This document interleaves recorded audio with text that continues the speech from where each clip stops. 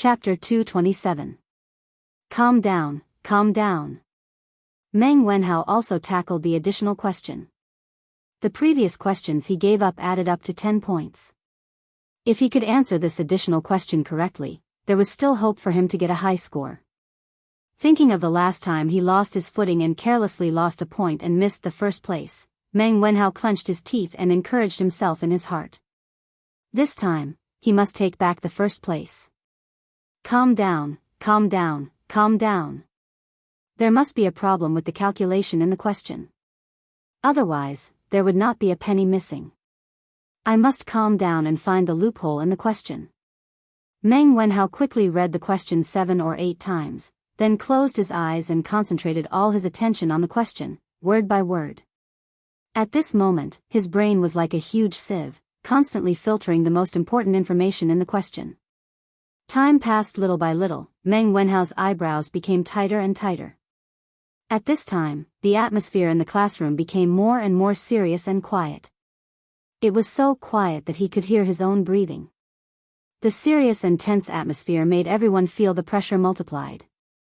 But for some people, pressure meant motivation, such as Meng Wenhao. After a quarter of an hour of deliberation, and thinking, Meng Wenhao finally opened his eyes. If one looked carefully, one could see a trace of joy and confidence in his eyes. Found it. I found the loophole in the question. These 20 points, I, Meng Wenhao, will take them. At this moment, Meng Wenhao was really like a god. The pen in his hand trembled rapidly, and even shook out a series of afterimages. In a few breaths, Meng Wenhao wrote down the answer that he had been thinking about for a long time on the test paper. At this time, he had time to breathe a sigh of relief. Phew. With these 20 points in hand, I feel much more at ease. Let's look at the previous questions. Maybe I can find some inspiration. Although there was less than a quarter of an hour left, Meng Wenhao still wanted to try his luck and see if he could answer the questions that he gave up before.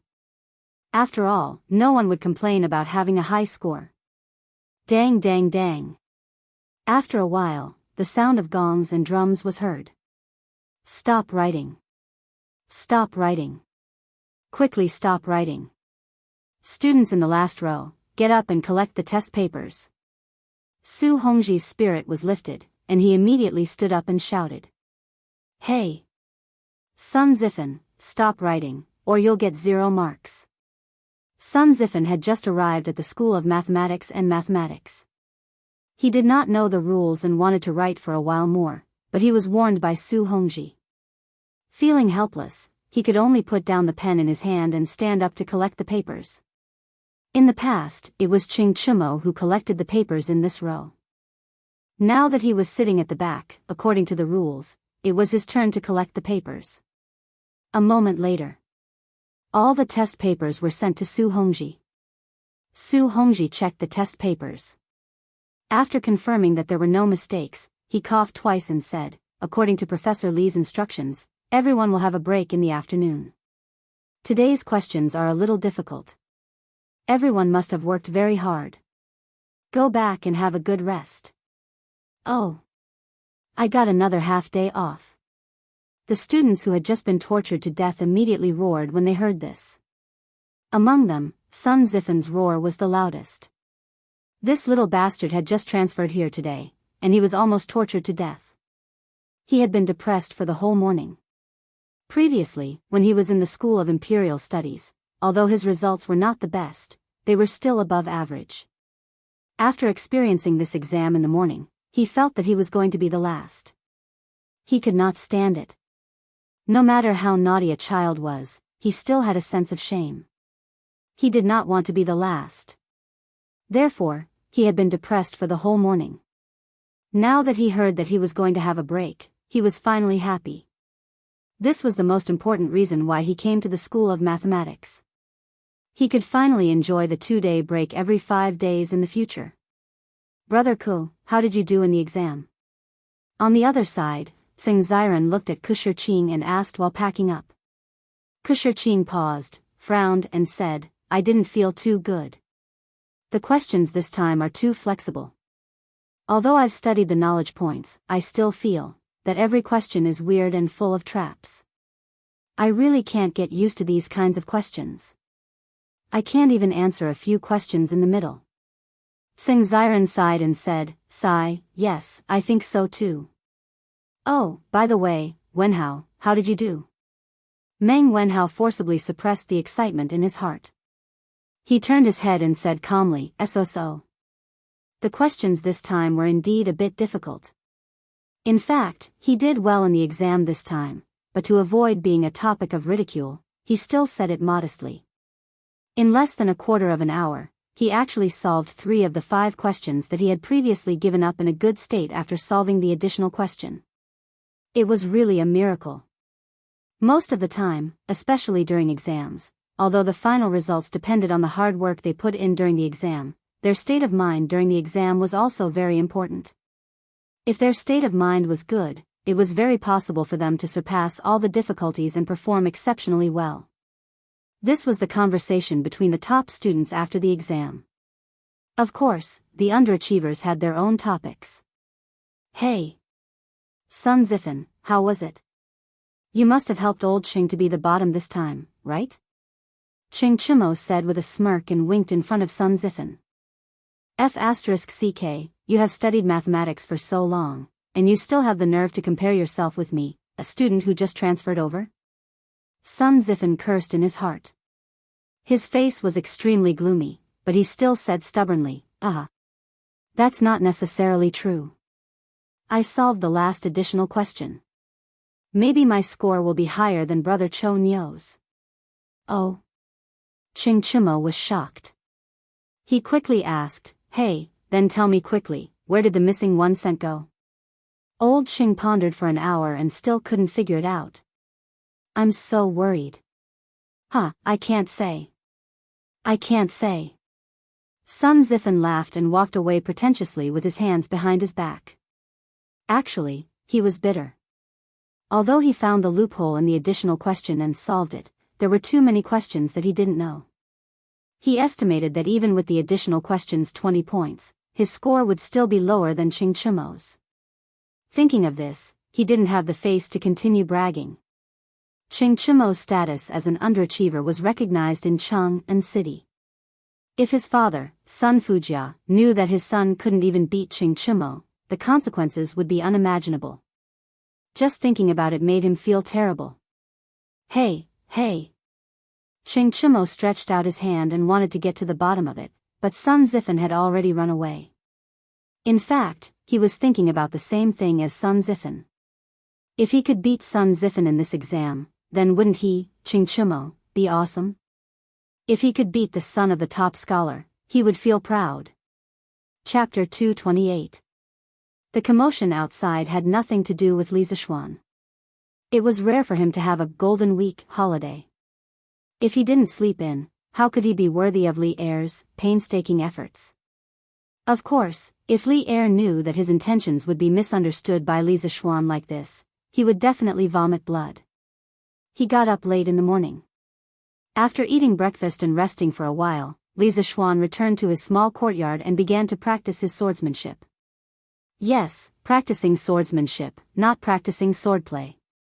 It had been a long time since he practiced his swordsmanship. When he suddenly picked up the wind-chasing sword, he actually felt a little awkward. Li Zixuan couldn't help but frown. He thought to himself, it's all Li Er's fault for forcing me to do things. My martial arts aptitude is so high, yet he wants me to be a teacher. It's simply a waste of talent. Suppressing the discomfort in his heart, Li Zixuan forced himself to practice the 9 Taishian swords a few times. It should only be 5 swords now. When the awkwardness disappeared, he put away the wind-chasing sword and took a deep breath. Young master, the way you practiced your swordsmanship just now was really nice. Xiao Shi excitedly ran over and wiped Li Zixuan's sweat with a wet towel as she said happily. Yes, it looked like a sword immortal. Xiao He was so excited that her face turned red.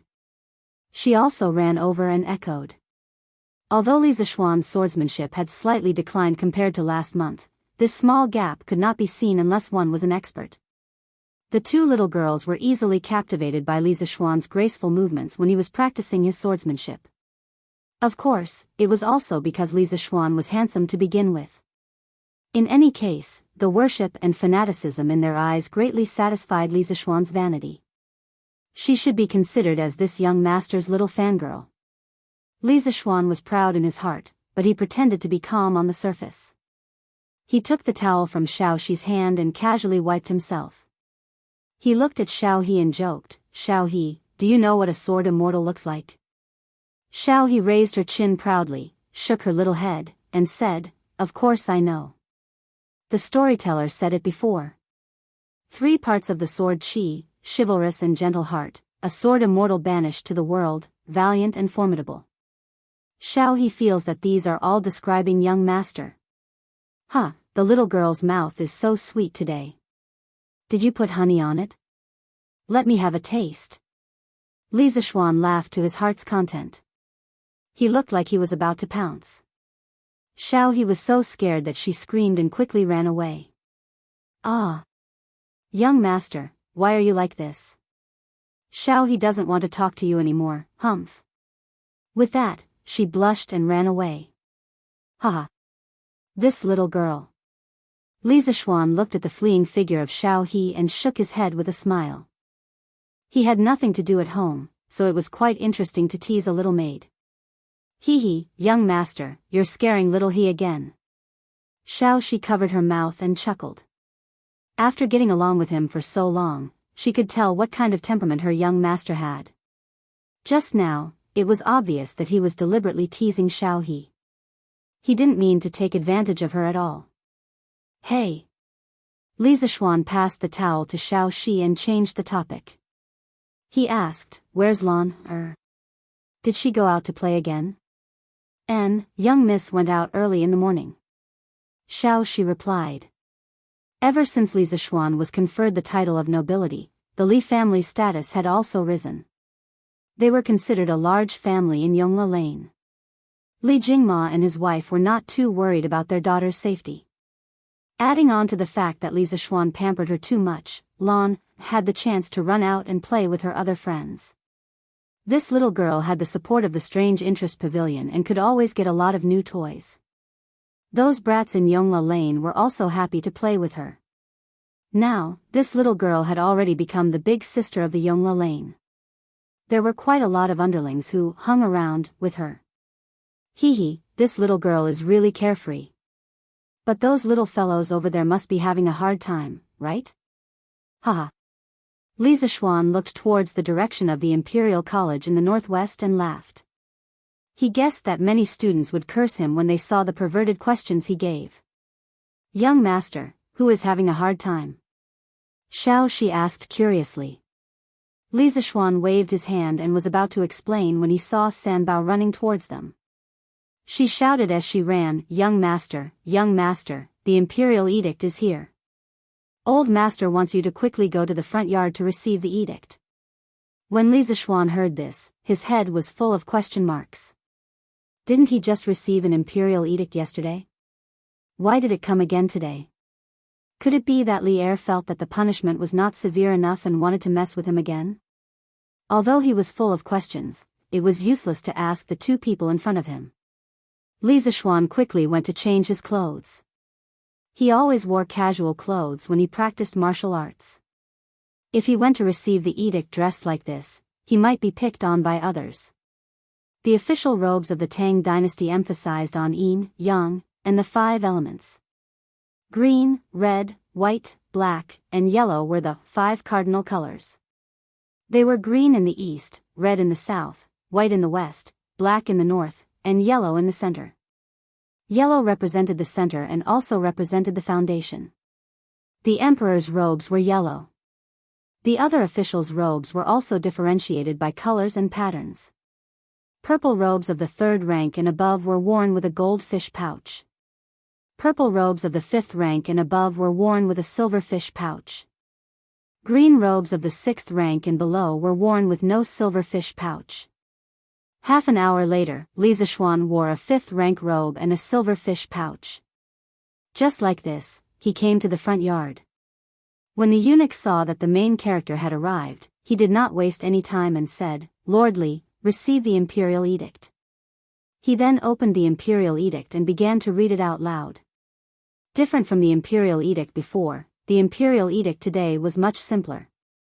Li Zishuan listened for a while and understood. He opened his eyes wide in disbelief. Li Er was giving him a promotion. Are you kidding me? I was just criticized yesterday and I'm being promoted today? How can you do this? But this Li Er was still a little stingy. For the sake of the great Tang's education, Wang Chong had poured his heart and soul into it, working day and night, but he had only given him the post of imperial directorate, not a marquis. How stingy. Li Zishuan was a little dissatisfied with his current title. How can a baron sound as domineering as a marquis? It seems like I have to find a way to become a marquis. Li Zishuan's mind was spinning. When the eunuch finished reading the imperial edict, he pretended to be grateful and went to accept the edict.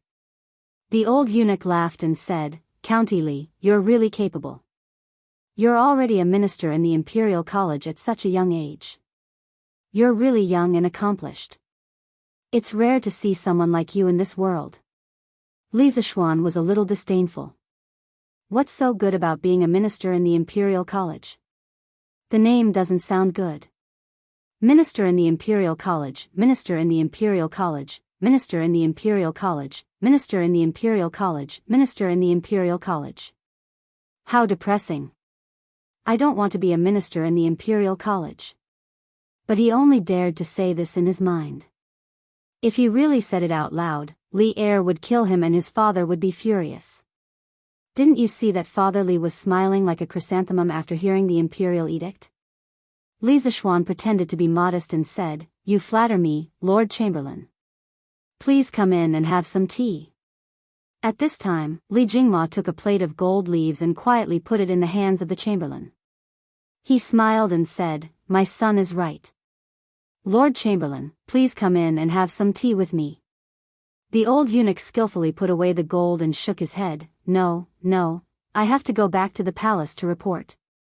With that, he took his leave. Chapter 229.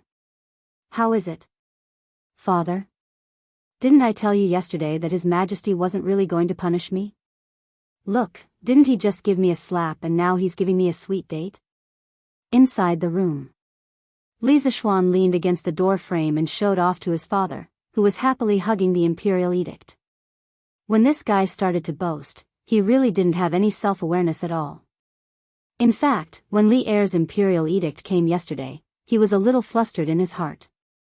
The words he said to his father were completely guesswork, used to comfort the two elders. In the end, by a stroke of luck, Li Er sent someone to deliver the imperial edict for his promotion today. Xian, you're right, you're right.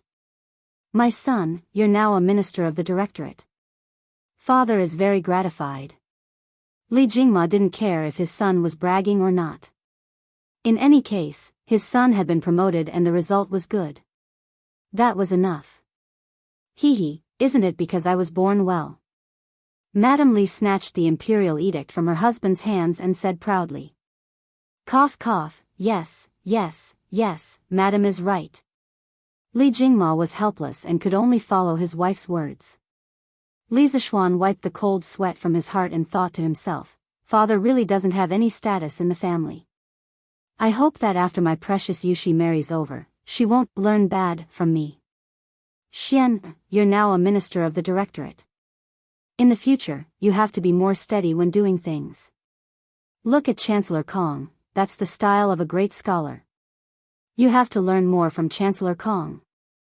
Li Jingma came to his senses and began to exhort his son again. Li Zishuan curled his lips. If he was like old man Kong, he would be sullen to death every day.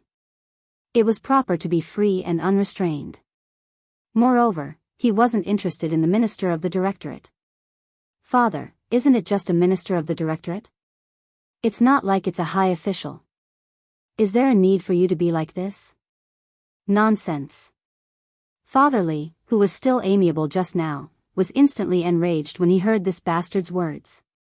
He said sternly, the position of Secretary of the Treasury is of great importance. This is the Deputy Chief of the Treasury, assisting the Chancellor in overseeing the affairs of the Treasury. You mustn't treat him so sloppily. As far as I know, in the history of the Imperial College, there has never been a Minister of Education as young as you. His Majesty thinks so highly of you. Don't let him down.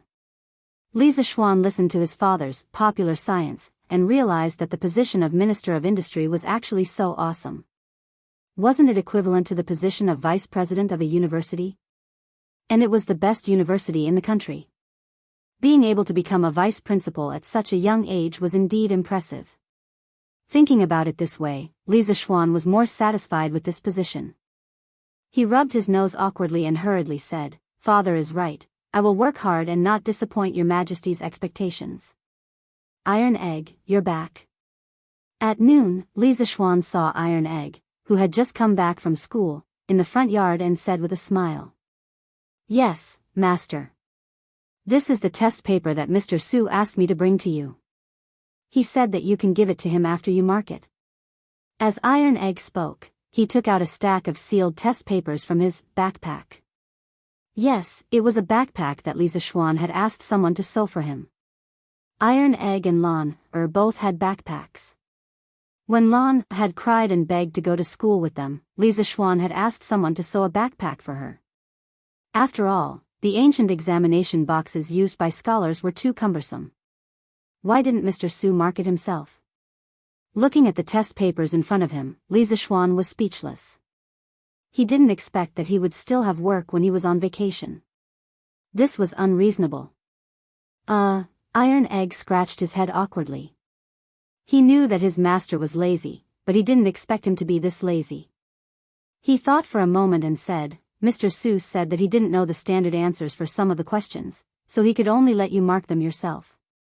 F***ck, Li Zixuan really wanted to chop off his hands. He asked you to set such a difficult test paper. Did you dig your own grave? Well, you can take the test papers to the west courtyard.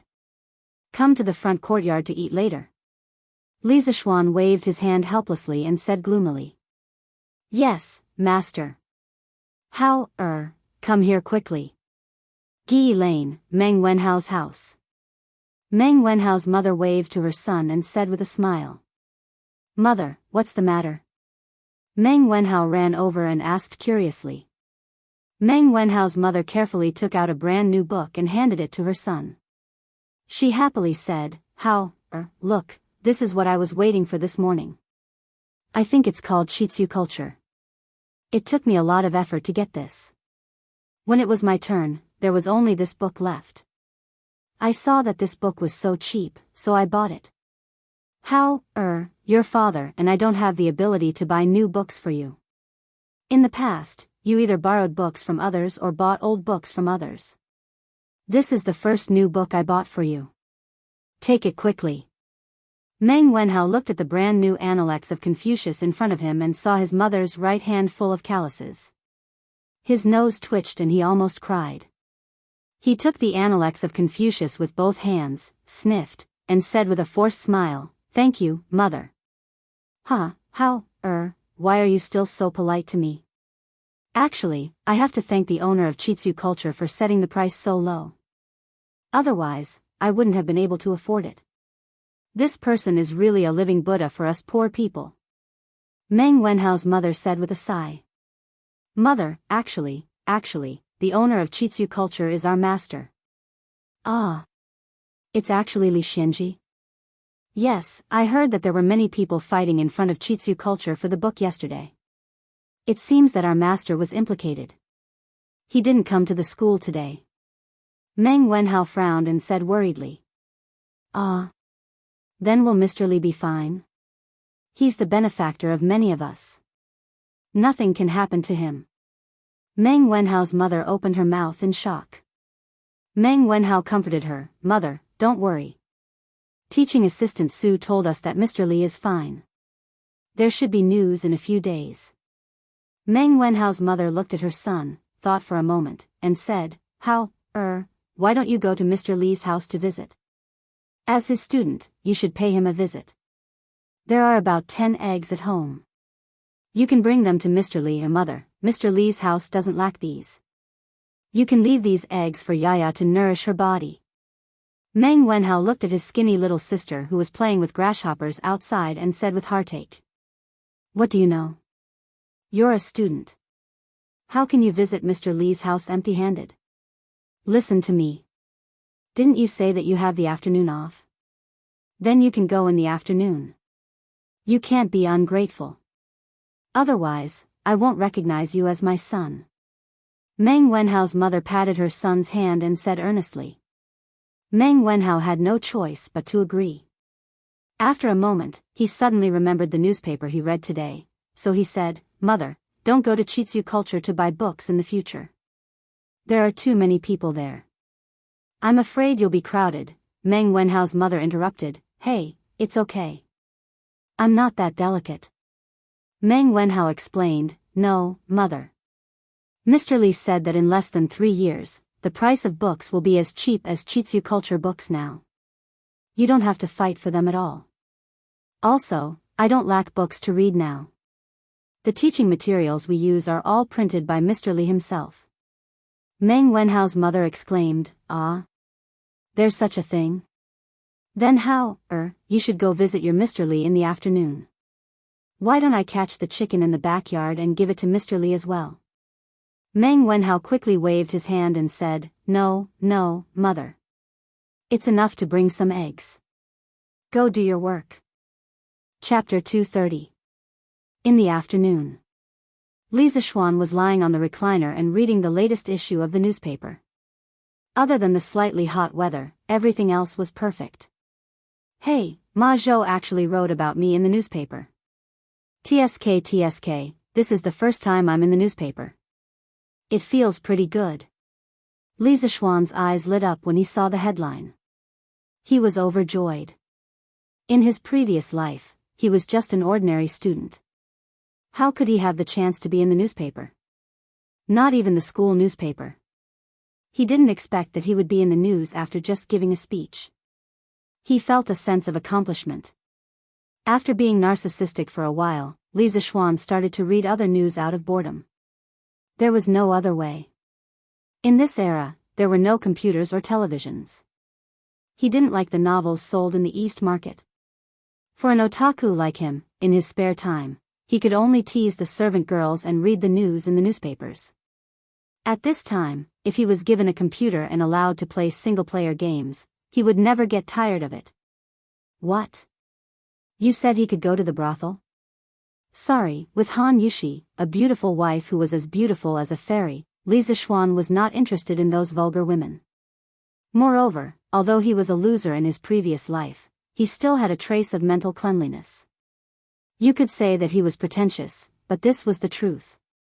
Moreover, the brothel was often a place where all kinds of conflicts occurred. Didn't you see that in all kinds of transmigration novels, when the main character went to the brothel, he would encounter all kinds of pretentious and face-slapping situations? The main character was in the mood for poetry and had all kinds of famous poems at his fingertips to win the heart of the top beauty. Then, it was a night of love. There was also a second generation in the brothel who bullied a beauty. The main character was furious and punched the second generation, the hero saved the beauty, and so on. There were countless similar situations. Whether it was in the modern or ancient times, the brothel was a place where all kinds of disputes occurred. Although Li Zixuan was not afraid of trouble, he didn't like to attract trouble for no reason. Therefore, unlike the other second generation in Chang'an, Li Zixuan didn't know where the brothel's door was even though he had transmigrated for so long. It wasn't that he wasn't lustful, but he didn't like to attract unnecessary trouble. Moreover, what was the point of that kind of emotionless XX00? Young master, Butler Fu is here. He's in the front hall. Xiao He walked over and said softly. Li Zixuan came back to his senses and asked curiously, why is Faubert here? He should be here to deliver the car, right? Xiao He saw a lot of horse carriages in the front yard. It looks like there's. Xiao He said excitedly. Then, she suddenly couldn't find the right adjective and was stuck for a while. Yes, it's imposing, right? Li Zishuan chuckled. So many luxurious limousines were put together.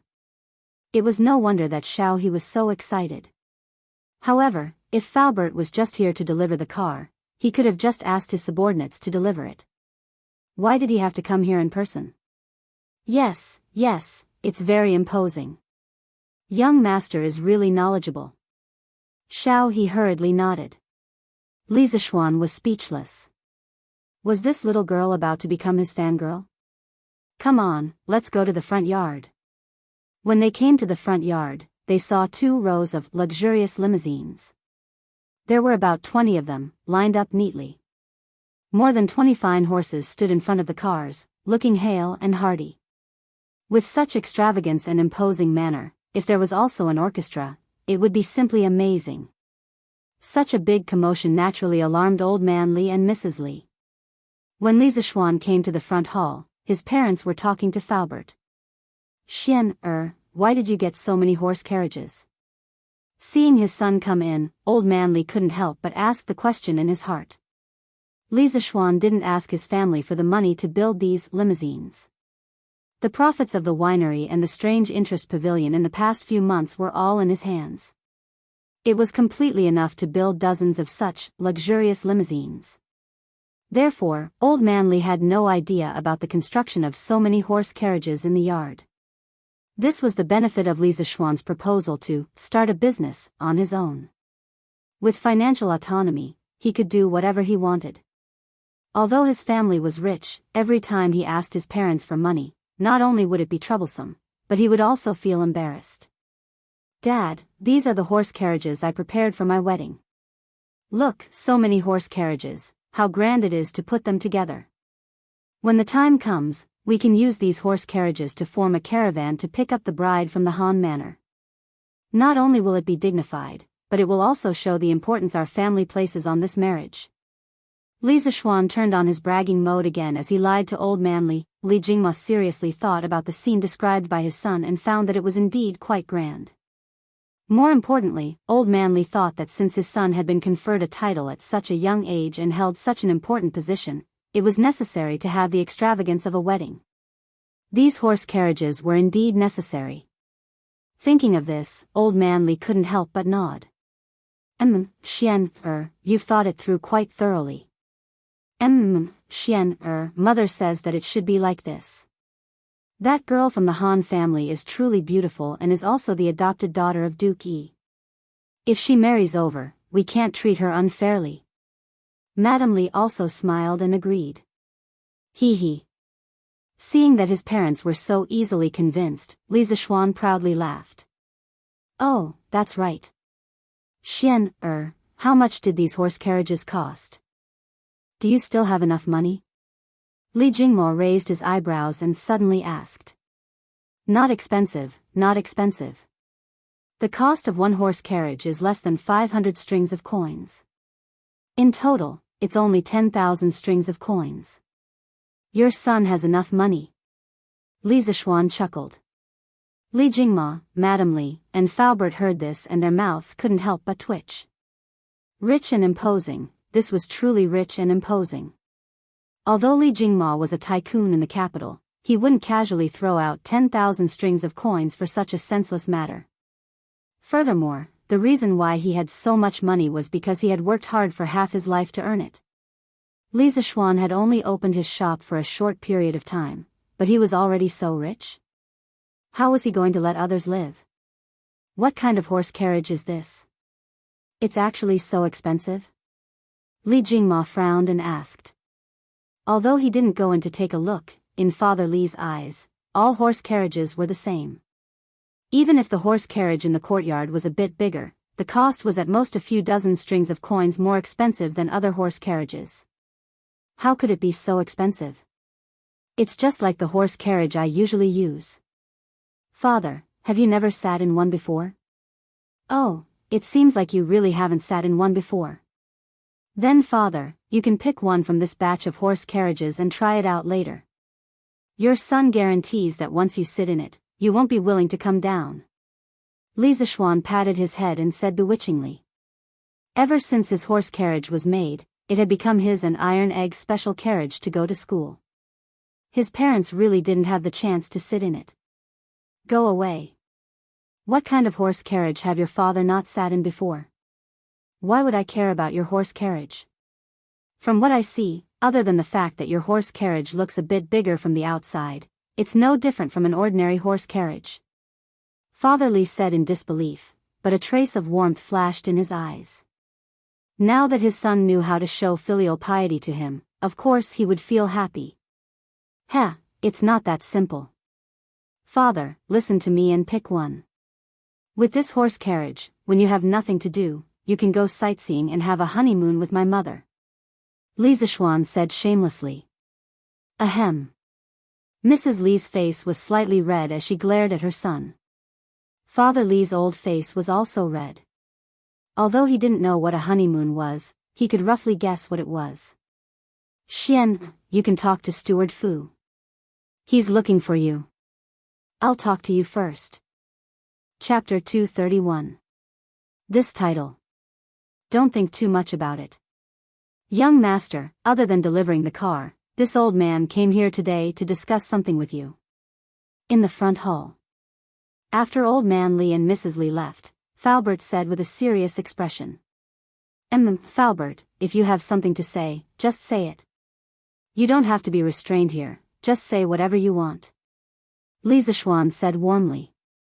Faubert said with a smile, young master, a group of businessmen came to the workshop today.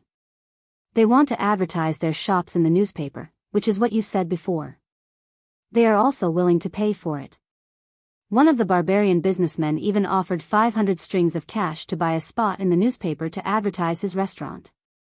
Ma Zhou couldn't make up his mind, so he asked this old man to come over and ask. The concept of advertising was something he heard from Ma Zhou. Now, he could be considered to have learned it and used it flexibly. Li Zishuan was delighted. The real profitable business of the newspaper was finally here. It seemed that some people had a keen sense of smell. Li Zishuan had asked Ma Zhou to estimate the cost of the newspaper. Even with the paper machine and movable type printing technology, the cost of a newspaper was still a little more than 3 copper coins on average. Calculating it this way, the newspaper itself wasn't profitable. Li Zishuan was keen on the newspaper not only to satisfy his own interests, but also because of the huge potential value behind the newspaper. For example, advertising revenue and the control of public opinion. Controlling public opinion didn't mean that Li Zishuan wanted to rebel and cause trouble. It was just to give himself an extra layer of protection. If others didn't come looking for trouble, he wouldn't take the initiative to cause trouble. Uncle Fu, you can agree to this, but you can only advertise in the middle column of every issue of the newspaper. There should be 8 spots on both sides. How about this? In the future, our newspaper will hold an advertisement auction every 7 days. We'll let the merchants come and bid for it. The highest bidder will get it. Li Zishuan pondered for a moment and said. Young master's method is not bad. Then this old man will go back first. Faubert was already used to Li Zishuan's ability to make money. He was only a little surprised in his heart when he heard this. He quickly recovered and nodded with a smile. Then take care, Faubert. On the other side. After old man Li left the front hall, he really went to the yard to pick an RV. In fact, there wasn't much to pick. They were all the same, high-end RV. After old man Li found that they were all the same, he randomly picked one. Master, you're really picky? Mrs. Li said in annoyance. Our son is paying to build a carriage for us, how can we not accept it? Madam, quickly get into the carriage with your husband and see if this place is as good as Xian says. Li Jingma pulled his wife and said eagerly. Under Li Zishuan's influence, he was now more thick-skinned than before. He had already thought through some things. His martial arts were no match for his son's, and his knowledge was no match for his son's. As for his ability to make money, he was no match for him now. He might as well enjoy his life in peace. Anyway, his son was successful, and the family could rely on their previous savings to not have to worry about food and clothing. Why should he live such a tiring life? Therefore, he didn't go to the shop much now. The shopkeepers were enough. His son was now an official, and they wouldn't dare to fool him. Go away. You don't care about your face, but I do. You have the nerve to ask for the carriage that your son prepared for his wedding. You're really shameless. Mrs. Li had always loved her son dearly, and she wasn't as thick-skinned as Li Jingma. Hey, I didn't ask him for it. Xian wanted to give it to me himself. Madam, quickly come with me to see it. Without any explanation, Li Jingma dragged his wife along, wanting to experience this RV. Hey, let go. Mrs. Li was so angry that she wanted to break free, but she couldn't resist the strength of Li Jingma's grip. After a while, the couple entered the carriage. Hiss. This carriage doesn't look like much from the outside, but after entering, I realized that it's really spacious. It's like a small room. Li Jingma exclaimed the moment he entered. Old master, why is the shape of this stool so strange? Aya, it's so comfortable to sit on. What is it made of? After Mrs. Li entered and saw the various strange decorations in the carriage, she forgot what she said outside. She took a fancy to the sofa at first glance and couldn't help but try to sit on it. After that, she didn't want to get up. When Li Jingma heard that, he curiously sat on the sofa opposite his wife. His entire body sank into the sofa. Aya, this is really comfortable. Xian, this child, knows how to enjoy life so well. How could this not be comfortable? Li Zishuan's sofa was not only made of soft material, but also had ergonomic features. It allowed the human body's arms, back, waist, and legs to relax well. Compared to the people of the Tang dynasty who had to kneel on a couch or sit on a stool without a backrest, being able to sit on this sofa was of course an extremely luxurious experience. Mrs. Li didn't even bother to roll her eyes because she was currently enjoying this rare comfort with her eyes closed. However, she still said unhappily, so what if Xian knows how to enjoy life? Can't you see our son enjoying life? In my opinion, our son is pretty good like this. Yes, this is pretty good, this is pretty good. Of course, Li Jingma didn't have the guts to talk back to the tigress at home. He said contentedly, Hey, madam, look at this soft stool. Even if the carriage moves, it won't be too bumpy. This carriage is really good. What Xian said just now is right. In the future, we can really sit in this carriage and go out to see the scenery. Your husband has been running around doing business for the past few years, and it's been hard for you to take care of the family alone. Now that Xian has been knighted, we don't need to worry about Lan anymore. Why don't we find some time to take you out for a walk to make up for your hard work all these years? Mrs. Li was touched by her husband's sincerity. She opened her eyes, the rims of her eyes slightly red. However, she refused. Your wife is content with old master's intentions. Now that we're all grown up, it's inconvenient for us to go out and play. It's easy for others to gossip about us. Besides, Xian left us for 8 years. Your wife can't bear to part with him. Li Jingma patted his wife's hand and said warmly, Don't worry, madam. We can just walk around Chang and go out in the morning. We'll be back in the evening.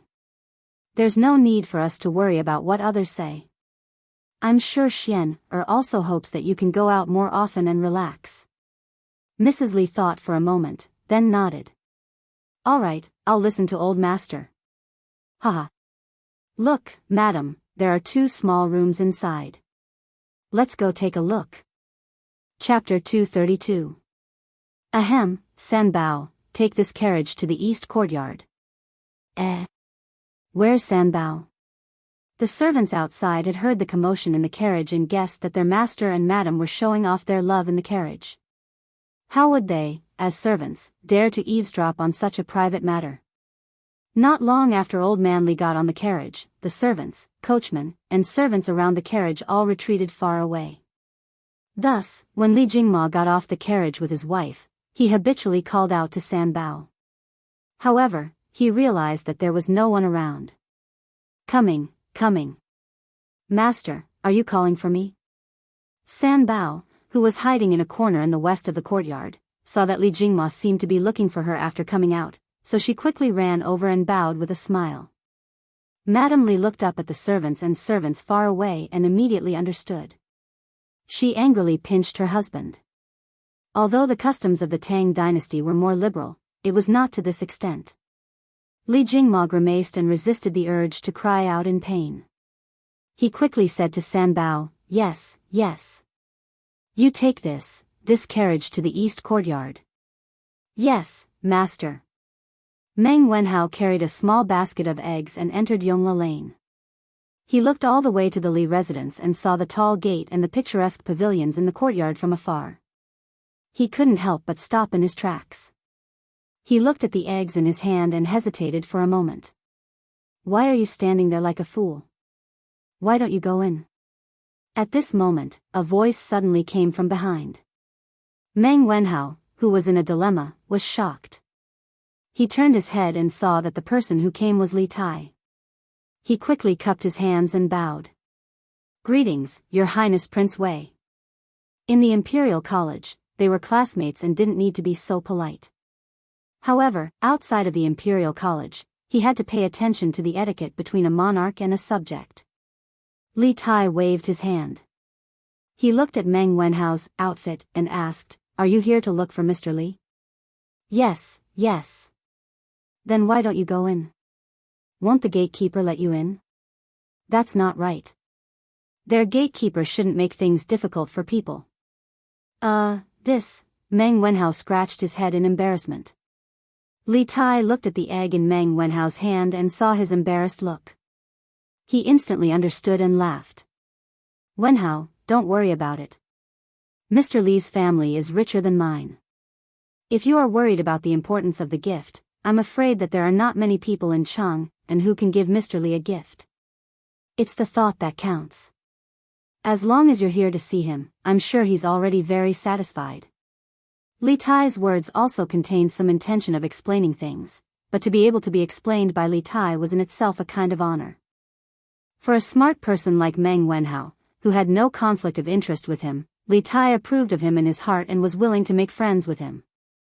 Perhaps this was the appreciation between smart people. When Meng Wenhao heard this, he felt slightly relieved. He cupped his hands and said with a smile, "Thank you for your explanation, Your Highness. Then let's go in together. It just so happens that I have some matters to discuss with Mr." With Li Tai leading the way, the process of Meng Wenhao entering the Li mansion was much smoother. The two of them directly entered the courtyard without any obstruction. Li Tai did not let anyone inform him. After he asked the servant Li Zishuan where he was, he directly led Meng Wenhao to the west courtyard. He did not treat himself as an outsider at all. Meng Wenhao was just about to ask if this was too rude, but he saw that the surrounding servant girls and retainers didn't seem surprised at all. He could only shut his mouth and obediently follow Li Tai to the west courtyard. Along the way, there were pavilions, artificial mountains, lotus ponds, and trees. Meng Wenhao was dazzled. He thought to himself, Prince Wei was right. Mr's family is really rich. When I earn money in the future, I will also buy a big house like this for my parents to enjoy. Wow! There are so many carriages. They are actually the same as the ones Mr. usually uses. When Li Tai entered the west courtyard, the first thing he saw was the 20 or so luxurious caravans. He immediately threw the purpose of his visit to the back of his mind and eagerly jumped into a carriage to enjoy the view. After Old Man Li pulled his carriage away, Li Zishuan also asked people to move the rest of the carriages to the west courtyard. After all, it was not appropriate for them to be piled up in the front courtyard. Anyway, his west courtyard was large, so there was nothing to be afraid of if there were 20 more carriages. At this moment, Li Zishuan was sitting in a pavilion not far away to enjoy the cool air. When he saw this little fatty like a bandit entering a village, he could not help but be speechless. He quickly got up and walked over, not because of Li Tai, but because he saw Meng Wenhao. Mr. Meng Wenhao was also shocked by the number of luxurious caravans. However, when he saw Li Zishuan walking over, he quickly regained his senses and cupped his hands in greeting. Wenhao, why are you here? Li Zishuan nodded and smiled gently. He was not surprised that Li Tai was here, but he was curious about Meng Wenhao's visit. Mr. did not go to the Imperial College today, and I heard about the conflict between the students in front of the Strange Culture Center yesterday. I was a little worried about Mr.'s situation. However, my information is limited, so I could only come here to see for myself. I hope Mr. can forgive me for disturbing you. Meng Wenhao bowed and cupped his hands in greeting. Li Zishuan's heart warmed. It seemed that he was quite successful as a teacher. At this moment, he finally understood the feelings of those teachers in his previous life when they saw their students come to visit them. It was a kind of gratification and joy from the bottom of their hearts. It was indescribable and irreplaceable. Wenhao, don't worry. I am fine. I was wondering why you came here. So it was because of this. Your worry was a little unnecessary. Not only is Mr. fine, he is now the Imperial College's secretary. Li Tai jumped down from the carriage, patted Meng Wenhao's shoulder, and laughed. Li Zishuan could clearly feel the ground tremble. It was not an exaggeration at all. He was speechless at this little fatty.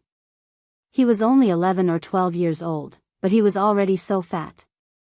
Wasn't he afraid that he would have high blood pressure, high blood sugar, and high blood fat in the future? Li Zishuan remembered reading in a book in his previous life that Li Tai's waist and belly were big. However, when Li Er saw his son's chubby appearance, he was not worried that it would affect his figure if he was too fat. Instead, he felt that his son would be very tired when he went to the imperial court. His heart ached for his son, so he allowed him to go to the imperial court in a small sedan chair. This was unheard of. Li Zishuan shook his head. He could not understand this strange father and son. It is good that Mr. is fine. I did not have anything else at home, so I could only bring some eggs. I hope Mr. does not mind. Meng Wenhao handed over the eggs in his hand and looked at Li Zishuan expectantly. Li Zishuan frowned. If it was in the past, it would have been fine. However, eggs were so expensive now, and Meng Wenhao's family was not well off. How could he accept these eggs? However, when he saw Meng Wenhao's expectant face, he was afraid that if he rejected, it would hurt this child's self-esteem. Li Zishuan was speechless for a moment. There was no one else who could be so conflicted about accepting gifts. Sigh, forget it. At most, when this child goes back, he would ask the kitchen to pack some dried fruits and pastries for him as compensation. The gift is light, but the thought is heavy. How could I mind? However, the next time you come, you must not bring these things. I do not lack anything at home. You and Qingke, follow me to the pavilion. Li Zishuan signaled Xiao Shi to accept the eggs and said to Meng Wenhao and Li Tai. Thank you, Mr. Meng Wenhao heaved a sigh of relief and said gratefully. It was unknown whether he was thanking Li Zishuan for the invitation or thanking Li Zishuan for accepting the eggs. Chapter 233. Wenhao, Qingke, how did the two of you do in this exam? Inside the pavilion, Li Zishuan asked with a smile as he took a sip of the warm tea mixed with ice cubes after the few of them sat down. He didn't even have time to look at the exam paper that Su Hongji gave him. This was why only students with good grades were willing to visit a teacher's house. After visiting, the teacher would inevitably ask about your grades. Therefore, the number of times Ching Chimo came to visit Li Zishuan had significantly decreased. This fellow would also feel flustered and embarrassed. Meng Wenhao said, not bad. Li Tai waved his hand and said, not bad. Mister, you have so many carriages here, how about giving me one? Ever since the little fatty had sat down, his eyes had been glued to the carriages, never leaving them. He had just gone in to try out the luxury RV, and he really wanted to try it out. I'll give you a question. Qingke, if you can answer it, what's wrong with giving you a carriage? Li Zishuan said with a smile that wasn't a smile. Li Tai heard this and his face fell. Question again. He was almost traumatized by Li Zishuan's questions. After being tortured so many times, Li Tai said that he had enough. He definitely wouldn't be fooled this time. No need, no need. Mister, just tell me how much you want to sell this carriage for. I'll buy it with money. The little fatty shook his head like a rattle drum. Even if you beat him to death, he wouldn't be willing to answer Li Zishuan's deliberately difficult questions. Meng Wenhao, who was at the side, looked at Li Tai suspiciously. After attending classes together for so long, he had some understanding of Li Tai's temperament.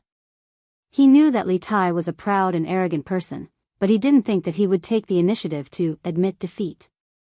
Could it be that the question set by Mr. was really that difficult? Meng Wenhao couldn't help but think. Li Zishuan faintly glanced at the little fatty and said, "There's no place to sell this car yet. Qin Ke, if you want it, wait a little longer." Li Tai stamped his feet and said, "There are more than 20 carriages here, right? Little Xian, can't you sell me one? I'm one of the owners of Chitsu Culture. Can't you take care of me?" Li Zishuan waved his hand in annoyance. All right, I'll give you one. I'll give you one. Qin Ke, why are you here today? If you're done, then let's go. Li Zishuan really wanted this little fatty to hurry up and finish what he wanted to say and get out of here. Otherwise, he would ask for whatever he saw. He was a dignified prince, yet he was acting like a bandit. He was really a disgrace to the Li family. Li Tai's wish was fulfilled. He didn't care about Li Zishuan's bad attitude at all. He said with a happy face, Teacher, did you forget? The newspaper is almost finished with the Legend of a Mortal's Journey to Immortality that you told me last time. You should tell me the next story today. Otherwise, there won't be any novels to publish tomorrow." Li Zishuan was stunned. Only then did he remember that there was such a matter. He nodded and said, "All right, then I'll tell you the novel today." Meng Wenhao was shocked and said in surprise, "The Legend of a Mortal's Journey to Immortality was actually written by teacher?" Wenhao, it's fine as long as you know. Don't tell anyone." Li Zishuan didn't want to cause too much trouble. He just wanted to quietly be a handsome man. "Yes, teacher." Meng Wenhao agreed. However, he thought about it and still hesitated. However, this student really doesn't understand. Teacher is so knowledgeable and has so much knowledge. Why would you write novels? Li Zishuan smiled meaningfully and said, "What's wrong with writing novels? Wenhao, do you think that writing novels is a cheap profession?" Meng Wenhao flatly denied, No, student doesn't mean that, you do. From the bottom of your heart, you think that writing novels isn't the right path. It's beneath your status as a scholar, right? Li Zishuan said seriously. "Wenhao, you've studied hard for so many years. What is your dream?" Student, Meng Wenhao opened his mouth but didn't know how to speak. He hadn't thought about this question before. Li Zishuan looked at Meng Wenhao's confused face and said slowly, "Do you want to earn money to improve your family's life? Or do you want to pass the imperial examination and enter the imperial court? Or do you want to become an official somewhere and benefit the people? Or do you want to write a book and create a legend that will last forever?" Meng Wenhao was in a daze for a long time before he said, "Teacher, this student not only wants my father, mother, and little sister to live a good life, but also wants to pass the imperial examination to benefit the people and let others remember me. Hey, you're really greedy." Li Tai took a sip of the iced wine and said with a smile. Meng Wenhao was a little embarrassed and speechless. Li Zishuan shook his head and said with a smile, "Wenhao, if a person can write a novel well, although it can't pass the imperial examination, it can make him rich. Moreover, through our Datong daily, one person can spread it to 10 to 100, and let him become famous overnight. It's also relying on one's ability to make a living. What reason do you have to discriminate against writing novels?" Li Tai said in disbelief, "Can writing novels make so much money?" Hee, of course. Qin Ke, if you don't believe me, just wait and see. As the scale of Datong Daily becomes bigger and bigger, the sales will increase. At that time, whether it's writing articles for the newspaper or writing novels for the newspaper, the income will be very high. I think, at that time, there will be a lot of scholars who are constrained to write novels or articles. Li Zishuan said confidently. He had his own reasons for saying so. The entertainment in this era was very monotonous. The launch of the newspaper could not only bring people spiritual entertainment, but also provide a way for many scholars to make a living. Li Tai's eyes lit up and said excitedly, "Doesn't that mean, at that time, I will have many kinds of novels to read?" Li Zishuan and Meng Wenhao's mouth both twitched. This little fatty's thinking was always on a different channel than others. "Wenhao, think about it carefully. I don't think your thinking is good. There is no noble or lowly in the industry. The books you read didn't teach you to discriminate against others, did they? No matter what profession, those who rely on their own efforts to make a living are worthy of your respect. This includes farmers, merchants, and even waiters in restaurants. As a teacher, I don't wish to teach students who are arrogant, and don't eat the hardships of the world. Also, about your dream, whether it's for your family or for an official, if you can only choose one, I hope you can give priority to your family. I don't think a person who doesn't know how to be grateful and doesn't recognize his family can be a good official. I also don't want you to become a cold-blooded and heartless person for fame and fortune." Li Zishuan didn't pay attention to the little fatty's antics. Instead, he looked at Meng Wenhao and said sincerely, "Student will remember teacher's teachings." Meng Wenhao stood up and cupped his hands respectfully to Li Zishuan. Li Zishuan nodded with gratification and said, "Okay, then let's start talking about novels." Chapter 234. Good story. Under the pavilion, Li Tai heard this and was so excited that he almost clapped. Meng Wenhao also showed an expression of interest. Previously, he was only surprised that Li Zishuan wrote The Legend of a Mortal's Journey to Immortality. However, he was also quite fond of the story itself. It was not easy to find a young person in Chang and who did not know about The Legend of a Mortal's Journey to Immortality. Recently, there were even some items from The Legend of a Mortal appearing in the market. For example, the Eternal Spring Arts Secret Manual and Han Li's Mysterious Bottle. Of course, these items were not real, but they still attracted many mortal fans to buy them. The popularity of The Legend of a Mortal's Journey to Immortality could be seen from this. Where did we leave off last time? Li Zishuan saw that the two of them were willing to listen. Since he had nothing to do, he prepared to speak, but once he opened his mouth, he forgot where to start. Teacher said that Han Li dripped the green liquid from the small mysterious bottle onto a stalk of green three-crow grass. After 2 months, it grew into a stalk of rare 1,000-year-old three-crow grass. Li Tai had obviously done sufficient preparation. When he heard Li Zishuan's question, he answered without thinking. "Oh." Li Zishuan nodded his head. After recalling for a while, he began to speak. This time, the test was very successful. It seems that if one has the patience, they can continue to increase the age of the three-crow grass. However, to Han Li, this was not something that needed to be done. As long as he knew that this method was feasible, it would be enough. He did not need these ancient medicinal herbs. Medicinal herbs that were a few hundred years old were enough for him to consume. After this long series of tests, Han Li could finally rest and think about it properly. At this time, it has been quite some time since Dr. Mo left the mountain. A servant had already delivered the brush, ink, paper, and inkstone. This time, with Meng Wenhao here, the two of them took turns to write. Li Tai's work was much easier. From time to time, he would even have time to drink some iced tea. It was very comfortable. In the blink of an eye, 5 chapters had passed. As the plot unfolded step by step, Li Tai and Meng Wenhao gradually became immersed in the story. After Han Li discovered the effects of the bottle, he was unable to cultivate freely. He still had to fight a battle of wits and courage with Dr. Mo, who wanted to take over his body. At this moment, Li Tai and Meng Wenhao finally understood how difficult Han Li's cultivation process was. This medicine is called insect corpse pill.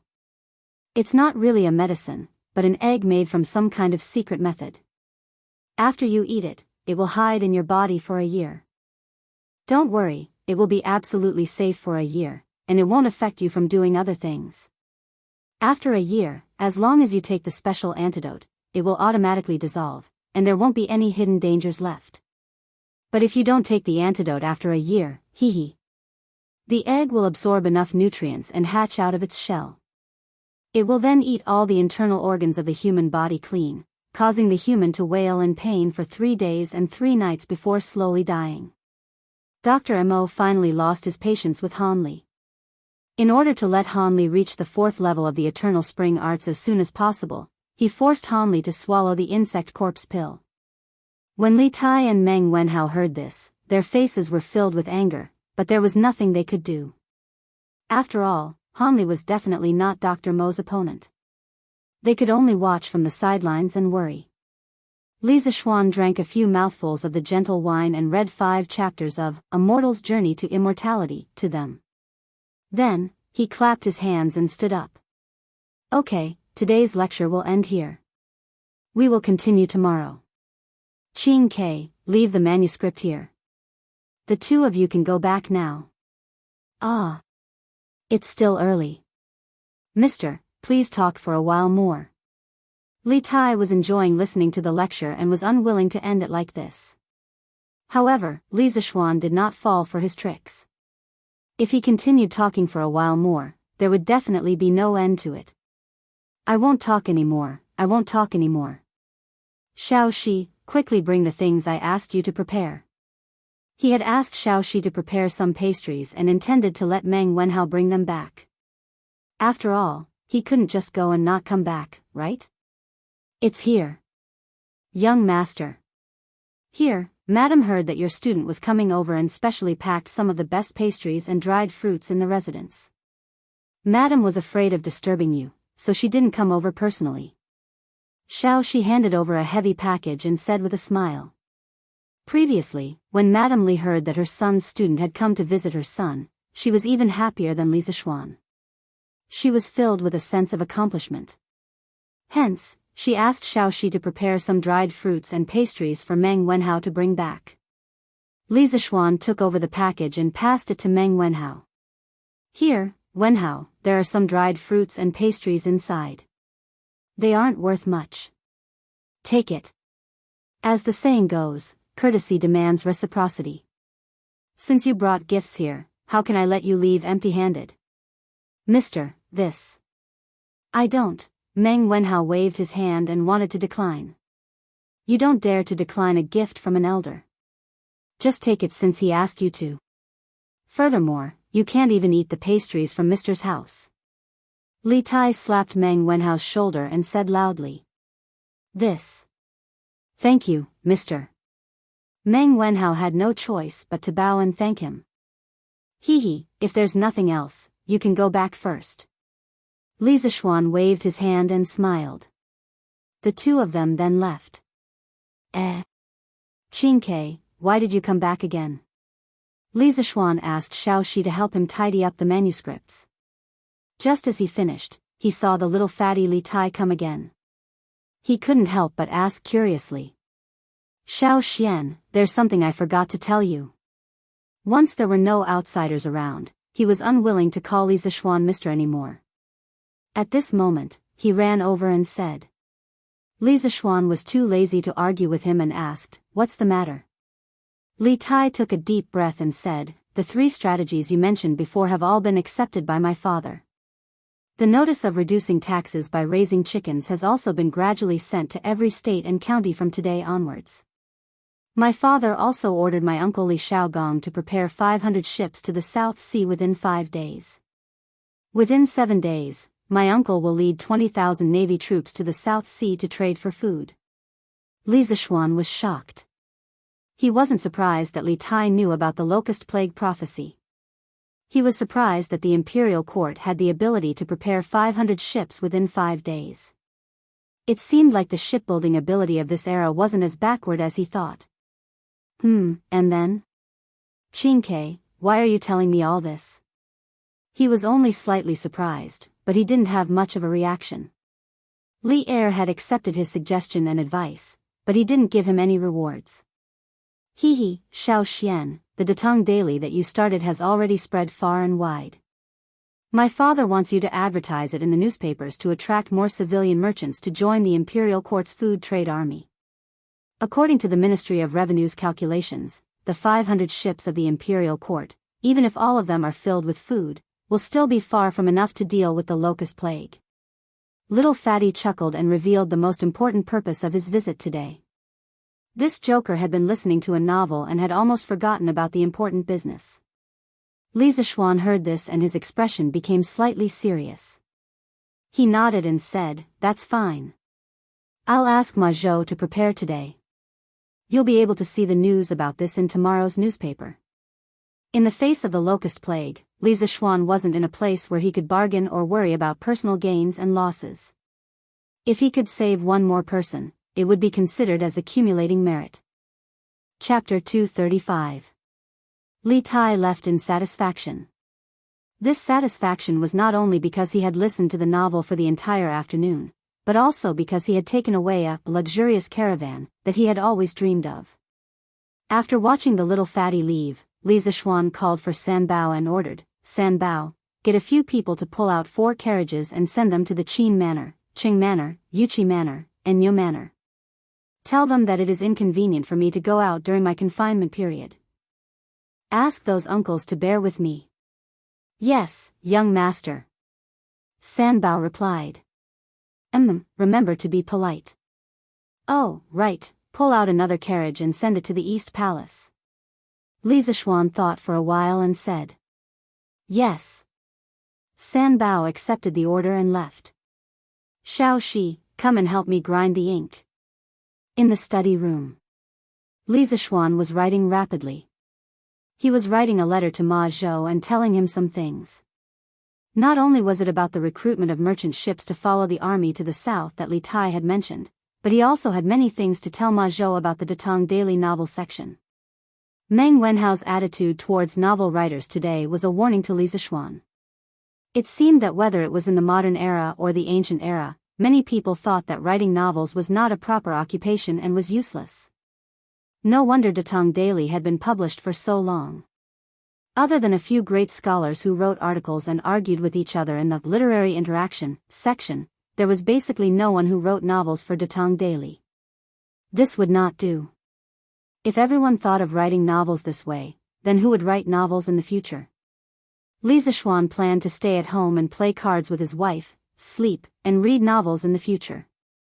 Therefore, he was writing a plan for Ma Zhou to hype up the rise of the novel and encourage everyone to write to Datong Daily.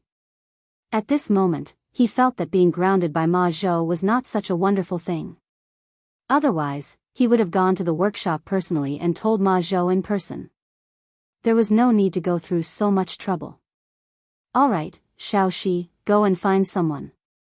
Since the workshop is not closed yet, ask him to ride a fast horse and quickly deliver this letter and these manuscripts to the workshop. Give them to Ma Zhou." After nearly an hour, Li Zishuan finished writing and put the letter into an envelope. Then, he put the rest of the manuscripts into a big paper bag and handed it to Xiao Shi. Fortunately, their house was not too far away from the workshop. Otherwise, the servant might not be able to make it back in time after delivering the letter at this hour. "Yes, young master." Strange Pavilion Workshop. Now, Ma Zhou had recruited many scholars to be his assistants. These scholars were mostly people from the Imperial College who had failed to pass the Imperial examinations. The editorial department of Strange Cultures Development. At this moment, they were deciding the layout of tomorrow's newspapers. "Steward Ma, do you think this layout is okay?" A middle-aged scholar in his 30s walked towards Ma Zhou with a few pieces of paper filled with words. Ma Zhou took it and looked at it seriously. After a while, he nodded and said, "Yes, the layout this time is very good. Let's follow this layout and pass it to the printing department. Let them start printing. After that, our editorial department will be off work today." "Okay." When the others saw Ma Zhou nod his head, they all heaved a huge sigh of relief. God knows how many times they were sent back by Ma Zhou every day because of typesetting problems. Although the salary given by Quirk Culture was high, the requirements were also high. Old Ma. Old Ma. Sir Li sent a letter over. The person who came was none other than Pang Feiji. This unlucky guy failed to ask for benefits from Sun Huayuan last time and was almost exposed. Later, Yuqi Jingda arranged for him to be the head of security at Strange Culture. In fact, he was just a high-class concierge. When Li Zixuan heard Yuqi Jingda's warning that day, he felt that not only Strange Culture but also the workshop's safety needed to be taken seriously. Therefore, he let Pang Feiji lead this security team into two groups. One group was responsible for Strange Culture's safety and the other group was responsible for the workshop's safety. Anyway, Yuqi Jingda said that this group of people would be under Li Zixuan's command in the future. There was nothing wrong with his arrangement. After this guy was arranged to come over, he usually ran between both sides. At Strange Culture, in order to make up for his image in Sun Huayuan's eyes, he was very diligent and rushed to do everything. At first, the rest of the people were worried sick. Pang Feiji was stealing their jobs. Therefore, these 2 days, Sun Huayuan clearly felt that the people in the workshop were much more enthusiastic than before. However, Pang Feiji was not a greedy person. When he was serious, he was quite loyal. After all, this guy had been in the military for so long. He was very experienced in dealing with people. In the past 2 days, there were quite a number of people who had received small favors from him. In private, everyone called him Brother G, or Brother Chicken. At the workshop, Ma Zhou was one of the big bosses in the workshop. Of course, he was also someone Brother Chicken wanted to curry favor with. This way, even if Sun Huayuan told Li Zixuan about his black material, there would be someone to speak up for him. He wouldn't die too miserably, right? Today, Brother Chicken came to the workshop to work. When he encountered the matter of delivering a letter to Ma Zhou, Brother Chicken did not hesitate to take over Song Xiaoxi's job and come personally to deliver the letter. Ma Zhou took the big bag of documents curiously. As he opened it, he said politely, "Thank you for your trouble, Pang Sigi." "Hee, it's nothing. Take your time, Master Ma. I'll take my leave first." Brother Chicken knew very well that he had to make up for his sins even if he had to kneel down. Now that Sun Huayuan had something on him, in Strange Culture and the workshop, he had to act like a grandson until the end. "Okay." Ma Zhou nodded. Brother Chicken slowly left. Ma Zhou opened the paper bag and took out the envelope and the manuscript of A Mortal's Journey to Immortality. He first put the manuscript aside, then opened the envelope. He opened the letter and read it seriously. Other than the occasional sound of other people packing up, the room was silent for a while. After a while, Ma Zhou put away the letter and said to the few editors who were packing up to go home, "Don't pack up anymore. Don't send the typesetting just now to the printing department. Redo it all. I'm afraid none of you will be able to go back tonight." "Ah. Why is this happening?" "Steward Ma, what happened? If we don't go back now, where will we stay tonight?" "Yeah, if we don't leave now, there will be a curfew later." The editors were dumbfounded. Even though they knew that Ma Zhou had a high position in the workshop, in the face of such a rude request, they could not help but refute. "Ahem, the boss has new instructions. Tomorrow's newspaper has to be redone. Everyone, work harder. Once you're done, you can rest in the workshop. Today's salary will be 5 times the usual salary." It was indeed unkind to ask people to work overtime at the last minute. Ma Zhou thought about it and decided that he could only use money to increase their work enthusiasm. "Wow. 5 times. Let's do it. Let's do it." Chapter 236. Tisk, TSK. Xiao Xian sure knows how to enjoy life. This carriage will be my ride in the future. Haha.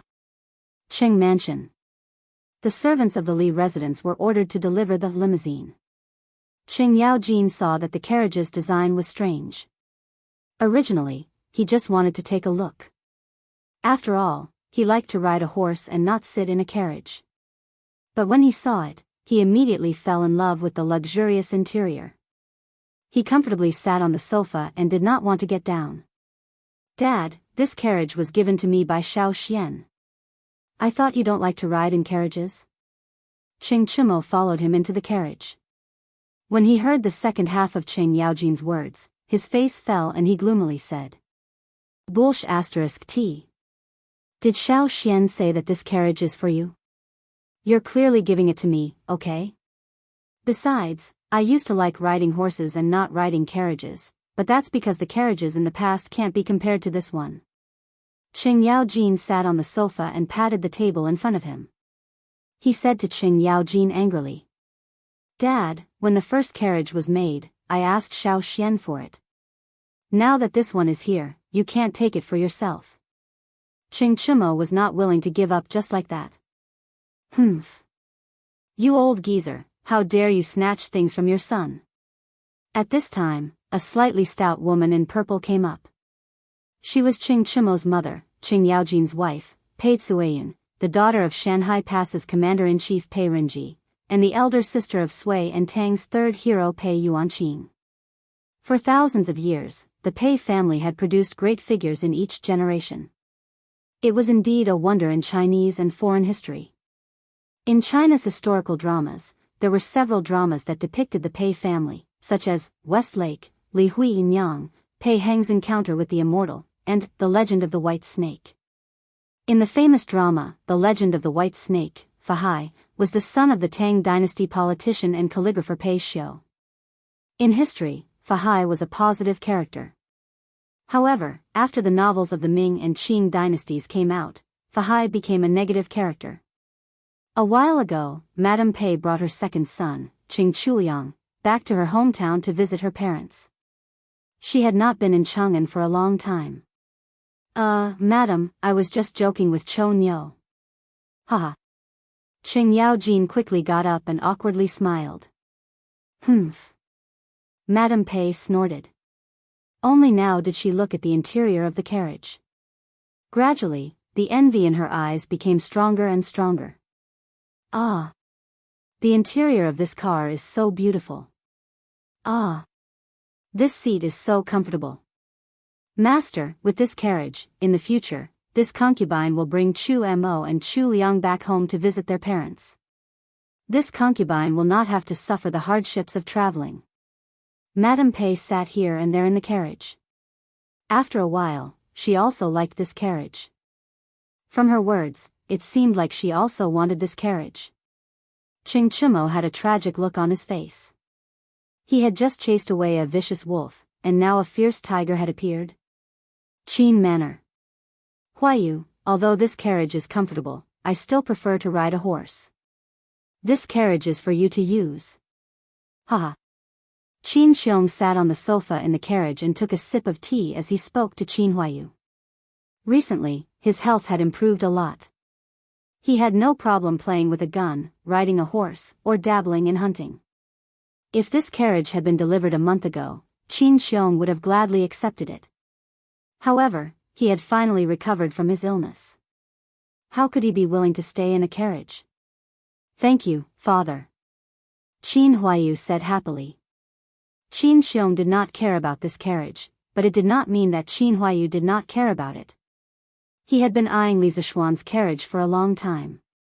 Yes, although this carriage is comfortable, Huayu, you must not lose your ambition because of it. Qin Xiong stroked his beard and smiled. Yes. Eastern Palace. After the carriage was delivered, Li Qingxian immediately went in to enjoy it. Then, he sat on the sofa and did not want to get down. This thing was more comfortable than a bed. Why is there such a big carriage in front of Brother Crown Prince's palace? Changle's voice came from outside the carriage.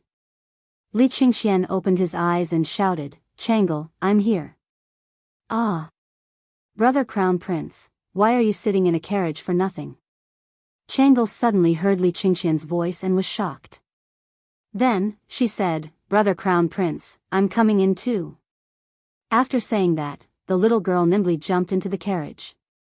Then, she opened the curtains and was dazzled by the luxurious interior. Changle, why are you here? Sit down and have a cup of tea. Li Qingxian stood up and said. Changle nodded. She walked to the opposite side of Li Qingxian and exclaimed, Brother Crown Prince, your carriage is really big. It's like a small room inside.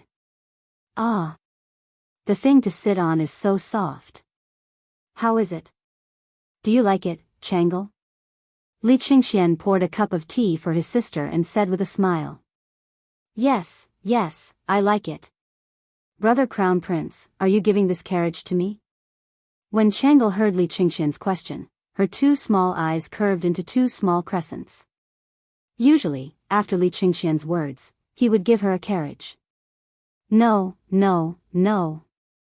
Li Qingxian's face darkened. He hurriedly shook his head and said, I only said that if Changle likes it, you can come and sit here often. I didn't say that I would give it to you. He had just enjoyed it for a while. How could he bear to give this carriage to someone else? Even if it was his most beloved sister. If this kind of carriage was sold in the market, he would be willing to buy one for Changle. However, the problem was that he had already sent people to inquire about it. Obviously, there were no shops that sold this kind of carriage. Humph. Brother Crown Prince is so stingy. Changle wrinkled her cute little nose and said unhappily. Li Qingxian was sweating profusely. However, he was somewhat quick-witted. He rolled his eyes and said with a smile, Changle, if you want this carriage, you can ask Li Zishuan for it. I heard from Qingke that the Li residence has many of these carriages. Now, in the entire Tang dynasty, only Li Zishuan has these carriages. It is said that he specially built a batch of carriages to pick up his bride when he gets married. This move is called diverting trouble, Li Qingxian thought proudly in his heart. When Changle heard this, she didn't clamor to ask Li Zishuan for a carriage as Li Qingxian expected. Instead, he saw the little girl leaning on the table with one hand supporting her cheek. She said with a yearning expression, Brother Xiao Xian is so good to Sister Yushi. I wonder if Changle's future husband will be so good to Changle. Brother Crown Prince, it is said that the imperial family has no familial ties. The children of the imperial family have no love and have to follow their parents' orders. However, Changle doesn't want to be forced by father to marry someone she doesn't like. Brother Crown Prince, will you help Changle in the future? Li Qingxian looked at his sister's innocent face and longing eyes. He patted his sister's hand and comforted her, Don't worry, Changle. Brother Crown Prince won't watch you be forced to marry. Changle smiled and said, Yes, yes.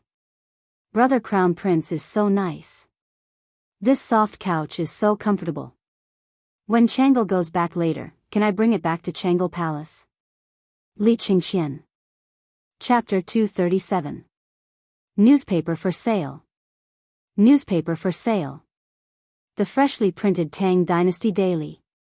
Today's headline, His Majesty wants to send Navy to escort fleet to the south to trade for food. Civilian merchant ships can also sign up. Early morning. The cheerful voice of the newspaper boy woke up the people who had just woken up and were still in a daze. Today's headline was exceptionally attractive. First of all, this was the first time the people had learned about the latest decree from the imperial court through this method. Secondly, the decree itself was already very attractive. Sending an army to escort merchant ships was something that the people and merchants had never heard of before. Xiao Lu, go buy me a copy of the newspaper. A voice full of vigor came from a luxurious carriage. Yes, master. Today, after hearing the headlines in the newspapers, the merchants who were interested in the news sent their servants to buy the newspapers. Zuixian Restaurant. Within 5 days, the imperial court will prepare a fleet of 500 ships.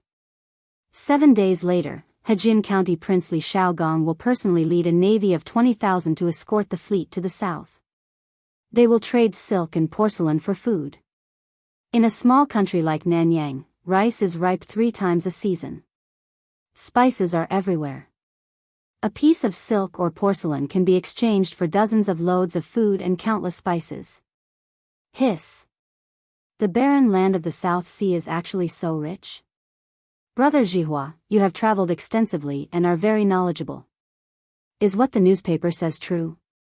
A plump middle-aged man in a blue shirt was reading the newspaper. He couldn't help but ask in surprise. The skinny man opposite him was reading the newspaper seriously. He didn't even raise his head when he heard the question. It should be true. I have heard many seafarers talking about this before. Moreover, this newspaper is from Chitsu culture, and Chitsu culture is Lord Li's business. I am very sure that this news is true. These two were the regulars of Zuaishan restaurant who had tasted the immortal drunken wine. They were also wealthy merchants. Otherwise, they wouldn't have come to Zuaishan restaurant every day. Then why don't we see any merchant ships going south to purchase goods? Feng Jihua said impatiently, Brother Shifan, think about it. The vast ocean is filled with countless dangers. There are also pirates. Which merchant ships would dare to go out to sea? Oh, I see. But now, these problems are no longer problems. Shifan, continue reading. The ministers of the imperial court all agreed that 500 ships were far from enough. They specially recruited merchant ships from the common folk to accompany the army to the south. The army will protect the merchant ships, and the merchants will only have to pay 5% of their profits to the imperial court. Merchants who were willing to join the imperial court's fleet had to report to the Ministry of War within 7 days and send their ships to the Bar River in the east of the city. After 7 days, they would head south with the army. This was a business that was guaranteed to make a profit. And it's a huge profit. Feng Jihua sighed after reading the news. Brother Jihua, do you want to participate as well? Little brother, I remember that your family has more than a dozen large ships that often transport goods on the Grand Canal, right? Liao Shifan added. Feng Jihua pondered for a moment, then he slapped the table and said, Participate, why wouldn't I participate? Shifan, if you want to go, I have a way to get you 8 big ships in a short period of time. It's up to you if you're willing. If you trust me, then come with me to the south. You'll definitely make 10 times the profit. Liao Shifan said happily, Of course I trust Brother Jihua. I'm willing to go south with you. Huh, that's great. I'll have to get a few more ships and buy some porcelain and silk. Let's get started. Brother Jihua, wait. There's another piece of news at the end. The imperial court has issued a decree to encourage the common folk to raise chickens on a large scale. For every 100 chickens raised by a household, their taxes will be reduced by 10% next year. When the rent is collected next year, each village will calculate the number of chickens in each household and report it to the local government. The government will reduce the taxes based on the number of chickens reported. Brother Jihua, what does the imperial court mean by this decree? I don't understand it anymore. Feng Jihua paused and read the news carefully. He couldn't help but frown. I don't understand the imperial court's intention either.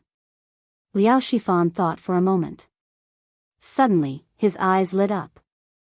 Brother Jihua, I think there's something to be gained from this. Why don't we sell some chickens? Feng Jihua was stunned for a moment, but after a moment, he shook his head and said, No, we don't have time recently. Compared to the small amount of money we can earn from selling the chicken seedlings, we can earn more by preparing the merchant ships to go south. That's dozens of times more profit. Shifan, you should seriously prepare to go south. Liao Sifan thought about it and agreed. He nodded and said, Brother Jihua is right. We can't lose the big picture for the small. Ergoa, I bought a newspaper when I went into the city today. Read it to me. What's in the newspaper? Lu Village. A dark-skinned man in his 30s called over a naughty kid who was about 10 years old. Okay. Second Uncle Lu, let me read the newspaper. I haven't read today's Legend of a Mortal's Journey to Immortality yet. The naughty kid said excitedly when he heard that there was a free newspaper to read. It should be a free novel to read. Smack. The dark-skinned man hit Ergoa's head with the rolled-up newspaper and scolded him jokingly. Read your head. You only know how to read novels all day. You don't even know how to go to school. If your father finds out, he'll beat your ass. Read to me what's in today's newspaper first, then read the novel. Oh. The naughty kid rubbed his head and answered in a muffled voice. Then, he took the newspaper and asked in confusion, "Second uncle, where do I start?" "Start from that headline. Today, I heard the newspaper boy say that the imperial court is recruiting merchant ships to go south. Read it quickly, kid." The dark-skinned man thought for a while and said. Ergua searched for a while and found today's headline. He started reading. Within 5 days, the imperial court will prepare a fleet of 500 ships. 7 days later, Hejin County Princely Shaogong will personally lead a navy of 20,000 to escort the fleet to the south. They will exchange silk and porcelain for food. TSK, too bad I don't have a ship. Otherwise, I could follow the imperial court's army to Nanyang and make a fortune. Ergua, continue reading. Next one. The dark-skinned man sighed after listening to the headline. The imperial court has issued a decree to encourage people to raise chickens on a large scale. For every 100 chickens raised by a family, the tax next year will be reduced by 10%. When the rent is collected next year, the number of chickens in each family will be counted and reported to the local county office. The county office will reduce the corresponding tax according to the reported number. Stop. Ergua, are you sure you're not mistaken? Is that really what it says? The dark-skinned man was as excited as a 300-pound child. He pressed on Ergua's shoulder and said excitedly. "It hurts, second uncle, let go of me first." The naughty kid was in so much pain that tears were about to flow out.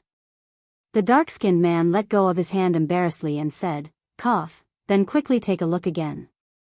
Is it like what you said just now?" The naughty kid looked at it again. After confirming that there was no mistake, he said affirmatively, "Second uncle, that's what it says. I'm sure I'm not mistaken." "Hey, second uncle, where are you going? Don't you want your newspaper?" "Huh, kid's mother, give me money. I want to go to the city to buy chicken seedlings." The dark-skinned man's excited cheers spread far and wide. Today was destined to not be peaceful. The 2 imperial court decrees written in Datong daily were like a storm that swept through the entire Chang and city and the surrounding villages in an instant. Chapter 238. The people who were swept away by the storm of the new policy started to move. Some bought chickens, some looked for boats. People came and went on the streets. It was very lively. "Boss, do you still have any chicks?" "What? No more? The market has only been open for less than 2 hours. How can there be no more?" In the East Market, a man in a gray undershirt was shouting at a vendor who was selling chicks. "Boss, hey, don't go. How much are the remaining chicks? I want them all." "What? 100 coins for one? Why don't you go rob a bank? Wasn't it 80 coins a while ago? Buy it or not? If you don't buy it now, it will be more expensive in the future." Previously, the Li and Qing families had bought chicks without restraint. At one time, the price of the chicks had been raised from 50 to 125 coins. Later, after Wang Rini had transported 80,000 chicks from the south, the Li and Qing families no longer bought chicks. The market of chicks in Cheng and had gradually calmed down. The price of chicks had gradually dropped from 125 coins to 125 coins. Now that the imperial court had introduced the policy of reducing taxes on raising chickens, the people were crazily fighting for chicks. Many chicken vendors' stocks were quickly sold out. After the other chicken vendors came to their senses, they quickly organized people to buy chicks from other places. At the same time, they raised the price of chicks, intending to make a fortune. Hee, you mortals. So pitiful. Mei Jun, who had come to Cheng and to sell eggs today, looked at the villagers who were rushing to buy chicks and sighed with a superior expression. Since Mei village had been divided into Li Zishuan's fief, they only needed to pay rent to Li Zishuan, the big landlord, every year. Moreover, Li Zishuan had already introduced the policy of reducing the rent on raising chickens. Therefore, the policy of the imperial court had no effect on them. Naturally, they did not need to rush to buy chicks with others. Big Mouth Mei, why are you showing off here? Why don't you go and grab a place to sell eggs? Be careful that your wife won't forgive you when you go back. It was a skinny hand that suddenly patted Mei Jun's shoulder. Then came the slightly teasing voice of Second Master Lu. Compared to a few months ago, Second Master Lu looked more hale and hearty. Perhaps the old people would be more energetic once they had something to do. Second Master Lu, why are you making fun of me again? Mei Jun turned around and grinned. Huh, you brat, why are there so many people buying chicken seedlings today? I just heard someone say that the Imperial Court issued a decree today to encourage the people to raise chickens. 100 chickens can reduce the tax by 10%. Huh, there's such a good thing. However, our Plum Village has long enjoyed such treatment. Moreover, it's free chicken seedlings, haha. Second Master Lu said with a complacent smile, but his words provoked too much hatred. A man next to him immediately glared at him and said, "What did you say? Your village has been receiving such treatment for a long time. And the chicken seedlings are free? Huh, how could I lie to you? It's all thanks to Lord Li. Wang Furen, why is your family's boat still idling at the dock? Why aren't you reporting to the Ministry of War? Why do we need to report it? Didn't you read today's newspaper?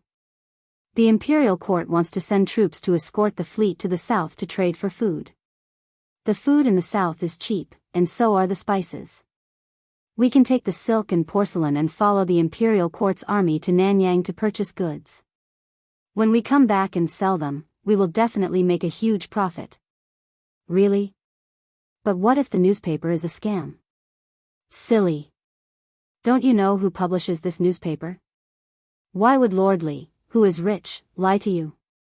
How much are you worth? Then wait for me, brother. My family has 10 big boats. Let's follow the Imperial Court's army to Nanyang to get some soup. This kind of conversation was definitely not the only one in Chang'an today. Businessmen often had the keenest sense of smell. The capital market had always been turbulent. Now, with the Imperial Court's decree, how could there not be a huge wave? Gi Lane. At Meng Wenhao's house. Father, why are you back so early today? Meng Wenhao was on leave today and teaching his little sister to write at home.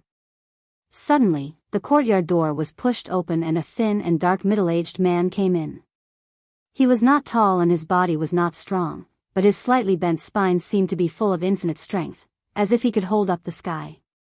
His gray clothes were full of sand and sand. It was impossible to tell whether he was wearing clothes or sand. Meng Wenhao heard the sound and looked up. Seeing that it was his father, he patted his little sister's head and hurried to greet him and said happily, "Well, there is not much work on Murky Street today. I finished my work and came back early." "How, are you still teaching Yaya to write?" The middle-aged man took off his shirt full of sand, revealing his dark, thin, but very strong chest. He smiled and said to the son in front of him, who he was most proud of, "Well, father, Yaya has learned a lot of words recently. I also taught Yaya the pinyin invented by our teacher. In the future, Yaya may know more words than some rich kids." Meng Wenhao showed a rare innocent expression of a child and asked for credit from his father. Of course, Meng Wenhao's father didn't know what pinyin was, but he knew that his son was very good at reading and what he said must be reasonable. He said, "Well," to Meng Wenhao and went to wash his hands next to the well with a smile. At this time, the little girl in the house ran out and said with a giggle, Father, you are back?" The middle-aged man wiped his face, and out of nowhere, a sugar figurine wrapped in paper appeared. Then, he squatted down, squinted his eyes, and smiled at his daughter. "Come, Yaya, this is what I bought for you. Eat it quickly, and don't tell your mother." Yaya's slightly yellowed and malnourished face was like a blooming flower. It was so brilliant that even the sun paled in comparison. It was as if she was the most beautiful angel in the world. The little girl opened her small red mouth and revealed a pair of small rabbit teeth. She giggled, her voice as clear and melodious as a silver bell. "Ah! It's a candy man. Father is so good. Yaya happily took the candy man from Meng Wenhao's hand and opened the oil paper. Looking at the lifelike and cute little figure, the little girl hesitated for a moment and handed it back. She said in a crisp voice, "Father works hard to support the family. Father works the hardest. Father, eat first." Meng Wenhao's father looked at his daughter's innocent but persistent face and couldn't help but feel a lump in his throat. He sent the candy man to his daughter's mouth and forced a smile. "Father has long been sick of it. Yaya, eat it quickly." "Humph. Father, you are lying. You used to say that, but you have never eaten it. Father doesn't eat it, and Yaya doesn't eat it either." The little girl seemed to have become smarter recently and didn't fall for it at all.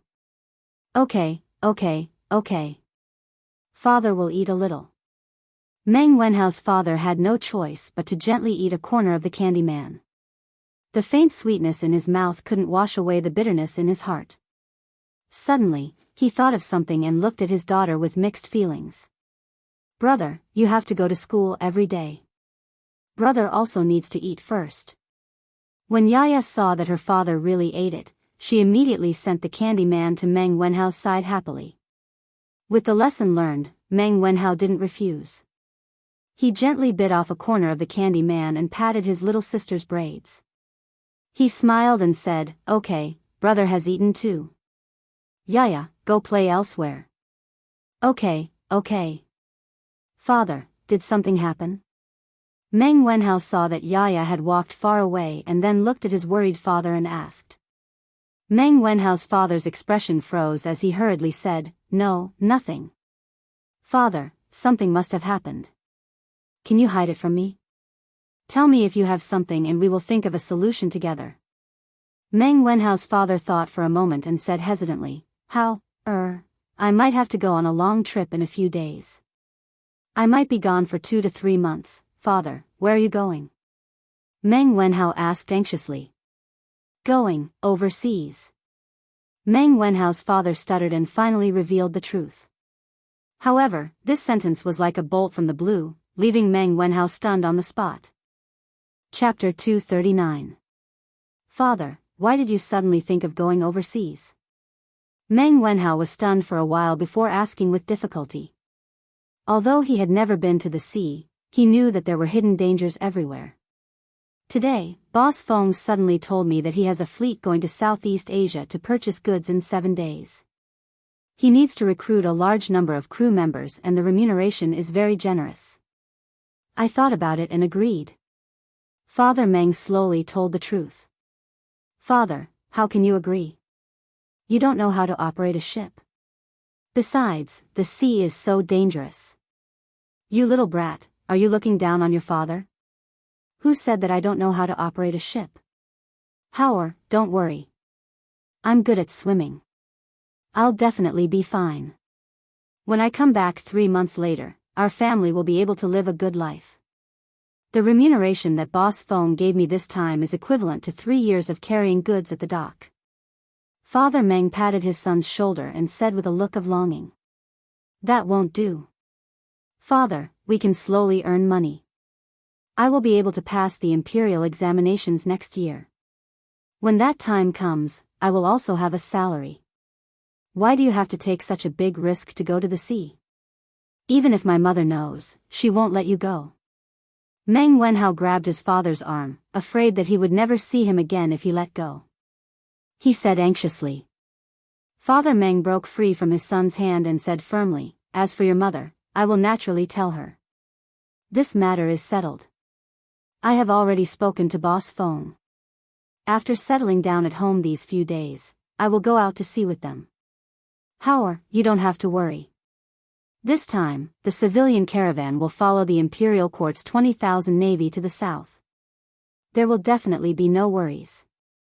After saying that, he ignored his son's persuasion and went straight to get water for a bath. Unexpectedly, today's newspaper not only caused a hurricane among the farmers and merchants, but the young people were also shocked by a few lines of words in a corner of the newspaper. "Damn! You can play like this? Sun family."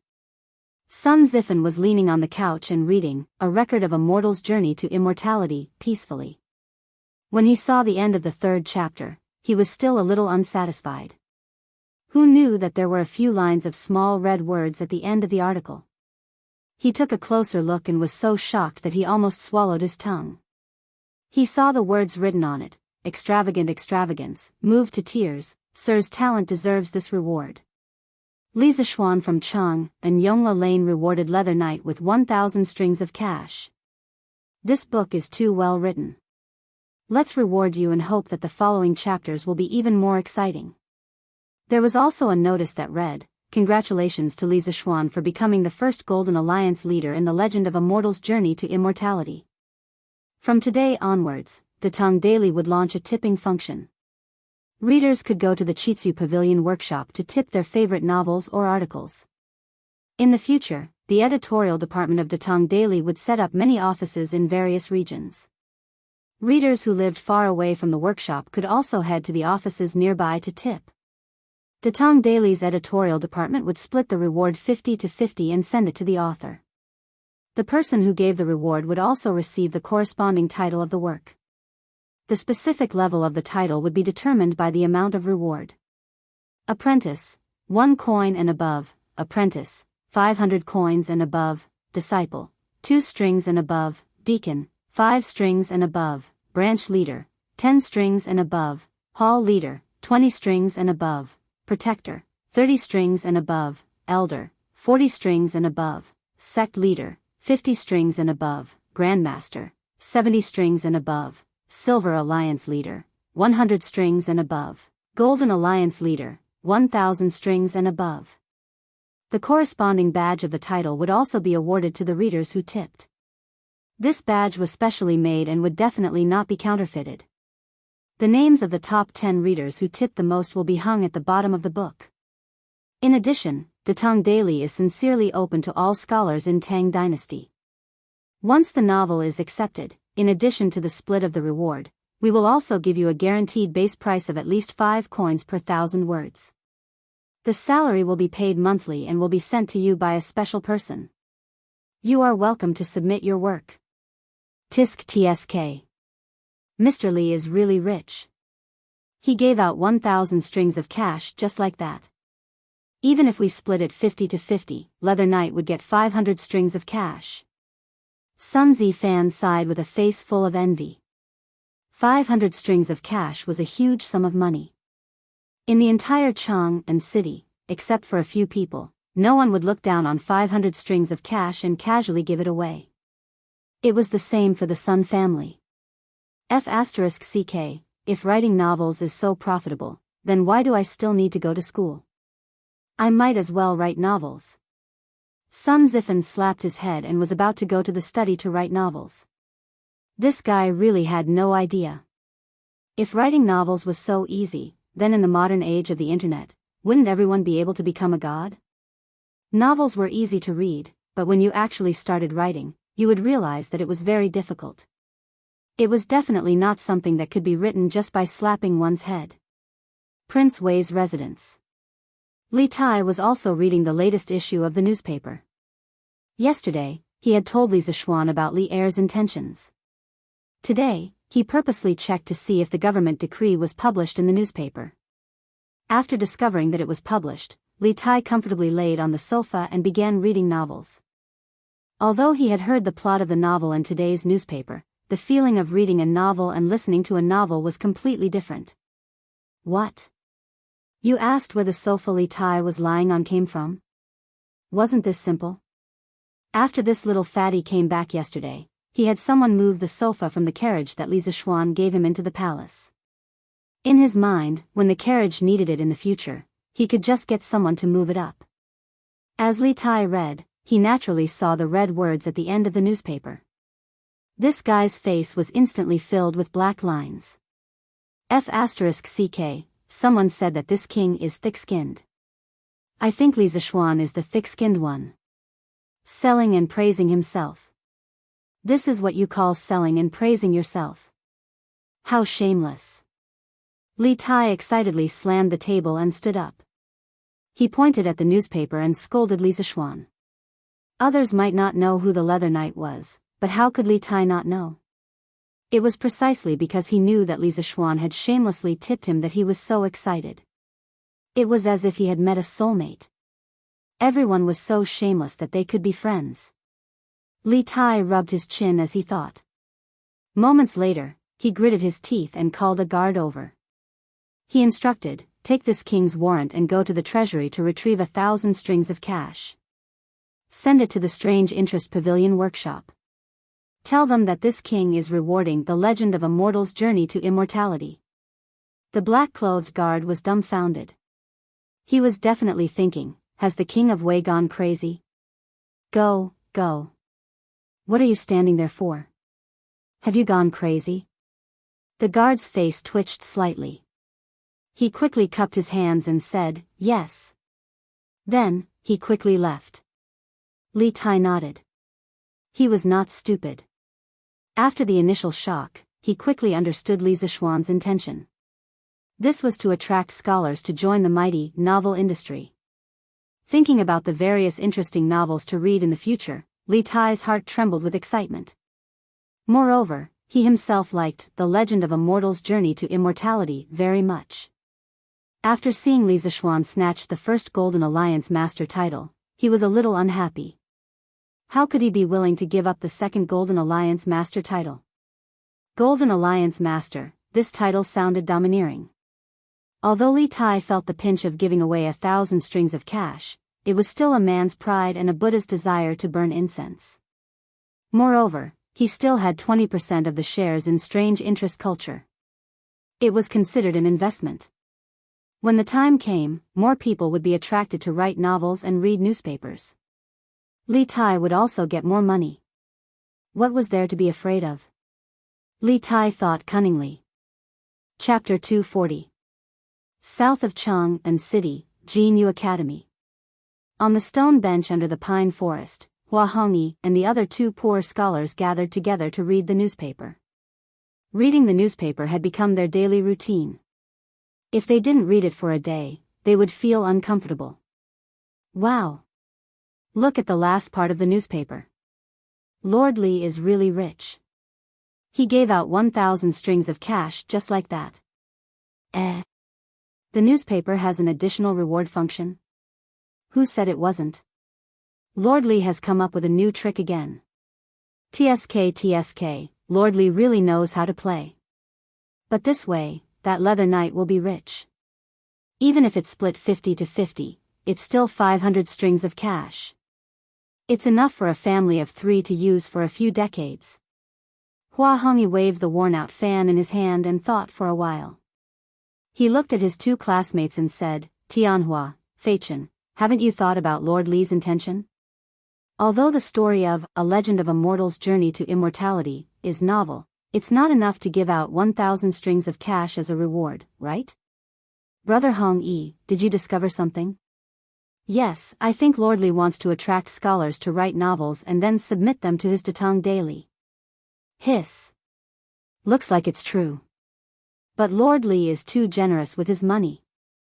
Hua Hongyi nodded and said, "Yes, when Lord Li makes a move, it's always a big deal.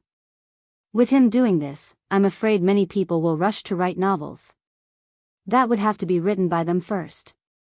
It has to be something that the supervisor of the workshop likes. Why don't we give it a try too? After all, Lord Li's reward is so generous." "That's right, Feichen is right. What if Lord Li takes a fancy to what we write? Then even if no one gives us a reward, according to the guaranteed price they set, it's 5 strings of cash for 1,000 words. If we write 10,000 words a day, it'll be 50 strings of cash. That's close to 2 strings of cash a month. It's really not low. Brother Hongyi, what do you think?" According to the current prices, 50 copper coins a day could be exchanged for about 200 caddies of rice. This salary was really not low, and all they had to pay was just a few words. Hua Hongyi frowned and hesitated. The salary is indeed not low, but have you thought about what to write? Why don't we imitate the plot of A Legend of a Mortal's Journey to Immortality and make up another story? Yes, I think it's a good idea. The setting of A Legend of a Mortal's Journey to Immortality is so novel and interesting. I think this model can give rise to many other stories. Hua Hongyi shook his head and said, I don't want to do that. Imitation is always inferior. If I were to write it, I would definitely create a whole new story background and plot. You can try to imitate it first and see how it works. Who knows if it might succeed? Then let's start writing now. Qing Manor. TSK, little Xian is really rich. Qing Chimo also saw the last few paragraphs of the newspaper. Although he was a loyal fan of A Legend of a Mortal's Journey to Immortality, he didn't know that A Legend of a Mortal's Journey to Immortality was written by Li Zixuan. Therefore, when he saw the last few paragraphs, his first reaction was not to scold Li Zixuan for being shameless, but to sigh at how rich Li Zixuan was. He could throw out 1,000 strings of cash just like that. Golden Alliance Leader. TSK, this title is so impressive. Qing Chimo rubbed his chin and sighed with envy. He didn't agree with Li Tai. After all, he was a prince and had a certain amount of financial autonomy. He could squeeze out 1,000 strings of cash just by gritting his teeth. However, Qing Chimo was a pauper through and through. Although the Qing family and the Li family had cooperated on the Drunken Immortal and the Land of Warmth and Tenderness, and he had received a lot of pocket money recently, it definitely didn't add up to 1,000 strings of cash. He didn't have the guts to ask old Madame Qing for it. Therefore, when he saw Li Zixuan become the first Golden Alliance leader in A Legend of a Mortal's Journey to Immortality, he could only be envious. Although he really wanted it, he couldn't afford it. Qing Chimo was conflicted for a while. After a while, he gritted his teeth and returned to his bed. He took out all his pocket money and counted it.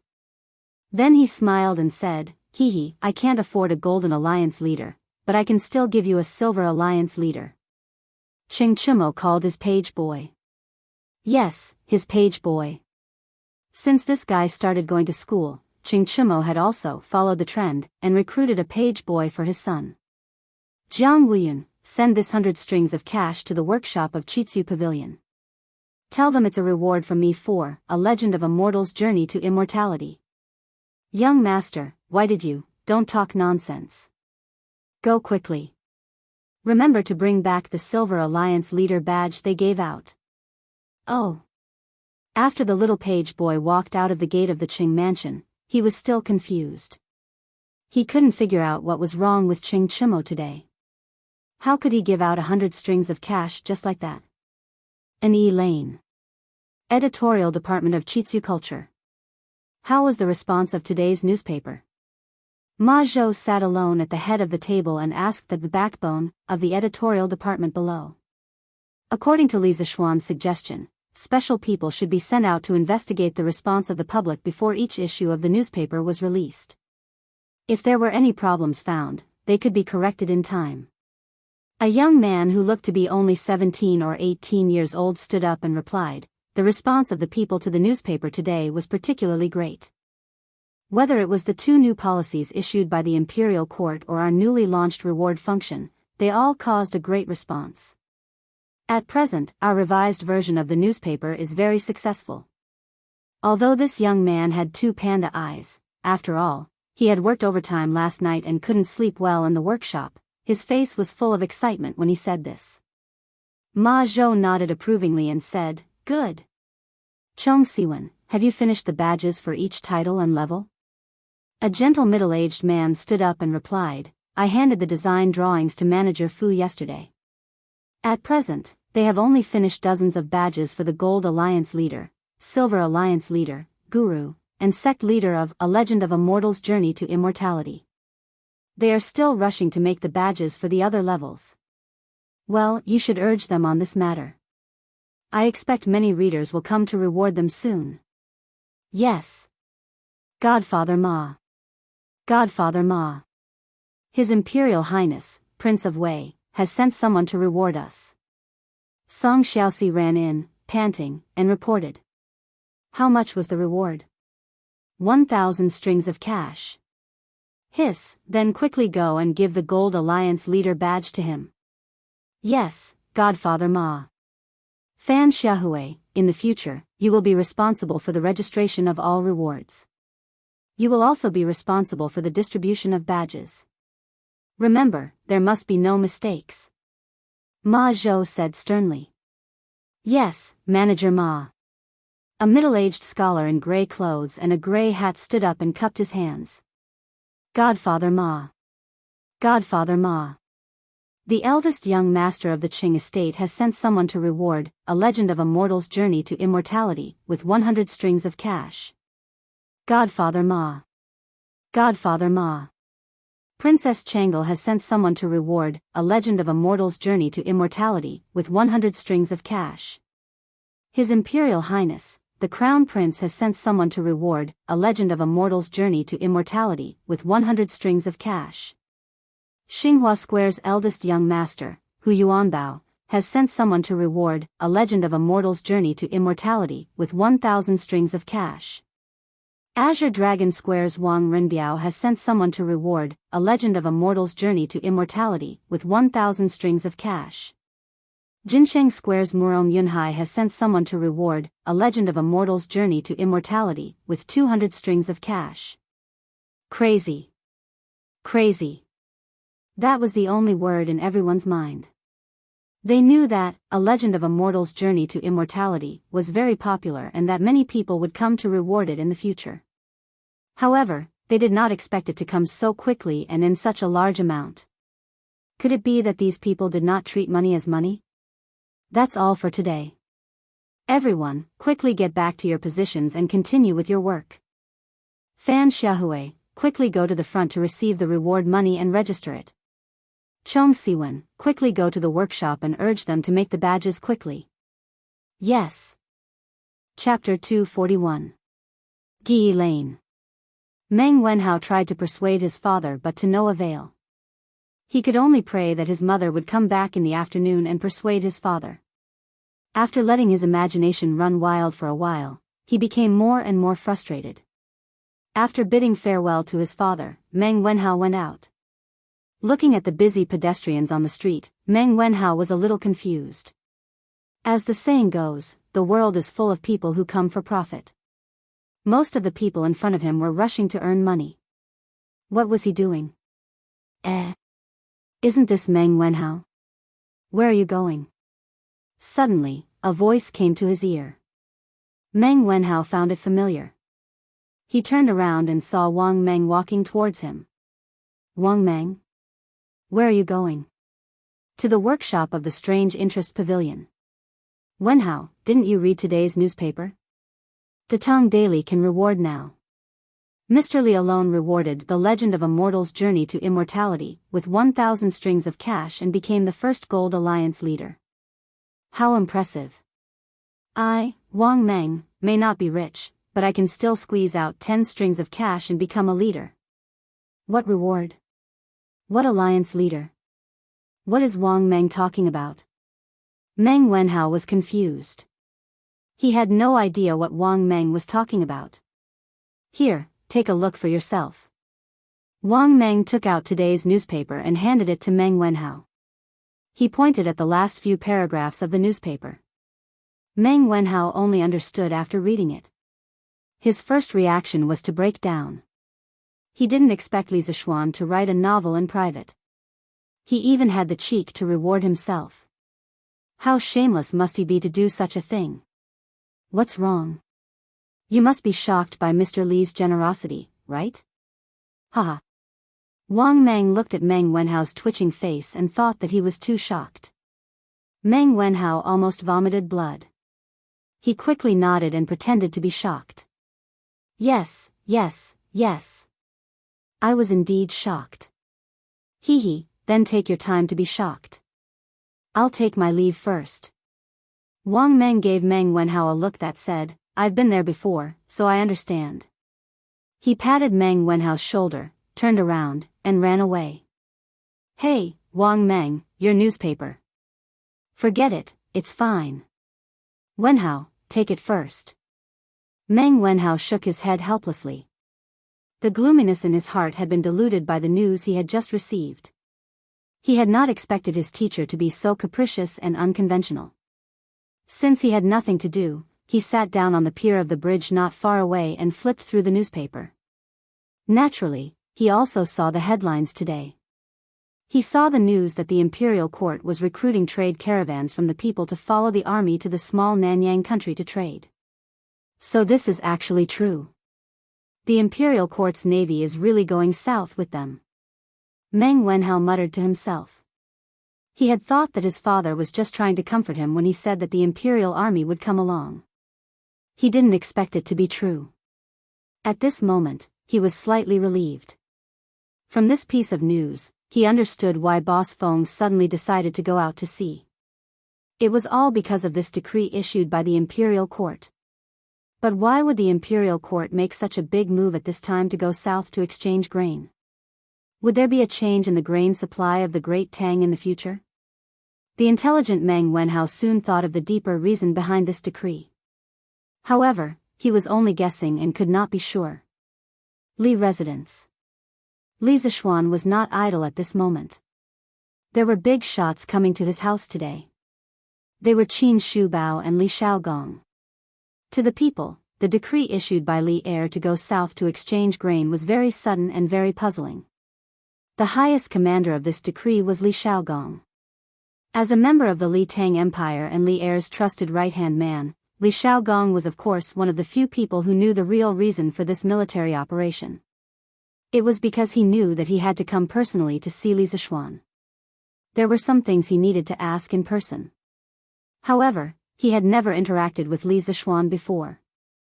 It was very awkward for him to suddenly visit, so he asked Qin Xiong to be the middleman. Uncle Qin, you're here. This is?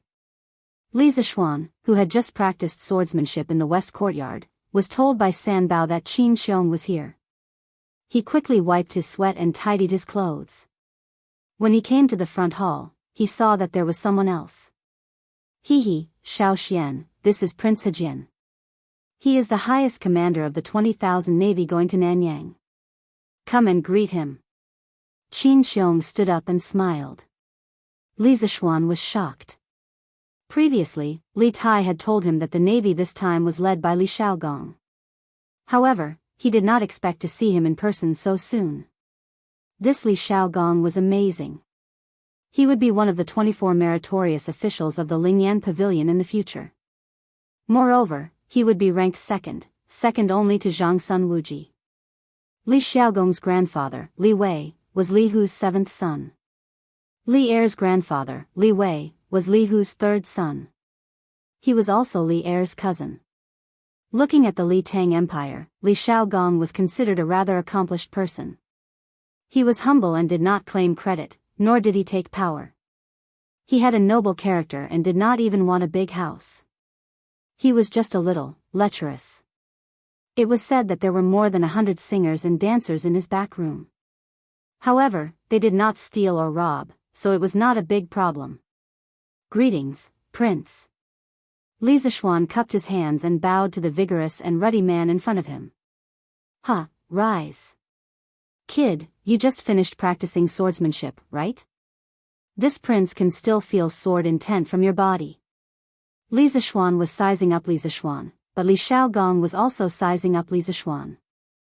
He narrowed his eyes and felt the sword intent that Li Zishuan had just finished practicing swordsmanship. Li Xiaogong's pupils shrank, and he laughed boldly and asked. Prince's eyes are as sharp as torches. This kid admires you. Li Zishuan was slightly surprised. He did not expect to meet an expert. He could not see through Li Xiaogong's realm for a while because Li Xiaogong's blood qi was dozens of times more vigorous than Qin Xiong's. He had probably entered the Grandmaster realm many years ago. What a monster. This Li Xiaogong looked to be in his 30s. Not bad, not bad. Kid, your sword intent is pure and sharp. It is rare for someone your age. However, you still need to practice diligently. Your sword intent is too sharp. You must know that when it reaches its peak, it will decline. You must learn to control your sword intent and restrain it. Recently, this old man has heard that you have been fiddling with a lot of strange things. You are really not doing your job. How can the heart of martial arts not be calm? Kid, you have such a good foundation. How can you neglect your martial arts? Li Xiaogong put down his teacup, stood up, and patted Li Zishuan's shoulder as he said earnestly. Li Zishuan was speechless. Li Xiaogong was complaining that he had been causing too much trouble recently and was not doing his job. But now, he had forgotten what his real job was. Teaching, or practicing martial arts. However, Li Xiaogong's theory made Li Zishuan feel enlightened. When he came to this world, his master was already gone. These few months of practicing martial arts were completely based on the memories of his predecessor. He lacked the guidance of a master. Chapter 242. You are right, Your Highness. My master passed away early and there was no one to urge me on, so I couldn't help but slack off these few months. In this kind of situation, you couldn't reason with your elders, quibble, or find all kinds of excuses. The best choice was to follow their words and retreat in order to advance. This was the experience that Li Zishuan had summed up in countless battles. You are worth teaching. Li Xiaogong's forthright laughter soared into the sky. He patted Li Zishuan on the shoulder and said, "This king knows that you have been assigned to the directorate by His Majesty, but you still have to find time to practice martial arts." I am being a bit nosy, don't blame me, kid. Li Xiaogong suddenly realized that he wasn't here to preach, but to do something else. He couldn't help but feel a bit embarrassed. What are you talking about, Your Highness? I am already very grateful that you can give me some advice. Please have some tea. Uncle Qin, please have some tea too. Although Li Zishuan was complaining in his heart, he didn't show it on his face. He poured a cup of tea for the two of them and personally served it to them. After taking the teacups, Qin Xiong began to talk about the main topic. Xiao Xian, I came with His Highness to talk about the grain trade in the south. There are some things that His Highness needs to ask you face to face. I hope that you can answer truthfully. Some things are related to the lives of tens of thousands of soldiers. Li Xiaogong also nodded and said, Shu Bao is right.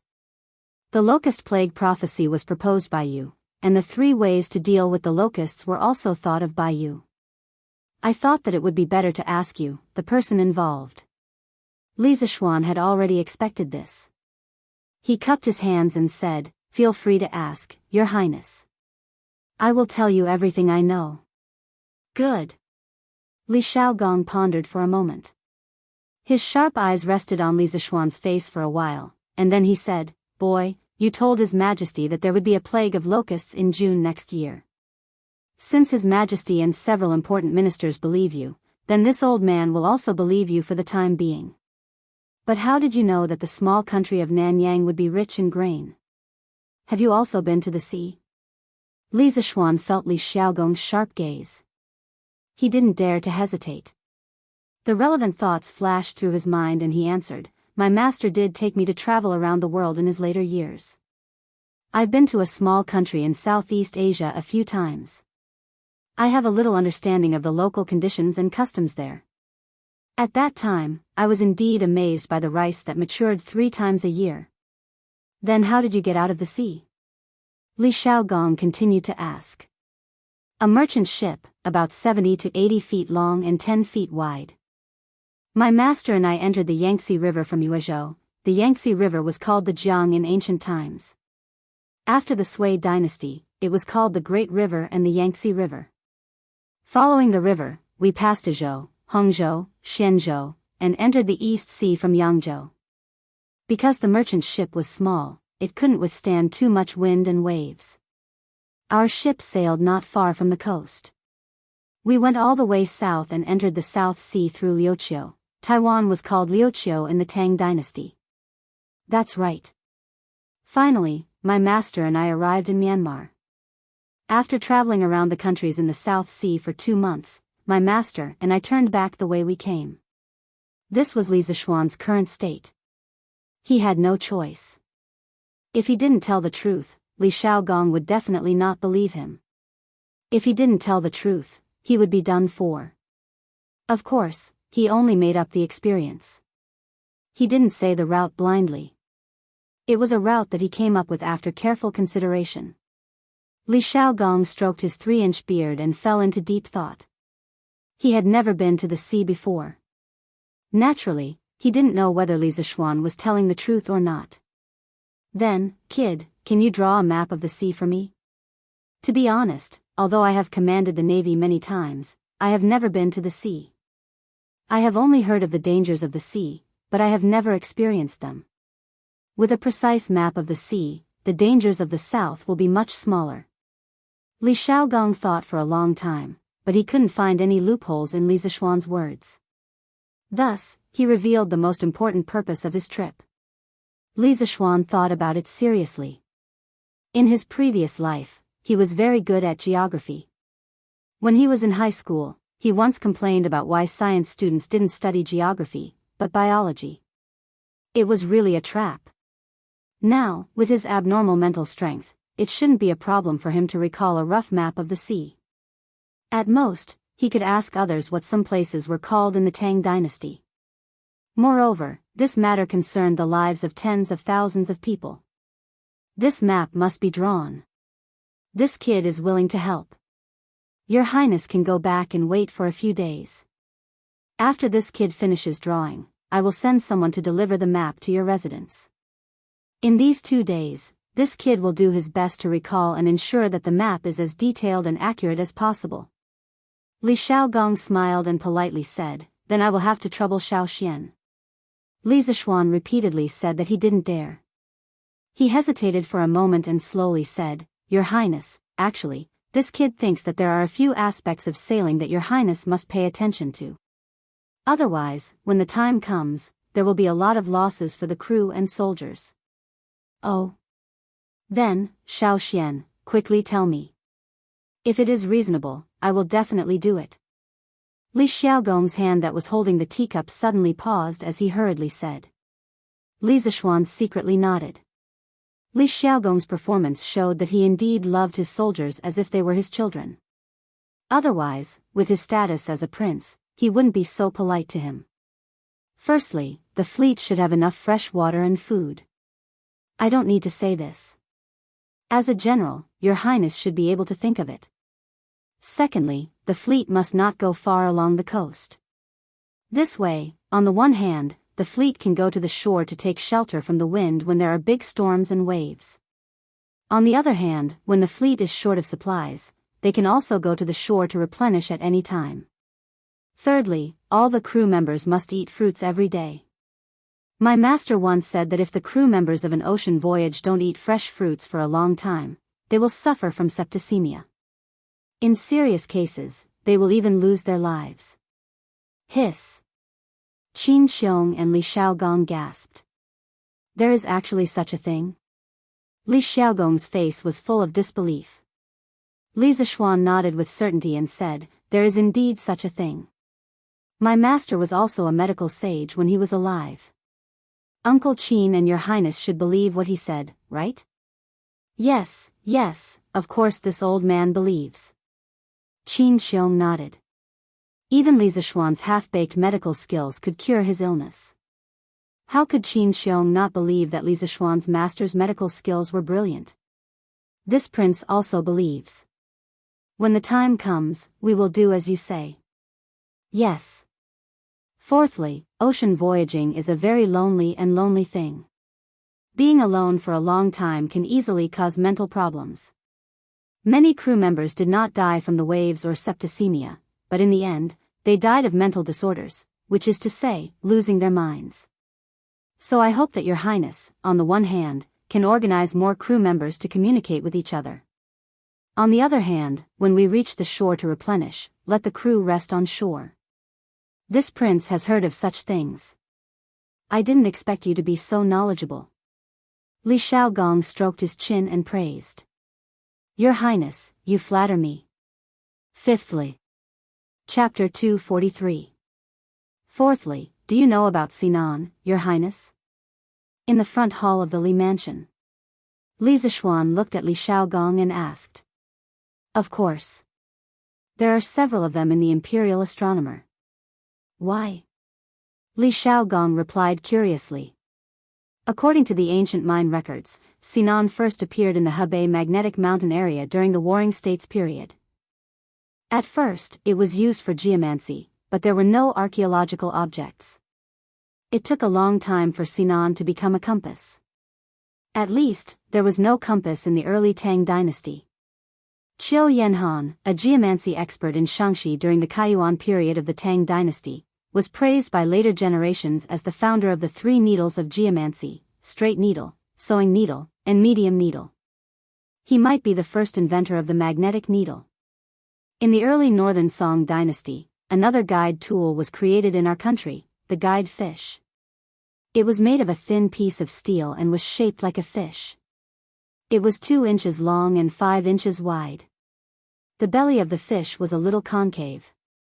Like a boat, it could float on the water.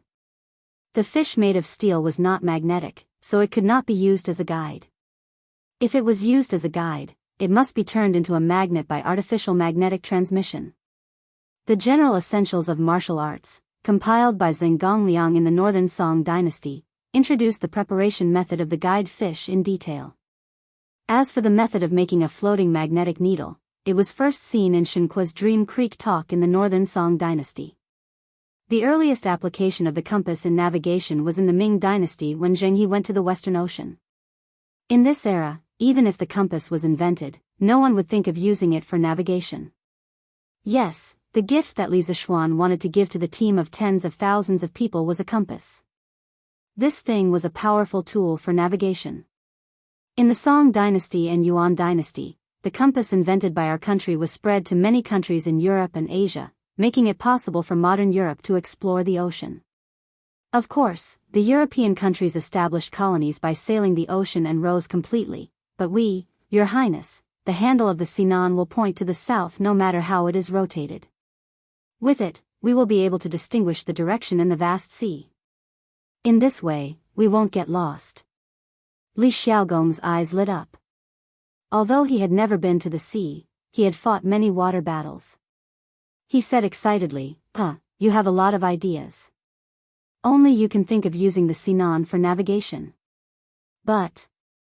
Speaking of this, he frowned and said, but Sinan is too big. I'm afraid it will be inconvenient to put it on the ship. Li Zishuan laughed and said, Wanyan need not worry about this problem. Xiao Bei knows of an object that can also point us in the right direction. Moreover, it is incomparably light and easy to carry. If Your Highness needs it, I can have the workshop make a few today and send them to Your Highness. Your Highness will know when you see them. Is there really such a divine object? Then you have to make it as soon as possible. There are only a few days left before the army departs. At this moment, Li Xiaogong was really glad that he had come today. The harvest was too great. Li Zishuan was about to nod when he suddenly remembered something and said, This one is very willing to help Your Highness. However, this one is still under house arrest. I can't go out, nor can I go to the workshop personally. As a result, I'm afraid the progress will be much slower. Although the house arrest order allowed him to have many days off, it was indeed inconvenient for him to go out if he had something to do. For example, when he came up with the idea yesterday, he had to trouble himself to write down the changes of the Datang daily.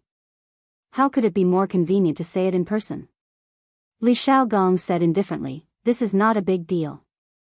I'll go to the palace later and ask His Majesty to suspend your house arrest order. The military situation is urgent. I'm sure His Majesty will make an exception for such a small matter. Li Zishuan said happily, Thank you, Your Highness. It's okay. Xiao Xian, do you have anything else to say about what needs to be paid attention to when going to sea? There is one more thing. Li Zishuan said in a low voice, Your Highness, I suggest that Your Highness choose as many elite soldiers as possible for the 20,000 naval troops this time. They can win both the naval battle and the land battle. They should also be well prepared with weapons.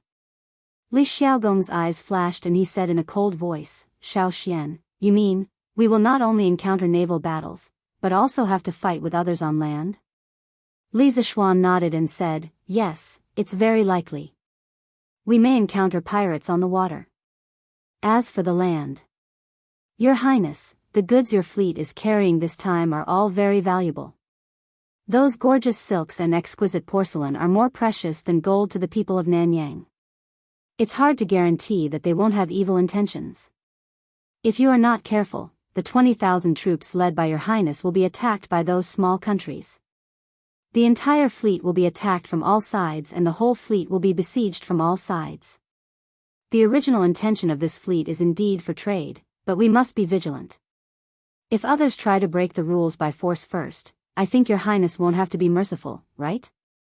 Li Shaogong frowned and said coldly, if those small foreign countries dare to offend the tiger of the Celestial Empire, I will definitely draw my sword and drink their blood to show the might of the Tang Empire. Li Zishuan exclaimed in admiration, Your Highness is truly bold. He looked at the time and said, It's already late. It's getting late. Why don't your Highness and Uncle Qin have a meal at my house? Li Shaogong chuckled and said, I heard that you are quite accomplished in eating and drinking. It just so happens that I will stay at your house today and try your delicious food and wine, haha. Qin Xiong also nodded and laughed, that's how it should be. Counting the days, Xiao Xian, you and Yushi are about to get married. As Yushi's adoptive father, I haven't eaten at your house yet. Li Zishuan said, cough, it's my fault for not thinking it through. Haha. On the other side. Meng Wenhao sat on the bridge pier and read the newspaper for a while. Naturally, he read the last few paragraphs of the newspaper several times. He was really tempted by the generous rewards of writing novels. He also had the idea of writing novels in his spare time. However, he immediately rejected the idea after thinking about it for a while. First of all, the studies in the mathematics school were very intense and the competition was very fierce. He still wanted to get first place in the monthly exam and get the opportunity to bring his family to the Zuaxian restaurant for a free meal. Under normal circumstances, if his family ate and drank freely at the Zuaxian restaurant, they could eat at least 50 to 60 strings of coins. If they ordered wine, it would be even more expensive. This was more cost-effective than writing novels. On the other hand, writing novels would definitely delay his studies. His parents would definitely not allow it, and he would not allow it either. Shaking his head, he dispelled this unrealistic idea. Meng Wenhao looked at the sun above his head and then got up to go home for lunch. At this time, he realized that he was actually near Yongda Square. In the morning, he wandered around aimlessly and unknowingly came to a place so far away from home. Meng Wenhao sighed and walked home. Don't move. It's a robbery. When he walked to Xianyi Lane, Meng Wenhao suddenly heard a low man's voice coming from the alley between Xianyi Lane and Feng An Lane. He was shocked and quickly turned to the corner, carefully peeking at the situation in the alley. He saw a big man in gray clothes with a piece of black cloth over his face. He held a cold kitchen knife in his hand and was holding it against the neck of an 11 or 12-year-old girl. It was a scene of robbery in broad daylight. Chapter 244. Humph. Is there something wrong with your eyes? Why do you think I'm rich? On the side of the lane between Xuanyi Lane and Feng An Lane, Meng Wenhao's heart was in his throat. When he was hesitating whether to stop the masked man or not, he saw the girl with one hand on her waist and snorted recklessly. Meng Wenhao really wanted to go up and cover the girl's mouth. Oh my God, why are you still talking nonsense? Don't you think things are chaotic enough? The masked man was obviously stunned. It was probably the first time he met such a heartless person who was not afraid of death. In other words, it was the first time this guy came out to rob. He had no experience and could not scare people. Cut the crap. I only want 500 copper coins. Hand it over and I'll let you go. Otherwise, I'm afraid there will be an extra red line on your neck. The masked man reacted. He pushed the kitchen knife in his hand forward a few more inches, and said fiercely. Meng Wenhao saw it clearly from the corner of the wall. He was very anxious and wanted to stop him. However, he was afraid that the kitchen knife in the masked man's hand would hurt the girl. After all, the kitchen knife was already close to the girl's throat. If the masked man's hand trembled slightly, the girl was likely to die. Meng Wenhao looked around and found that there was no one around. He guessed that they had all gone back to have lunch. Meng Wenhao forced himself to calm down and seriously thought about it. Then, he picked up a brick next to him. Don't be surprised, this was the so-called Qin bricks and Han tiles. In fact, as early as the Zhou dynasty, there were records of bricks. Meng Wenhao took a deep breath, gathered his courage, and quietly approached the masked man. The masked man and the girl stood facing each other.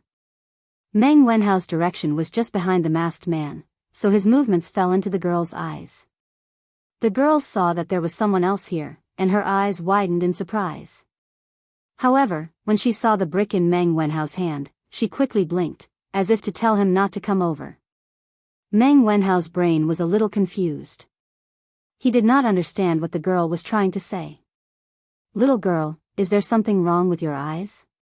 Why do you keep blinking? Is there someone behind you? The masked man felt that he had gotten off to a bad start today. He couldn't even deal with a little girl. She wasn't afraid of him at all. He was a failure as a bandit. When Meng Wenhao saw that the robber had the intention to turn around, he was greatly alarmed. He was only a scholar without the strength to truss up a chicken. How could he be a match for this burly man? Before the burly man could turn around, he quickly retreated to the corner. At this moment, he could even hear the sound of his heart thumping. Yes, yes, yes. There's someone there. Look behind you. The girl giggled. The masked man was about to turn around to see if there was anyone behind him when he heard the girl's words. He paused for a moment. Then, he sneered and said, "Tisk, little girl, are you trying to trick me into turning around so that you can take the opportunity to escape? I'm so smart, why would I fall for your trick?" At this moment, the robber felt as if he was possessed by Zhuge Liang. He had the demeanor of a wise man who could see through all the conspiracies in the world. In short, he felt that he was too damn smart.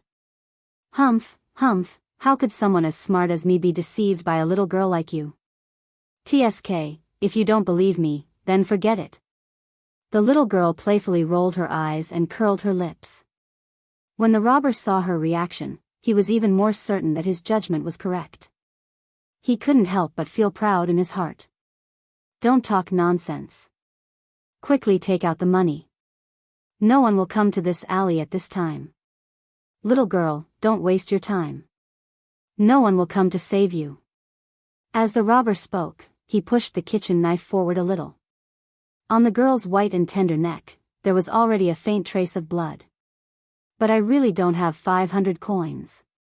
Feeling the coldness on her neck, the little girl pitifully said. The robber really wanted to curse at this moment. How could there be such a person who cared more about money than life these days? He swept his eyes over the girl's body and saw that the girl was wearing coarse hemp clothes with patches. There were no gold hairpins or silver ornaments in her hair. He couldn't help but frown. Why did he pick such a poor person to rob? Was he really blind? The robber quickly shook his head. At this time, he definitely couldn't admit that it was his problem. He could only go down this path to the end. Suddenly, he saw that there was a jade bracelet on the girl's wrist. He quickly said excitedly, "Hee, who said you don't have it? I see that the jade bracelet on your wrist is worth about 2 strings of coins. Quickly give it to me." After saying that, he pretended to be fierce. Of course, this expression was in vain because his face was covered and the girl couldn't see it. His left hand squeezed the girl's shoulder. The girl's face clearly turned pale, but she didn't cry out in pain. She quickly protected the jade bracelet on her left wrist with her right hand and anxiously said, "No. This was left to me by my mother. You can't take it away." "Hey, I don't care who left it to you. Quickly take it out, or else."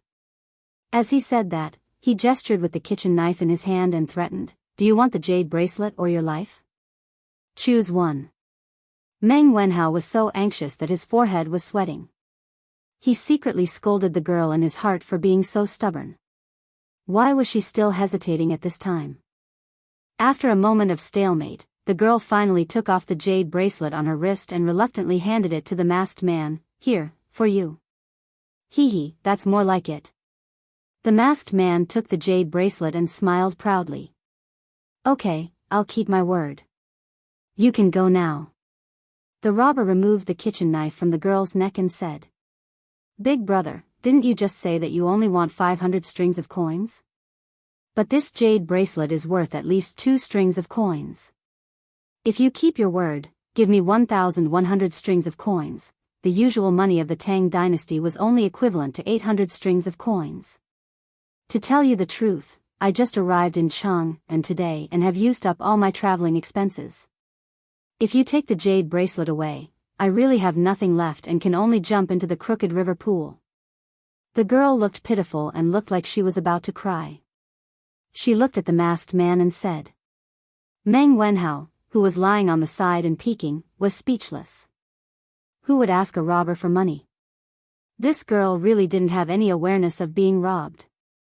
However, the masked man didn't think so. He scratched his head and felt that what the girl said made sense. So, he waved his hand and said, Okay. Don't cry, I'll keep my word. I said that I only want 500 strings of coins, so I'll take 500 strings of coins from you. You wait, I'll give you the money. After saying that, he actually took out the pouch at his waist and began to count the money. After a while, he said embarrassedly, Ahem, I only brought 1 string of coins when I went out today. You can take it first. I'll return the rest to you when we meet again. Chapter 245. Clang. The little girl's hands suddenly had an extra coin. Meng Wenhao's eyes widened. If he had also transmigrated, at this moment he would definitely say, Motherf asterisk cur, is this even possible? Hee hee, thank you big brother, you are really a good person. The girl looked at the coin in her hand and suddenly said with a smile. The masked man scratched his head embarrassedly. This was probably the first time someone praised him as a good person. Hee hee, it's good. Little girl, if you want to be robbed again next time, just look for me, Lei Badian. Pay, I spilled the beans. Alright, see you later, I'll take my leave first. Meng Wenhao's face was full of black lines. What do you mean you want to be robbed again? Hey, wait. The girl quickly stretched out her hand to block the way. What's wrong? Little girl, what do you want? I don't want to lower myself to your level, don't fail to appreciate my kindness. The masked man only felt that this girl was very annoying. When did being a robber become so difficult? Hey, big brother, wait a minute, I just found out that I have change here. Here, take it, it's exactly 500 coins. Return the jade bracelet to me. You said before that you always keep your word. The girl didn't know when, but she took out 500 coins from the string of money and handed it to the robber and said. The robber was dumbfounded. Yes, at this moment he felt that the girl in front of him was very reasonable, but he kept feeling that something was wrong. What's wrong? Big brother, don't tell me you want to go back on your word? It's said that even robbers have morals. I'm afraid you don't follow the rules of the underworld, right? When this spreads out, you will be ridiculed by the heroes of the underworld. The girl didn't give the masked man a chance to think. It was unknown where she had learned the slang of the underworld from, but the robber was so scared that he was stunned. The masked man wiped the sweat on his forehead and said unconvinced, Who said I want to go back on my word? Here, I'll return the jade bracelet to you and give me the 500 coins. With that, he snatched the 500 coins from the girl's hand and then stuffed the jade bracelet back into the girl's hand. Hee hee, big brother is such a good person. You are the true hero of the Greenwood gang. After the girl took back the jade bracelet, she was exceptionally happy. Words of praise were as if they were free. Hee hee. The masked man was even happier with his daughter's compliment. He waved his hand and said, All right. I'll take my leave first. See you again. After he finished speaking, he swaggered to the other side of the alley with a heroic look on his face and gradually disappeared from sight. Silence. The alley fell into an abnormal silence. Meng Wenhao, who was squatting in the corner, had a look of Sparta on his face. He felt that his worldview was about to be turned upside down. After living for more than 10 years, this was the first time he had seen such an adorably stupid robber. Of course, he definitely did not know the term adorably stupid. Humph. This big idiot is really blind. This lady is as beautiful as a flower, but she only cared about the money and forgot about the beauty. She is really stupid. This time, this lady was careless and fell into your trap. The next time I see you, I will beat you up every time I see you. Humph. The girl stomped her feet and said hatefully in the direction where the robber disappeared. Meng Wenhao stood up and was about to step forward to greet the girl when he heard her strange words. Meng Wenhao immediately staggered. He staggered 2 steps before stabilizing himself. He looked at the girl with a speechless expression and said, "What are you talking about? Lady, can you stop talking? You have already cheated him of 300 coins. That robber is really, really pitiful. What do you mean by I cheated him of 300 coins? This is clearly the money that this lady earned with her own intelligence. Which side are you on, scholar?" The girl's voice suddenly rose by 800 degrees, as if someone had stepped on her little tail. Meng Wenhao felt that today was the day that he had been speechless the most. Facing such a lively and willful girl who was a little shameless, he felt that even if he was well-read and had a belly full of talent, he probably would not be able to win against this girl. All right. You earned it yourself. It's not considered cheating others. Meng Wenhao hurriedly waved his hand and admitted defeat. He then continued, "Since this lady is fine, then quickly go home. Don't let your family worry. The alleys here are crisscrossed and very remote. You'd better not come here alone in the future. It's quite dangerous for a girl like you. Humph. You're young, but you're so long-winded. You're just like an old woman." The girl wrinkled her nose and said sarcastically to Meng Wenhao. "You." Meng Wenhao almost fainted from anger. He pointed at the girl in front of him and wanted to say something. At this time, he heard the girl's tone change and said sadly, "I don't have a family anymore. Uncle is sick. Aunt is too sad and went with him. I don't have a family anymore. I don't have a home. Boo-hoo." As the girl spoke, she squatted down, hugged her knees and cried bitterly. Meng Wenhao was caught off guard by this sudden turn of events. But when he saw the girl speaking sadly and crying sadly, his heart could not help but ache. He squatted down, patted the girl's back and said softly, "Lady, don't cry. Your uncle and aunt are gone, but your parents are still here." It would have been better if he did not say that. Once he said that, the girl cried even harder. "Boo-hoo. I'm a child who doesn't have parents who love me." At this moment, Meng Wenhao really wanted to slap himself twice.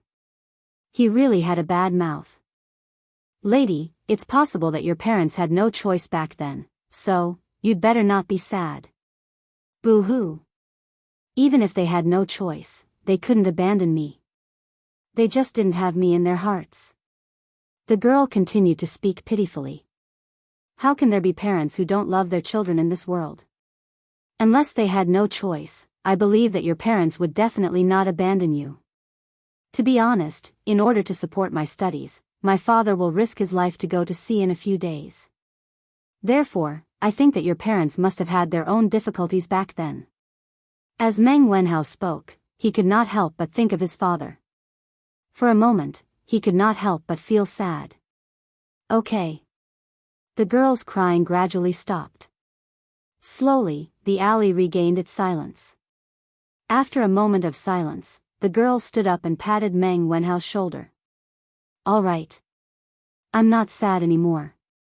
Seeing that you helped me today, oh, no, you almost helped me today, I'll treat you to lunch." One in front and one behind, one crying and one laughing, it was as if she had become a completely different person in an instant. Meng Wenhao touched his nose.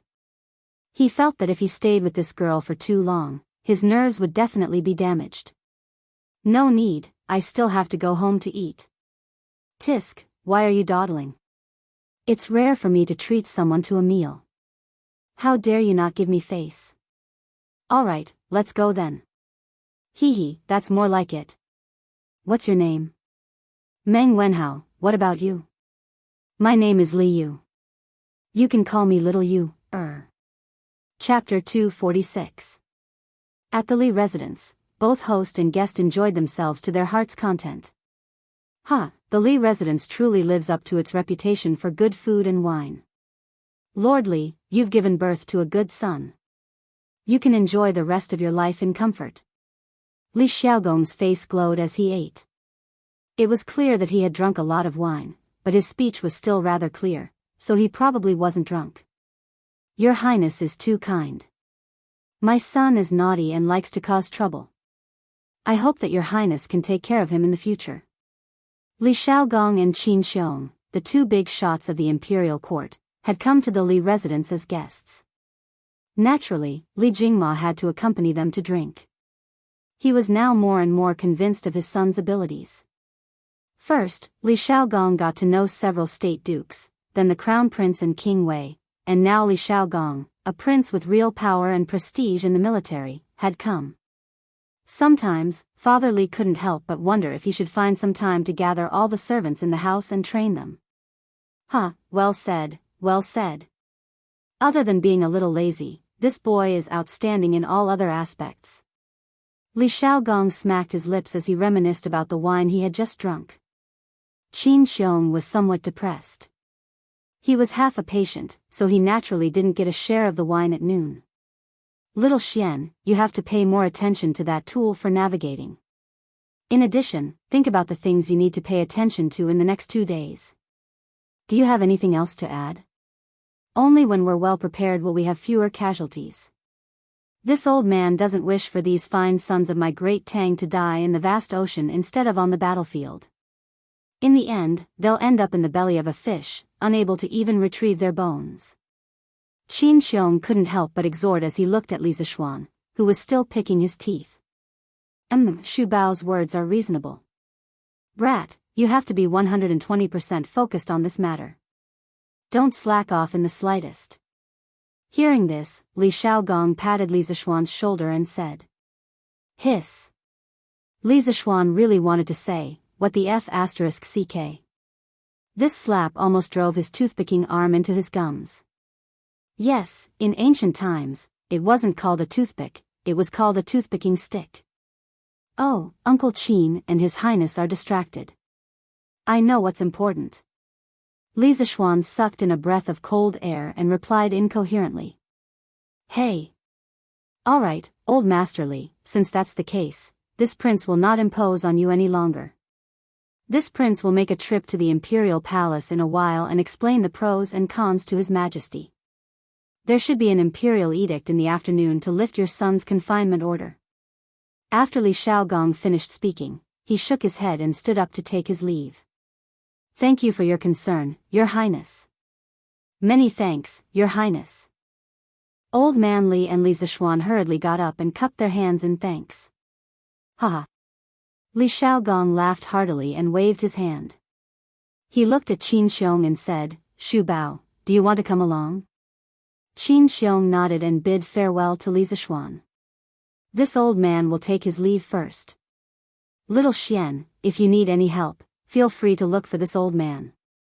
And, take care, Your Highness and Uncle Qin. As expected, less than an hour after Li Xiaogong left, an eunuch came to the Li residence to announce that Li Zishuan's confinement order had been lifted ahead of schedule. He also strictly ordered Li Zishuan to make use of the time to make tools to identify the direction and was not allowed to slack off in any way. Phew. Since Li Zishuan's wording in the imperial edict was rather strict, it made people feel that if Li Zishuan did not complete the task in the next few days, he would be beheaded. Therefore, after the eunuch left, Li Du's parents chased him out of the house. Alright, San Bao, let's go to the workshop. He had thought that he was a complete shut-in. Even if he was grounded, it would not affect his comfortable life. He did not expect that shut-in to have such a restless heart. The main thing was that in this era, there were no computers and no internet. Even if he stayed at home, he could not stay at home. Not to mention the internet, as long as he had a computer and could play single-player games at home, Li Zixuan could stay at home. Fortunately, the confinement order had been lifted and he could go out. Otherwise, he would have gone crazy if he had to stay at home for 5 days. Although there were conditions for lifting the confinement order in advance, a small compass was a piece of cake for a graduate student in precision instruments like him. Yes, young master. Sanbao answered excitedly. Other than Li Zixuan, Sanbao was the happiest person to have his confinement order lifted. This meant that he could go out in a luxury car again. This was the hidden benefit of being an experienced driver. The horse carriage moved slowly on the streets of Chang'an City, getting further and further away. Meng Wenhao, I'm very happy today.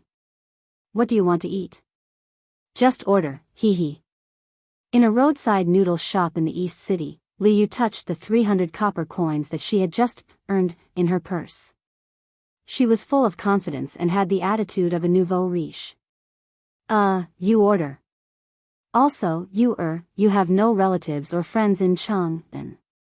I advise you to save the 300 copper coins. Meng Wenhao said worriedly. On the way, through chatting with each other, he had a rough understanding of Li Yu's current situation. The little girl's adoptive parents, who were also her uncle and aunt, used to live in Bingzhou, which was also Taiyuan. In the 13th year of Sui Day, 618 AD, Li Yu, who was still in swaddling clothes, was entrusted to Fu Lingyan and Lu Yixue, Li Yu's adoptive parents, by a mysterious couple. They said that they would come back to take her away in 2 to 3 months or a year. The Fu family was a large family in Taiyuan, and Fu Lingyan was somewhat knowledgeable. He saw that the couple was in a sorry state, and their expressions were rather panicked. He could even faintly see traces of blood on their clothes. He guessed that the couple might have encountered a very thorny problem. He instinctively wanted to keep the couple at the door. After all, the world was in chaos at the time, and no one was willing to fall into inexplicable trouble for no reason. Fu Lingyan was about to refuse when Lu Yixue tugged at his arm and looked lovingly at the little girl in swaddling clothes. They had been together for more than 10 years. How could Fu Lingyan not understand his wife's thoughts? He could not help but feel a pain in his heart. After being married for so many years, although they were very loving, they did not have a child. They had seen many famous doctors, but it was to no avail. The child had become a knot in their hearts that they could never get rid of. Looking at it now, his wife probably wanted to adopt the baby girl. In the end, Fu Lingyan gave in and adopted Li Yu. He had asked about the couple's identity, but they refused to tell him. Instead, they wanted to give him a large sum of money to raise their daughter. Of course, Fu Lingyan didn't lack the money, so he refused. Just like that, Li Yu was settled in the Fu family. The only thing her parents left behind was the jade bracelet. Lu Yixue was a mother for the first time. Naturally, she was very excited. Although her identity as a mother could be taken away at any time, she still treated Li Yu as her own. What she did for Li Yu was even more than what a real mother would do. Just like that, the Fu family had a little cutie. A little cutie that could be taken away at any time. Li Yu was in such a happy environment, waiting for her birth parents to come.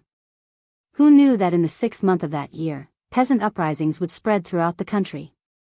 Li Yuan, who was guarding Taiyuan at the time, and his second son, Li Shimin, took advantage of the situation to rebel. He called back his eldest son, Li Jiansheng, and his fourth son, Li Yuanji, from Hedong, west of today's Yongji, Shangxi. He sent Lu Wenjing to the Tujue to ask Shibi Khan to send troops to help. He also recruited troops to attack Guangzhou. The Central Plains fell into the flames of war. Taiyuan, as the place where the dragon rose, was naturally the first to bear the brunt. Various mountain bandits took advantage of the chaos to commit crimes, burning, killing, and robbing. The Fu family was also affected. To escape the chaos of war, Fu Lingyan decided to move his family to the south. Chapter 247. In order to let Li Yu's biological father and mother find Li Yu in the future, Fu Lingyan left a letter in the main hall of the house before he left. He explained that the Fu family had moved south to avoid the chaos of war and asked them to search the Jiangnan area after they found the letter. In this chaotic world, human lives were worthless. Fu Lingyan didn't know if a mere letter could reach Li Yu's parents, but he had tried his best and had a clear conscience. Along the way, they naturally met many bandits. Their lives were on the line many times, and Fu Lingyan also suffered many internal injuries. In the end, the Fu family settled down in Jiangnan Zuozhou. At this time, Fu Lingyan had used up all the gold, silver, and valuables he had brought with him when he left Bingzhou. Most of them were given to the bandits. Although they could no longer live a luxurious life, because of Li Yu's participation, the husband and wife were able to live happily. The man was in charge of the external affairs while the woman was in charge of the domestic affairs. Their lives were still quite good. Chuyun village was surrounded by mountains on 3 sides. It was like a paradise. There were wars everywhere, but Chuyun village wasn't affected at all. The Fu couple sat in the village and watched the change of dynasties, the fall of the Sui, and the rise of the Tang. They also watched Li Er kill his brother and father and usurp the throne. In the blink of an eye, it was the first year of Zhongguan. Fu Lingyan had been tortured by pain for more than 10 years. He finally couldn't take it anymore and passed away. Lu Yixue was too sad and depressed. Her body was deteriorating day by day. Before she died, she told her daughter about what happened back then. She guessed that Li Yu's parents were probably from a rich family because the jade bracelet was extraordinary. She also suggested that she go to Cheng and to find out where her parents were. Li Yu was smart and alert since she was young. She stumbled alone and miraculously reached Cheng and city with the meager wealth left behind by Fu Lingyan and his parents. After entering the city, she was confused by the crisscrossing streets in Cheng and city. That was why she encountered bandits near Shuani Lane. I invited you to a meal out of goodwill, but you don't know what's good for you. You're lecturing me. If you don't order, I'll order. At Chen's noodle shop at the entrance of the East Market, the two of them sat under the awning outside and started bickering.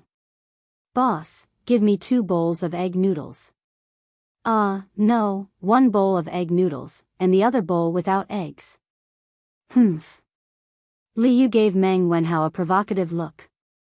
Meng Wenhao was speechless. Okay.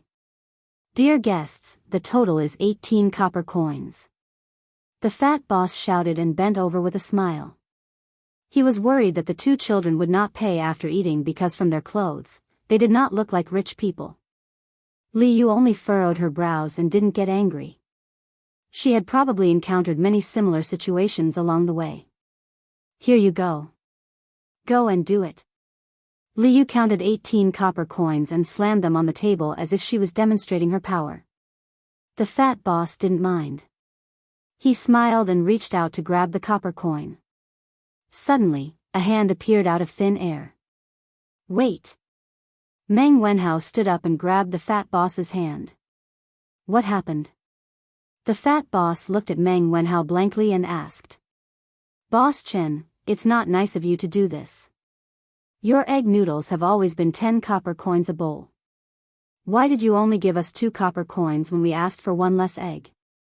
As a local of Chang'an, Meng Wenhao was quite familiar with the prices. Boss Chen straightened his neck and said, We have clearly marked the price. How is that not nice? If you think it's not worth it, you can eat the egg noodles. Isn't it just 2 copper coins? If Li Zishuan was here, he would definitely scold the boss for being an unscrupulous businessman. He actually started a bundling sale and forced people to buy and sell. However, Meng Wenhao didn't know the marketing techniques used by these businessmen. You! Meng Wenhao pointed at the boss angrily. He then stood up and pulled Li Yu and said, Little Yu, let's go. We're not eating here. Wait. Meng Wenhao, come closer. Li Yu waved her hand and pulled Meng Wenhao to the side, whispering. Little Yu, what's the matter? Meng Wenhao, let me ask you. How much is an egg in Chang'an? Li Yu asked mysteriously. She had just arrived in Chang'an today. Of course, she didn't know how much an egg cost here. However, she was smart. After seeing Meng Wenhao's reaction, she roughly guessed that the price of an egg in Chang and was definitely more than 2 copper coins. An egg in Chang and is 5 copper coins. Moreover, the imperial court recently issued a decree to reduce taxes for raising chickens. In the future, the price of an egg will definitely rise. So, little you, let's not eat here. This boss is deliberately cheating us. Ah. Li Yu opened her mouth wide in shock. She couldn't believe it and said, "Why are eggs in Chang'an so expensive? Our eggs in Yuyang are only 2 copper coins. If I had known earlier, I would have brought more eggs to sell. Wouldn't I have made a fortune?" Meng Wenhao was speechless. His companion's brain structure was probably really different from his. She always thought of strange things.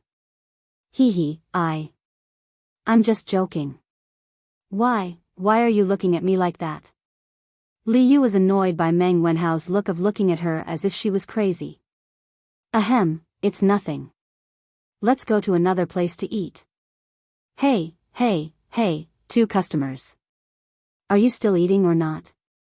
Don't hinder our business.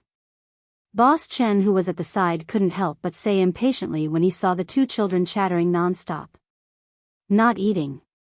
Eat. Just eat. Meng Wenhao and Li Yu each had their own opinions. The 2 of them were like natural enemies.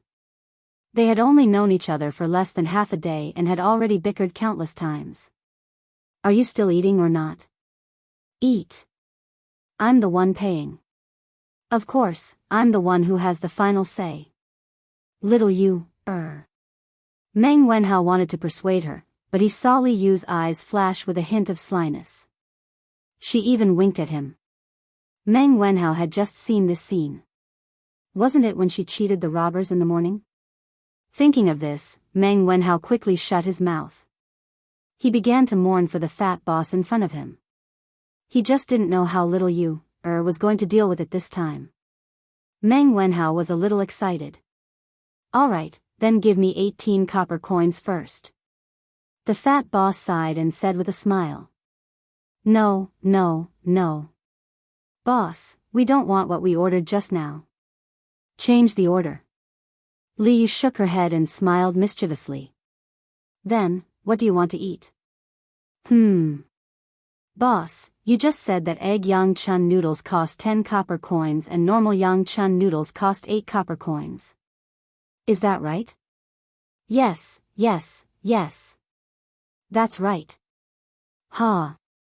Li Yu smiled proudly and finally revealed her foxtail. She said slyly, Boss, give us 10 bowls of egg yang chun noodles. We don't want noodles, we only want eggs. Here, 20 copper coins for you. What? The fat boss was dumbfounded. It was as if he was struck by lightning. He was stunned on the spot. Chapter 248. Miss, how can you eat yang chun egg noodles without noodles? The fat boss was stunned for a moment before he reacted and smiled bitterly. Why not? If others can eat yang chun noodles without eggs, why can't I just eat eggs without noodles? Li Yu frowned and pretended to be unhappy. But this is against the rules. We don't want to do business with you. You should go elsewhere. The fat boss could not argue with her and could only chase her away. You just think that you will lose money by selling like this, right? You just charged 8 coins for a bowl of yang chun noodles without eggs. Why didn't you think that you will lose money by setting the price like this? A black-hearted boss like you should be sent to the authorities. Li Yu said angrily with her hands on her hips. What's wrong? I don't know. I just came. It seems that the boss purposely set the price to cheat outsiders. Is that so? Chen's noodle house was located at the entrance of the East Market. It was an outdoor noodle house where the diners ate under the awning outside.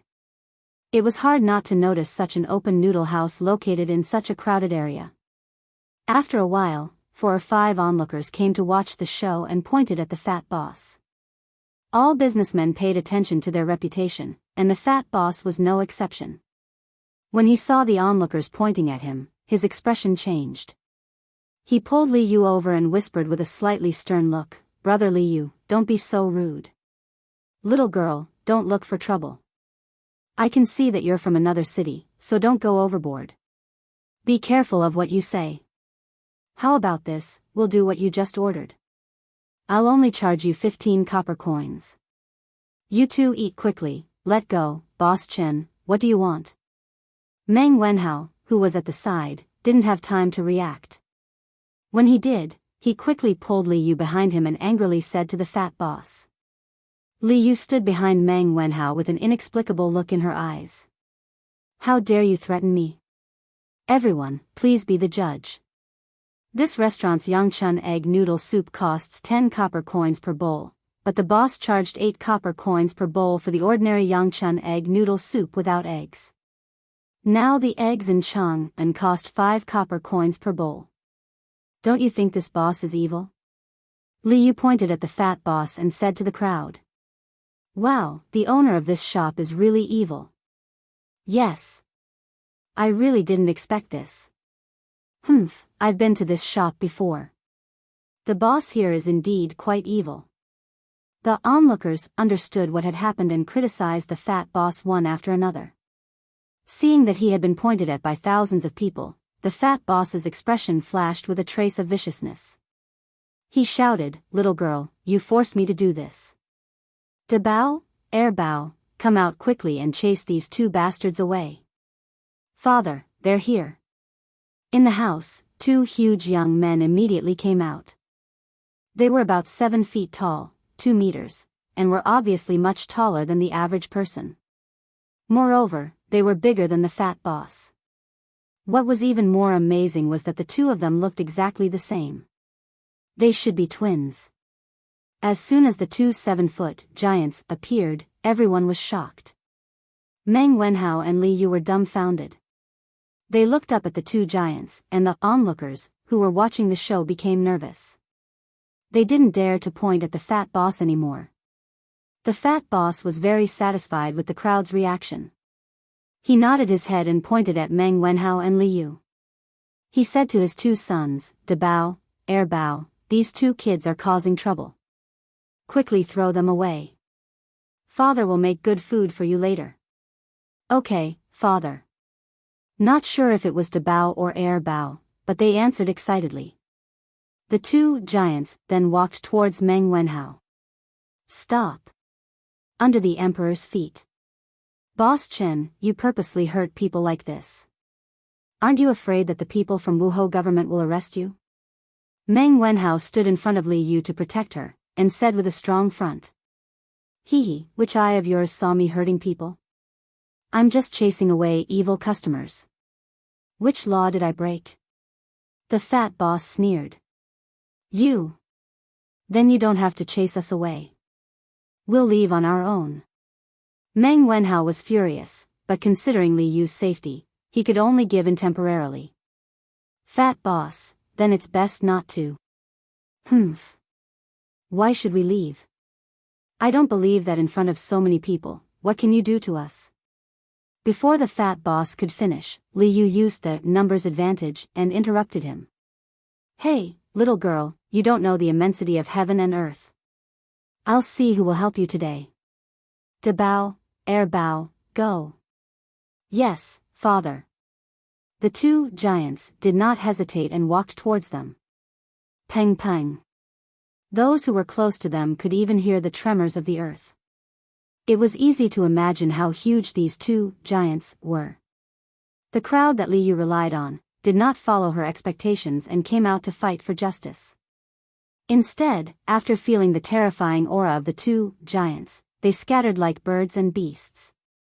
They did not dare to stay and watch the show. Hey, why did you all leave? You're not loyal?" Li Yu was also a little flustered at this moment. She was a little annoyed as she shouted at the fleeing crowd. "Little Yu, don't shout. Run." Meng Wenhao angrily pulled Li Yu and turned to run. "Hee, want to run? You ruined my business. How can I let you go so easily? Debow, airbow, chase after them and teach them a lesson. The fat boss sneered from behind. Yes, father. The two giants had long legs. They caught up with Meng Wenhao and Li Yu in a few steps. Two big hands appeared behind Meng Wenhao and Li Yu's neck.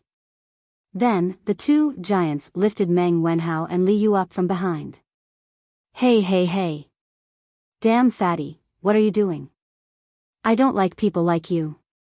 Li Yu's legs were kicking wildly, but he did not forget to talk nonsense. Meng Wenhao really wanted to go over and cover her mouth. This was a classic example of cheating teammates. Humph, you're the damn fatty. A flash of anger flashed across the giant's face as he threw Li Yu out. The other giant also threw Meng Wenhao out. Ah! Li Yu was so scared that she screamed with her eyes closed in the sky. Alright, stop screaming. You didn't fall to your death. Li Zishuan looked at the little girl who was still screaming in his hand and couldn't help but be speechless. He also wanted to let go, but this girl not only kept screaming, her hands and feet also kept swinging randomly. If he let go, this girl would fall to the ground. Fortunately, Li Zishuan's strength was great, so he was able to carry one person with each hand. Meng Wenhao was still fine. Although he was scared and pale, he was still quiet. Sir, why are you here? Chapter 249. East Market, not far from Chen's noodle shop. Meng Wenhao, who was still in shock, stood on the ground and looked at Li Zishuan. Ah. I'm fine. Li Yu, who was lifted in the air, screamed for a while. She realized that she hadn't landed on the ground, so she opened her eyes in surprise. Li Zishuan saw that the girl had returned to normal, so he put her down and said to Meng Wenhao, Heh. If I came a little later, you two would have been buttocks, right? Coincidentally, Li Zishuan had just been released from his house ban. On his way to the workshop, Li Zishuan happened to see Meng Wenhao arguing with the fat boss. Li Zishuan sat in the carriage and listened carefully to their argument. After he figured out the cause of the matter, he wanted to come over and take a look. Then, he saw Meng Wenhao and Li Yu being thrown into the air by the giant baby. In a moment of desperation, he didn't care about anything else. He used cloud-piercing steps and saved the two children, preventing their buttocks from being buttocks. Ah! Meng Wenhao scratched his head awkwardly and said, Sorry for the trouble, sir. Heh, it's no big deal. Li Zishuan waved his hand and didn't care. Wow, you're Meng Wenhao, sir. How can you be so young? Shouldn't sir be an old man with a white beard? Also, why do you know martial arts? Li Yu's heart was quite big. Just now, he was almost scared half to death. Now that he heard the conversation between Meng Wenhao and Li Zishuan, it was as if he had discovered a new continent. He circled around Li Zishuan and sized him up while sighing. Li Zishuan, little you, don't be rude. This is my sir. He saved us just now. Meng Wenhao wouldn't argue with Li Yu about other things, but when it came to his sir, Meng Wenhao wouldn't allow Li Yu to be rude. Hee, I'm fine. Li Zishuan waved his hand and looked at the two children. He joked, Wenhao, take your little girlfriend and stay by the side. Let me have a good talk with this shop owner. He had been watching for a while and naturally saw Meng Wenhao shielding Li Yu behind him. He could not help but tease him. However, he was naturally wasting his feelings. How could the ancients have the concept of boyfriend and girlfriend? In ancient times, free love was not advocated. If two people wanted to confirm their relationship, they had to be engaged before they got married. Before that, the relationship was just a normal relationship. It could not be called a boyfriend and girlfriend relationship. Sir, what little girlfriend? As expected, Meng Wenhao was dumbfounded. Where did this madman come from? How dare he meddle in other people's business? Don't think that just because you know a few tricks, you can learn to fight for justice. The fat boss originally thought that with his two sons involved, there would definitely be no suspense, so he didn't pay much attention to this side. However, when he inadvertently glanced over and saw that Meng Wenhao and Li Yu were still acting as if nothing had happened, he immediately walked over and scolded Li Zixuan. "How dare you? Are you blind? Why don't you look at this?" As a lackey, San Bao was very conscious. When he saw the fat shop owner's arrogant attitude towards his young master, he quickly jumped out and scolded him. However, before he could finish, Li Zixuan stopped him. "San Bao. You go to the side too." This shop owner bullied his student. How could he let him off so easily? If he allowed San Bao to announce his name and identity, wouldn't it be too boring? Yes, young master." San Bao scratched his head and replied before quickly retreating to the side. "Hee, bullying children with brute force. What kind of ability is that? Are you two going to come at me together or three at once?" Li Zixuan did not waste time with the fat shop owner. He was dressed in a white shirt and stood with his hands behind his back as he spoke calmly. Invisible pretentiousness was the most fatal. His image of an otherworldly expert had really stunned Meng Wenhao and Li Yu. The two children looked at Li Zixuan with hearts in their eyes, looking like modern, brainless fans. Three at once? The fat shop owner was stunned. After a while, he reacted and said angrily, "Arrogant. De Bao, Bao, teach this brat a lesson." "Yes, Dad."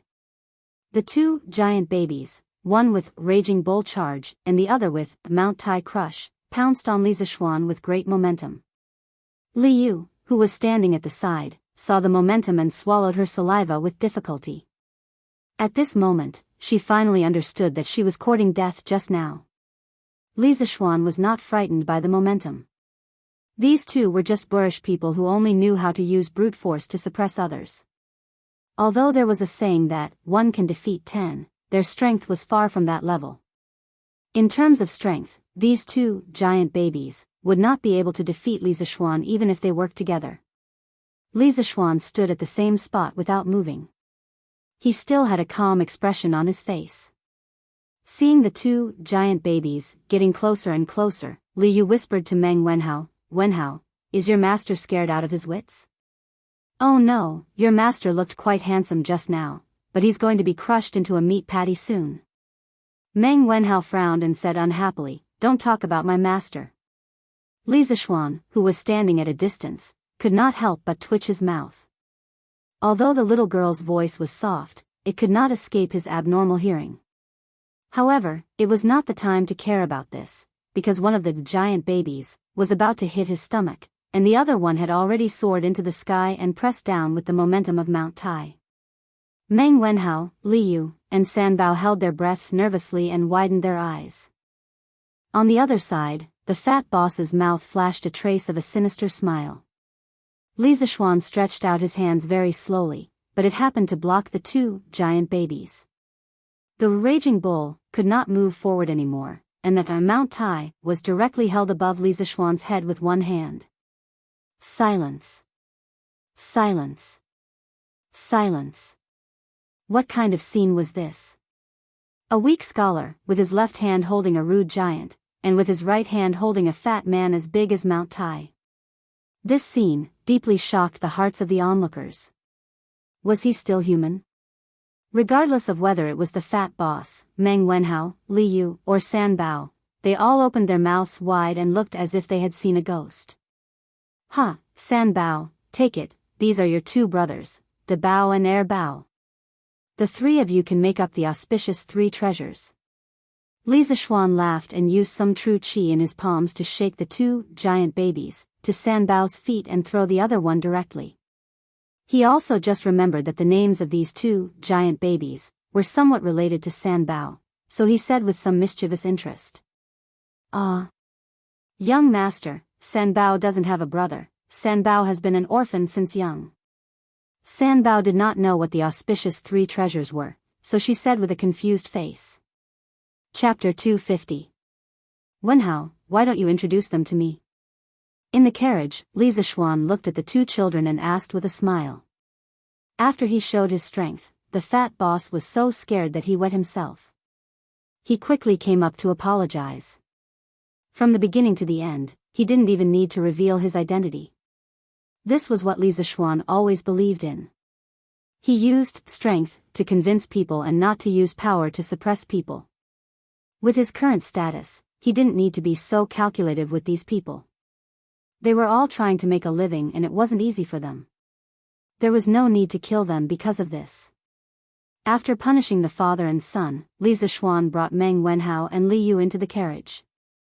After all, the environment in his carriage was much better than the small noodle shop. Meng Wenhao felt that Li Zishuan was looking at him and Li Yu strangely. He scratched his head and pointed at Li Yu. "Sir, she is, I am Li Yu. Sir, you can call me Little Yu, I came to Chang'an to look for my family. This carriage is really big.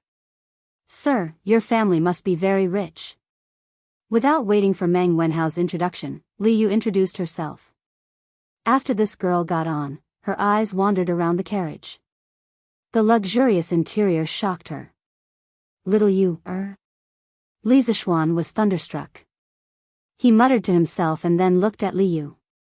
With a strange expression, he asked, "Little Yu, have you heard of someone called Hua Wuke?" "Hua Wuke? Never heard of him. What a weird name." Li Yu sat on the sofa and thought for a while. Then she rolled her eyes. Li Zishuan really wanted to tell her that the two of them were good brothers in a certain dimension. However, this would cause a lot of questions. He suddenly remembered that Li Yu said that she came to Chang'an to look for her family. He asked, "Little Yu, what is the name of your family? Tell me and I might be able to help you." Li Yu, who was enjoying herself on the sofa, froze when she heard that. However, she didn't cry this time. She said bitterly, "I came to Chang'an to find my parents, but I don't know what their names are. Taiji Palace, Sweet Dew Hall." Li Er looked at Li Shaogong, who was staggering out of the door, and shook his head. He smiled helplessly at Zhang Sun beside him and said, "Sigh, no one can resist the temptation of the drunken immortal. Even Shaogong is addicted to it." Zhang Sun smiled and said, "Your Majesty, Li Zishuan seems to have a new idea. I don't know how his brain works, but he keeps coming up with new and strange ideas." As for Qingxian and Qingke, Li Zishuan sent someone to deliver a type of carriage yesterday. I went to take a look. Sitting in that carriage was incomparably comfortable. I didn't feel any bumps at all. It was truly too miraculous. Oh. With such a good thing, this stinking brat actually didn't give me one. How preposterous. When Li Er heard this, he was first slightly surprised, then he said somewhat angrily, "Puchi." Zhang Sun covered her mouth and laughed. "Your Majesty, as the ruler of a country, how can you be angry with a child?" After laughing, she poured a cup of tea for Li Er and continued, "Actually, speaking of which, I have seen Si Nan. It is indeed cumbersome. I don't know what Li Zishuan will come up with this time. If he can really solve the problem of identifying the direction of the navy, there was no concept of a navy in the Tang dynasty. As long as it was an army on the water, it was called the navy. This time, I might as well raise his title by one. Let's see if this brat can seize this opportunity." Li Er took a sip of tea and said with narrowed eyes, "Your Majesty, you actually value this thing so much?" After all, they had been in each other's shoes for so many years. Zhang Sun quickly understood the meaning behind Li Er's words. Li Er nodded. He took Zhang Sun in his arms, looked to the south, and said meaningfully, "This time the 20,000 navy is going south to explore the way. If the small country of Nanyang is really as rich as Li Zishuan said, then when the Tang dynasty is really at peace, it is not impossible." It had to be said that Li Er was a very pioneering monarch. Unlike other monarchs of later generations who blindly pursued the idea of governing the country with benevolence and righteousness, who thought that they were the best country in the world and disdained to compete with the surrounding small countries for benefits, Li Er had always pursued the way of being a saint inside and a king outside.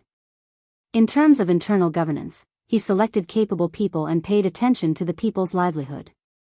In terms of ethnic relations, Li Er not only used force to conquer the tribes that caused border troubles, but also paid attention to comforting the tribes that came to submit to him with benevolence. This was a saint inside and a king outside. All of his actions were carried out with the starting point of the internal stability and prosperity of the Tang dynasty as the starting point. To a certain extent, Li Er was a very aggressive monarch. To have such a valiant emperor in the Central Plains, it was a misfortune for the Turks, Tibetans, Tuyuhun, Goryeo, and other neighboring countries. Although Li Er did not directly say what he wanted to do, Zhang Sun knew what her husband was thinking.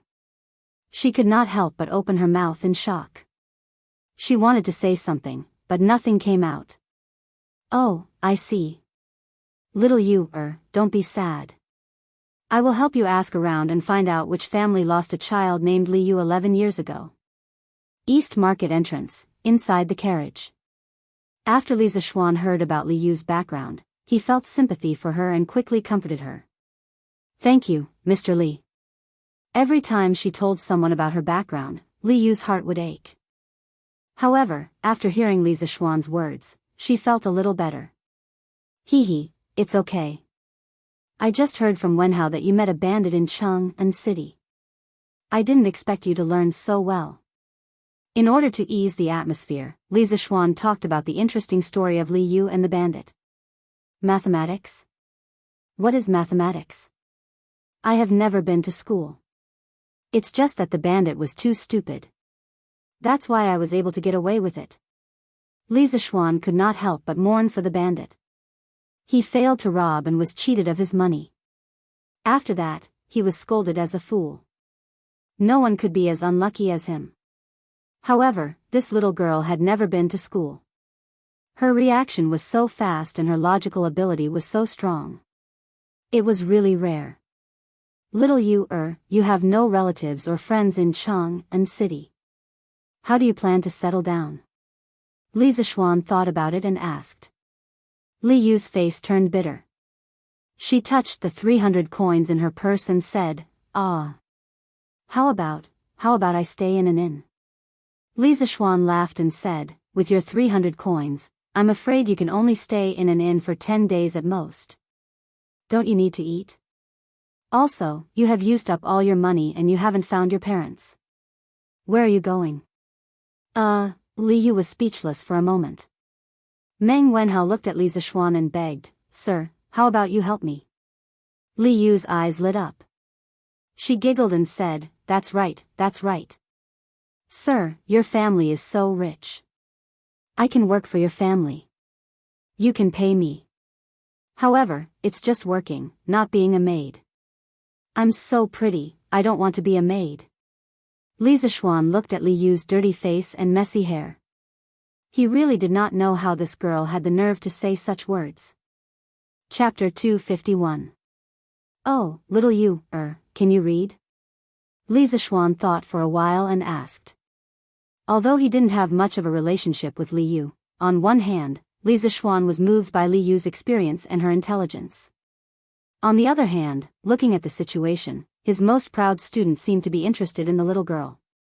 Should he help them? Or should he? Yes. When I was young, my aunt taught me how to read. Although Lu Yixue did not know mathematics, she knew a little about poetry. In addition, she treated Li Yu as her own daughter. Of course, she would take the time to teach Li Yu how to read. Well, since little Yu, is not willing to be a servant, how about this? Our workshop is lacking reporters. You can earn money by writing news. Li Zishuan thought for a while and suddenly slapped his thigh and said excitedly. This little girl's mind was jumpy and she had a weird personality. Her words were also humorous. He wanted her to try being a reporter and see how it would turn out. What is a reporter? What is news? Li Yu felt that the people in the city were not friendly. They kept saying words that the people in the countryside had never heard of. Meng Wenhao also looked at Li Zishuan curiously. After reading the newspaper for so long, he knew what news was but he did not know what a reporter was. Li Zishuan took a few newspapers from the table and handed them to Li Yu. Little Yu, take a look at what the news is about. Then, the reporter is the person who writes the news. I call him a reporter. If you can write a similar article, then come work in the editorial department.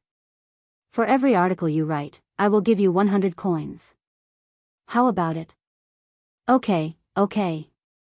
Li Yu was extremely excited and quickly agreed. Meng Wenhao's eyes flashed with envy. Even if she only wrote one article a day, she could earn 3,000 coins a month. This salary was not low. Li Zishuan smiled and looked at Meng Wenhao. Wenhao, why are you out today? Aren't you studying at home? Oh, right. Sir, the newspaper said that the imperial court sent the navy to escort the fleet to the south. Do you know about it?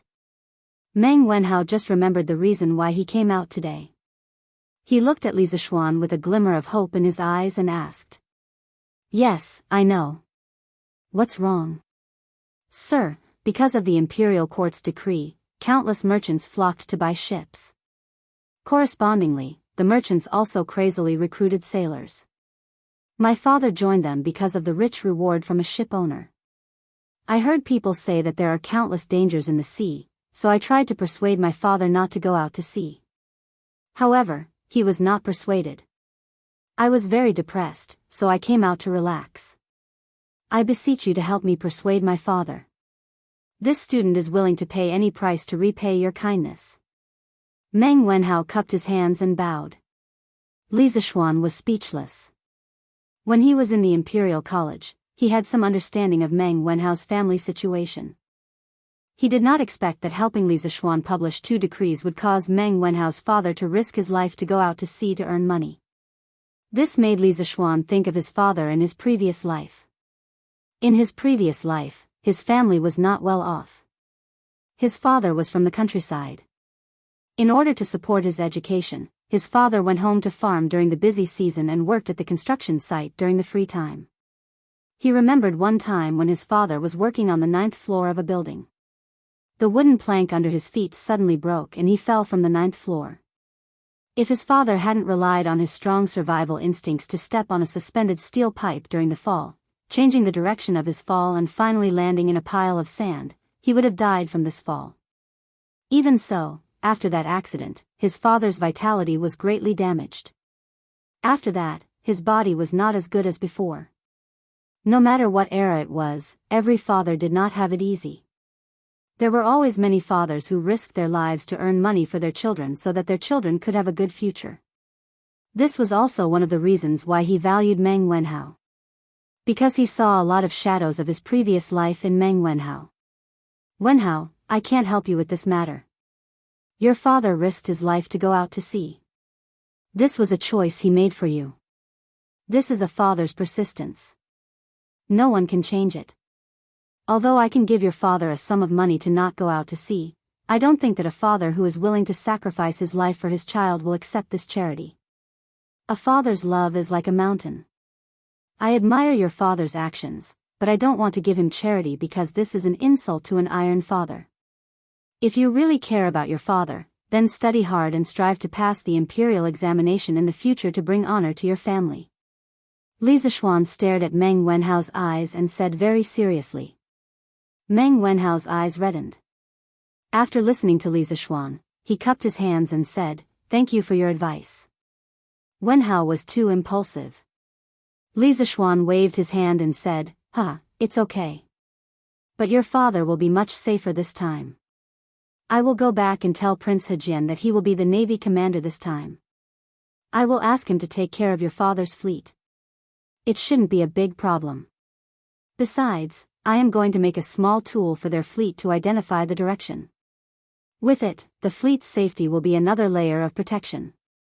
Wenhao, if you have nothing to do in the afternoon, why don't you come with me to the workshop and see this magical tool? Yes, I can't ask for more. When Meng Wenhao heard that the small tool for identifying the direction could give the fleet an extra layer of protection, he wanted to go and see it himself. It would be best if he could help. After all, it was related to his father's safety. Now that he heard Li Zishuan's invitation, he had no reason to refuse. I'll go too. Mr. Li, your newspaper is so interesting. I also want to go to the workshop to see it. Li Yu, who had been reading the newspaper for a long time, said excitedly. He had to say that this girl was really lucky. When she first arrived in Chang'an, although she encountered robbers, she was scared but not in danger. She even got her first sum of money and met Meng Wenhao. Then, she met Li Zishuan, the big tycoon, and was directly assigned a job. Her luck was really out of this world. Okay, I'll take you to see the editorial department of Datong Daily. San Bao, continue to the workshop. Li Zishuan also had the same idea. He nodded and shouted outside. Yes, young master. San Bao answered and the carriage continued to move slowly. Wow! This carriage runs so smoothly. Ah! There's a toilet and a place to wash your hands in the carriage. Mr. Li, your carriage is so useful. How long have I been a reporter for to be able to buy such a carriage? Once the carriage started moving, Li Yu was like a curious baby. Her exclamations could be heard everywhere. It was Meng Wenhao's first time in such a carriage. Although his eyes flashed with surprise, he did not make a fuss like Li Yu. Li Zishuan looked at Li Yu and thought about it seriously before replying. If you write a news article a day, you'll be able to buy a car like this after working for about 22 years. Little Yu, work hard. I have high hopes for you. Li Yu was speechless. High hopes my ass. Chapter 252. Faubert, arrange a quiet room for me and get someone to show this lady around the editorial department. She will be a reporter for Datong Daily in the future. Let her familiarize herself with Ma Zhou with her future job. Li Zishuan instructed Faubert when they arrived at the workshop. Yes, young master. Song Xiaoxi, bring this lady to the back hall to look for Steward Ma.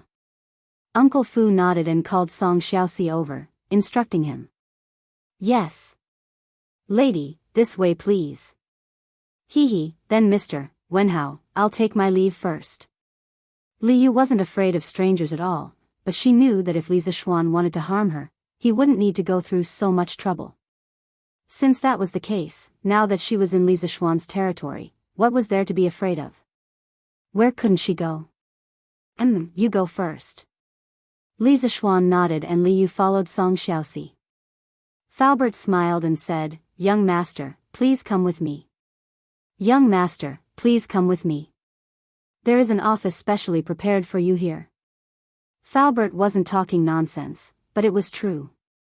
The original layout of the workshop originally had a courtyard reserved for the owner. Yen Lide used to come here often, but when it was Li Zishuan's turn to take over the workshop, he didn't stay for long. Every time, he left after assigning tasks to everyone. Li Zishuan replied with an "oh" and led Meng Wenhao, San Bao, and the others to follow behind Uncle Fu. After making many turns, they arrived at a small courtyard. Li Zishuan looked at this unfamiliar courtyard and raised his eyebrows in surprise. At the same time, he was a little embarrassed. He was not qualified to be a big boss. He was not even familiar with his own territory. Young master, this is the place. When Minister Yen came over, he handled his business at Drunken Wind Pavilion. This courtyard has always been cleaned. Young master, you can go in directly. Fu Bo stopped and pointed at the independent courtyard with the words, Drunken Wind Pavilion, hanging in front of him. Yes, thank you, Faubert. I'm here today to make a small tool. I'll get San Bao to get some materials from you later. Faubert, you can give me whatever you want. If you have something to do now, you can go ahead. Li Zishuan nodded his head in satisfaction. This office was not bad.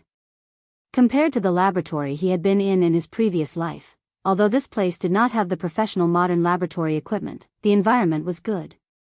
Such a quaint independent courtyard, if placed in the modern era, would be worth more than all the equipment in his laboratory combined. As for the professional equipment, it's fine if I don't have it now. I have so much stock in my mind. Why would I be afraid that I can't upgrade the industrial foundation of the Tang dynasty? Young master, this old man will take his leave first. Faubert cupped his hands and walked away with a smile. Although he didn't know what Li Zishuan was up to, he would know when the time came. There was no need to rush. Iron Egg, where's your master? Today, Li Tai had come to look for Li Zixuan to continue listening to his novel. As usual, this fellow didn't let anyone announce his arrival and directly swaggered in. However, he couldn't help but feel a little puzzled when he found nothing. Seeing Iron Egg passing by, Li Tai quickly stopped him and asked. Iron Egg was speechless. It was rare to see someone like Li Tai walk into someone's house and look for the owner. Your Highness Prince Wei, my master went to the workshop. He went to the workshop? How is that possible? Isn't he still under house arrest? The news that Li Zixuan's house arrest was lifted in advance hadn't reached Li Tai's ears yet. Therefore, the little fatty was surprised. His Majesty lifted my master's house arrest and asked him to make some small tools to guide the way for the fleet in 7 days to prevent them from getting lost on the sea. Iron Egg explained patiently. Since there's something so interesting, I'll go take a look too. When Li Tai heard this, his interest was immediately piqued. Aside from the novel, what he admired the most was Li Zixuan's ability to stir up trouble.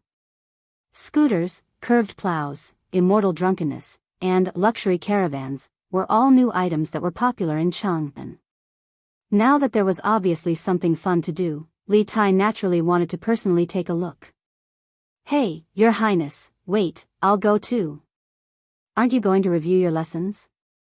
I'm done. Sir, do you think it's okay this time? In Drunken Wind Pavilion, Meng Wenhao was assigned by Li Zixuan to magnetize the embroidery needle. He bitterly ground the needle on a magnet for nearly half an hour before showing it to Li Zixuan again. Li Zixuan took it and sucked on the small iron nail next to it. After finding that the magnetism was good, he nodded and said, well, it's okay.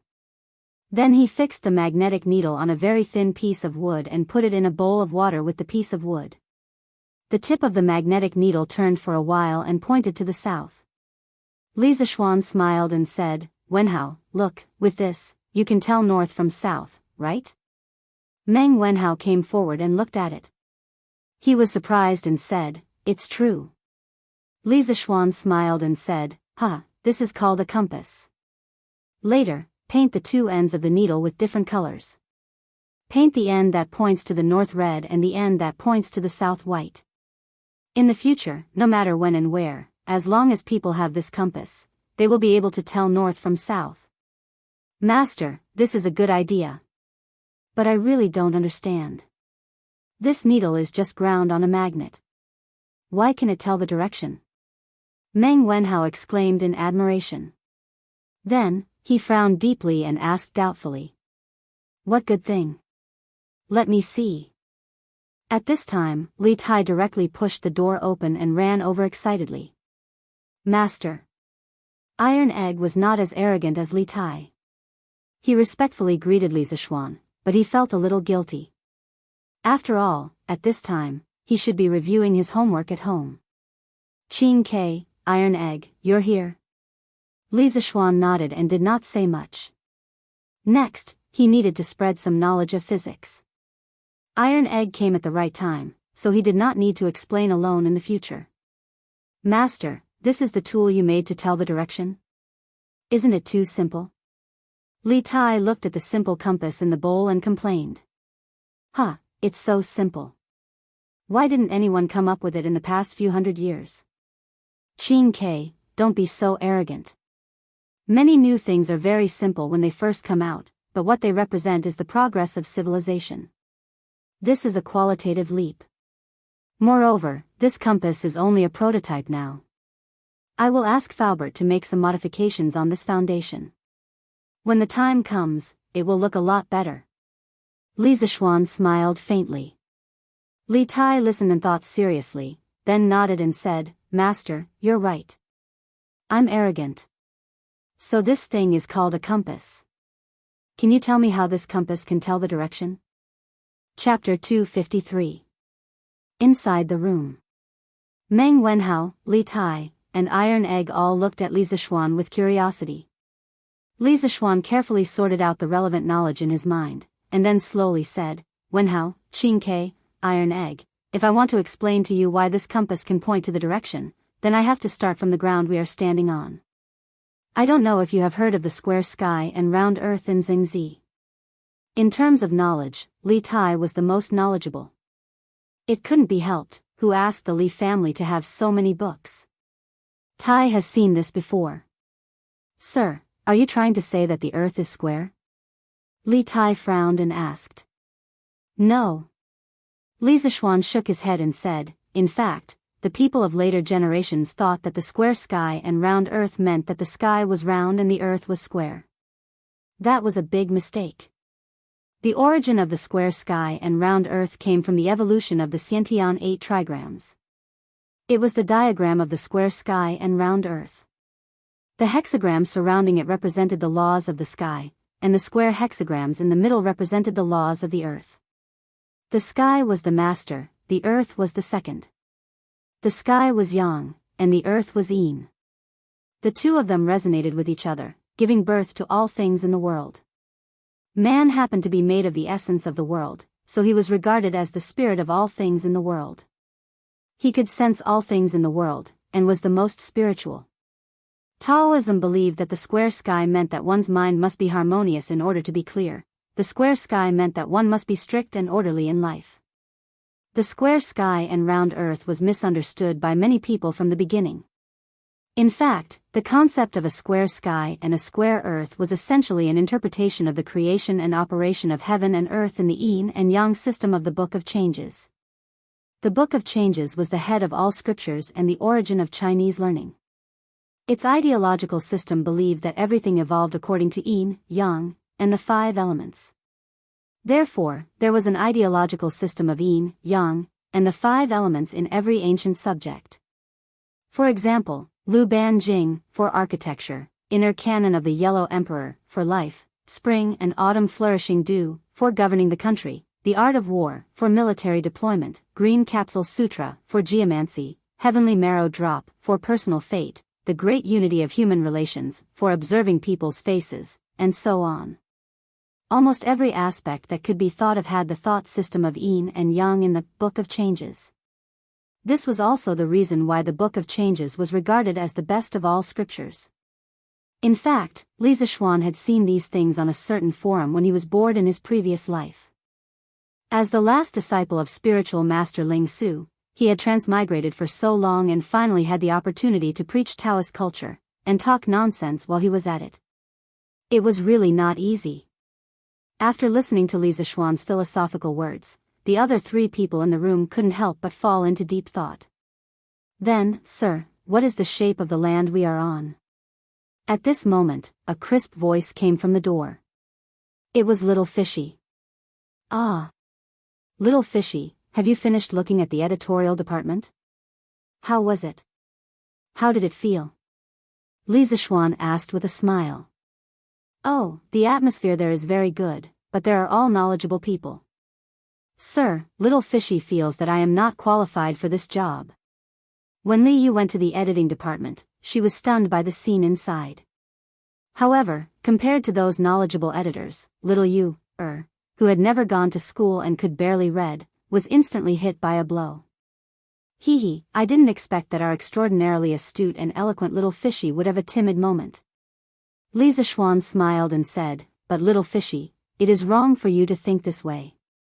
Although you are not knowledgeable, you have your advantages. The news on our Datong Daily doesn't need to be very literary. You just need to write a novel and interesting story. I think you are qualified for this position. Really? Really? Li Yu asked excitedly. Yes, of course. Later, try to write an article and show it to me. Maybe I can give you some pointers. Of course, before you write the news, you have to go to the people and find some interesting things. As a reporter, you can't make something out of nothing. Yes, I will go out tomorrow to find the news. This girl had a big heart. Her bad mood came and went quickly. At this moment, she was no longer as dispirited as before. Instead, she was full of enthusiasm. Then she said, Sir, can you continue to talk about the shape of the earth? Li Tai and Iron Egg nodded quickly. At this time, they didn't have extra time to care about who Li Yu was and where she came from. Their minds were hooked by Li Zishuan's theory just now. In fact, the earth we are standing on is a sphere. The reason why we can't feel that it is a sphere is because its size is too big. I call this piece of land the earth. Every person in every corner of the earth has the sky above their head. The direction they are standing in is pointing to the center of the earth. Li Zishuan said as he held an iron ball and gestured.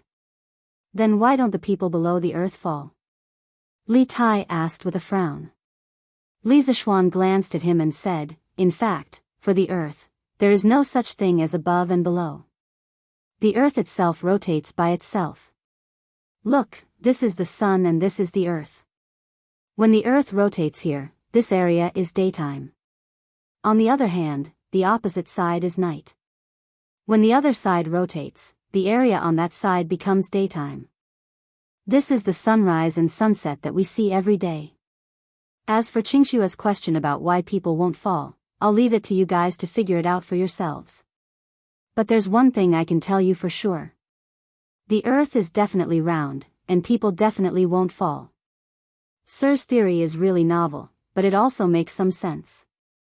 Li Tai nodded thoughtfully. He couldn't completely accept it in a short time. After all, the shock it brought to him was too great. Qing K still doesn't seem to believe me. Then I'll give you 2 more examples. When a ship comes from afar, we always see the mast first and then the hull. If you haven't seen the sea, it's the same in a big river. On the other hand, no matter where we are or how high we stand, the range of our vision is always limited. These all prove that the earth is spherical. That's true. I've seen many ships like this on the river before. Hearing this, Li Yu hurriedly shouted happily. Well, after explaining that the earth is spherical, I'll tell you why the compass can point the way. This will be a new subject. This subject will bring you into a new world. Chapter 254. Take a look at this bar magnet. I tied a string to its center and suspended it in the air. When it is still, I call the end that points to the south pole of the magnet. The end that points to the north is called the north pole of the magnet. Then, I'll label it with the north pole and south pole labels. Qingke, follow my steps and label the other magnet with the north pole and south pole labels. In the Drunken Wind Pavilion, Li Zishuan was holding a bar magnet and conducting the most basic physics experiment for the 4 of them. Good, good, good. Tai, come and try. Li Tai had read a lot of the 4 books and 5 classics, but he had never done a real experiment before. He had been watching Li Zishuan play happily from the side and had long been itching for a fight. When he heard this, he immediately rushed over. Li Zishuan smiled and let the little fatty play by himself. He went to get 2 small pieces of paper and was about to stick the N and S poles on the magnet in his hand when he suddenly froze. This was the Tang dynasty. How could the ancients know about north and south? If you put N and S on it, who would know what it meant? Helplessly, he shook his head and wrote N and B on the north and south poles. He'll just use the pinyin initials of the north and south poles. Sigh, how vexing. Many scientific terms and terms in the future had various English abbreviations. What should he do in the future? Li Zishuan couldn't help but feel a headache coming on. It seemed that there was still a long way to go to raise the level of science and technology in the Great Tang. Sir, Tai has also found the north and south poles. Sir, what do you mean by these words? Li Tai's hands-on skills were not bad. It didn't take long for him to find the north and south poles of the other magnet. But when he saw the 2 letters Li Zishuan had marked, he was immediately confused. Qingke, do you still remember the pinyin? N and B are the pinyin initials of the north and south poles. For the sake of convenience, we'll use these 2 letters to replace the north and south poles in the future. Li Zishuan couldn't help but rejoice at his quick-wittedness. Otherwise, how would he explain the N ands? Oh. I see. Now that you mention it, Tai also feels that it's quite convenient. Li Tai suddenly understood. Then he followed suit and marked the north and south poles of the magnet in his hand. At this time, Li Zixuan held 2 magnets in his hand, looked at the 4 of them, and said, "Next, I'm going to tell you a very important theorem, which is that magnetic poles of the same sex repel each other and magnetic poles of the opposite sex attract each other. If you don't believe me, you can try it yourself and see if it's true." "Is there such a thing?" "Let me try." Li Yu took 2 magnets and started the experiment. Although she didn't know pinyin, she could still tell if the 2 letters were the same. "It's really like that." "Sir, why is that? And what does this have to do with the compass being able to point the way?" After Li Yu played with the magnets for a while, she tested the result that Li Zixuan predicted. Then she asked, "Why does the same sex repel each other and the opposite sex attract each other?" You can think about this question later. Of course, you can also understand it as the relationship between people. Usually, it's a man and a woman who get married. You've never seen a man marry another man or a woman marry another woman, right? Li Zixuan couldn't explain this question clearly. At that time, their physics teacher only said that it was a theorem and asked everyone to remember it. As for why the same sex repel each other and the opposite sex attract each other, he didn't know. He could only say that he didn't understand. Haha. Li Yu smiled and said, "Sir, this is really interesting.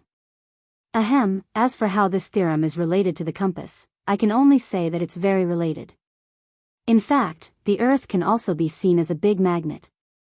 One of its poles is near the geographical North Pole, which can also be called the South Pole of the geomagnetic field. The other pole is near the geographical South Pole, which is the North Pole of the geomagnetic field.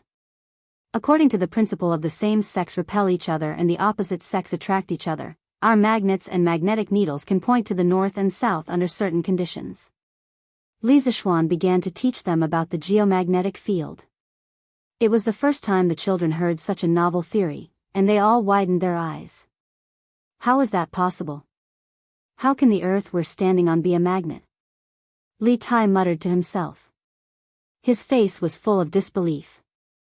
This shocking theory had completely overturned his worldview. Haha. Li Zixuan smiled and didn't say much. He walked to the nearby tables and started to draw. A real compass used for navigation couldn't be so crude and simple. It didn't have any technical content. In fact, the core of a compass, other than the magnetic needle, was its central axis. It had to consider the balance of the needle and the friction during rotation. Li Zixuan designed the central axis as a step axis. He drilled a hole slightly larger than the diameter of the thin end of the step axis at the center of gravity of the magnetic needle. After the magnetic needle was inserted into the thin axis, he tried to deform the thin axis and rivet the magnetic needle onto the thin axis. He controlled the deformation of the thin axis to prevent the magnetic needle from being riveted. At this time, the magnetic needle could rotate around the thin axis, but it couldn't leave the thin axis. As for the cover of the compass, he could only use glass. In the past, he was lazy and didn't make glass. He didn't expect that he still couldn't avoid glass. This time, he might as well make glass. Thinking of this, Li Zixuan raised his head and ordered, "San Bao, go and ask Faubert to come here." "Yes, young master." San Bao responded and hurriedly ran out of the small courtyard to look for Uncle Fu. After a while, Faubert came in and asked, "Young master, you were looking for me?" "Yes, Faubert, take a look and see if this thing can be made." Li Zixuan handed the drawings of the various parts of the compass to Faubert and said. Faubert took it and looked at it seriously. After a moment of silence, he finally nodded and said, "It should be possible, but it's very troublesome." "Young master, there are many small and delicate parts in the thing you drew. If you want to make it perfectly, you'll need an old craftsman who has been working for more than 10 years. Hearing this, Li Zixuan patted his head. He almost forgot that some of the parts in this compass were almost equivalent to a small precision instrument.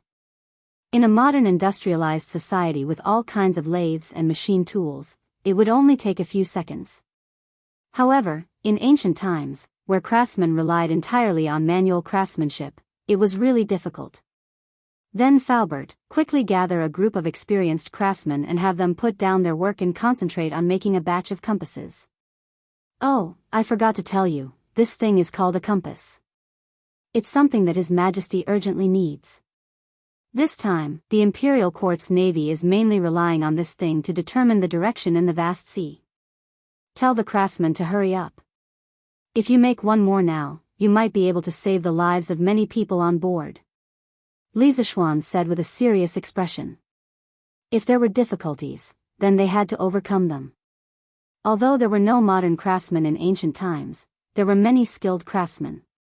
Many of the ancient handicrafts and buildings could not be made by modern people even if they relied on machinery.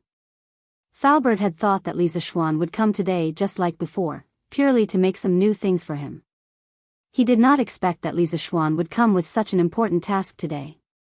After hearing this, he quickly said with a serious expression, "Young master, rest assured that the workshop will work together these few days to make a batch of compasses."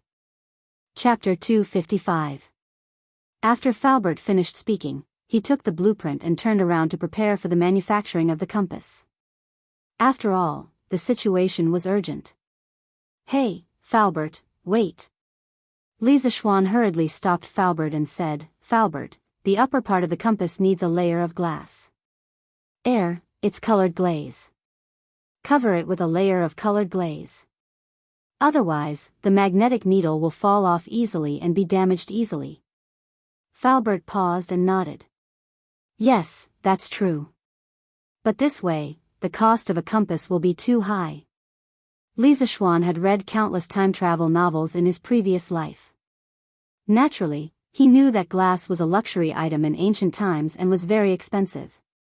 He pondered for a moment and said, "Faubert, buy some colored glaze from the barbarian merchants and make a compass first. I need it urgently today." "Yes, young master. It shouldn't be a problem to make one first." Li Zishuan nodded. He looked out of the door and sighed faintly. Then, he took out the glass formula and baking method that he had just written on the table and said, "After that, we don't need to buy any colored glaze from the barbarian merchants. You don't need to buy colored glass from the barbarian merchants for the rest of the compass. I have a method to produce colored glass here. The formula and the detailed steps are all written here. You can try to figure it out later. In a day or two, our workshop should be able to produce colored glass ourselves.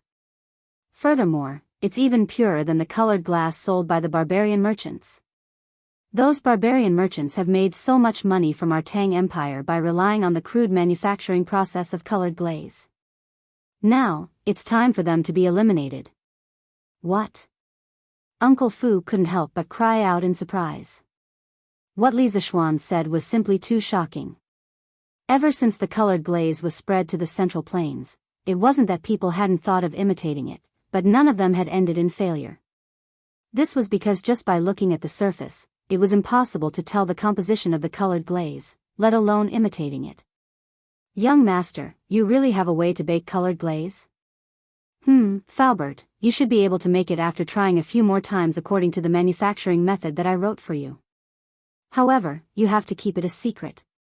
The formula of Luli should be top secret in the workshop. The fewer people who know about it, the better. As long as he knew the formula and firing steps of the glass, the manufacturing process would not be too complicated.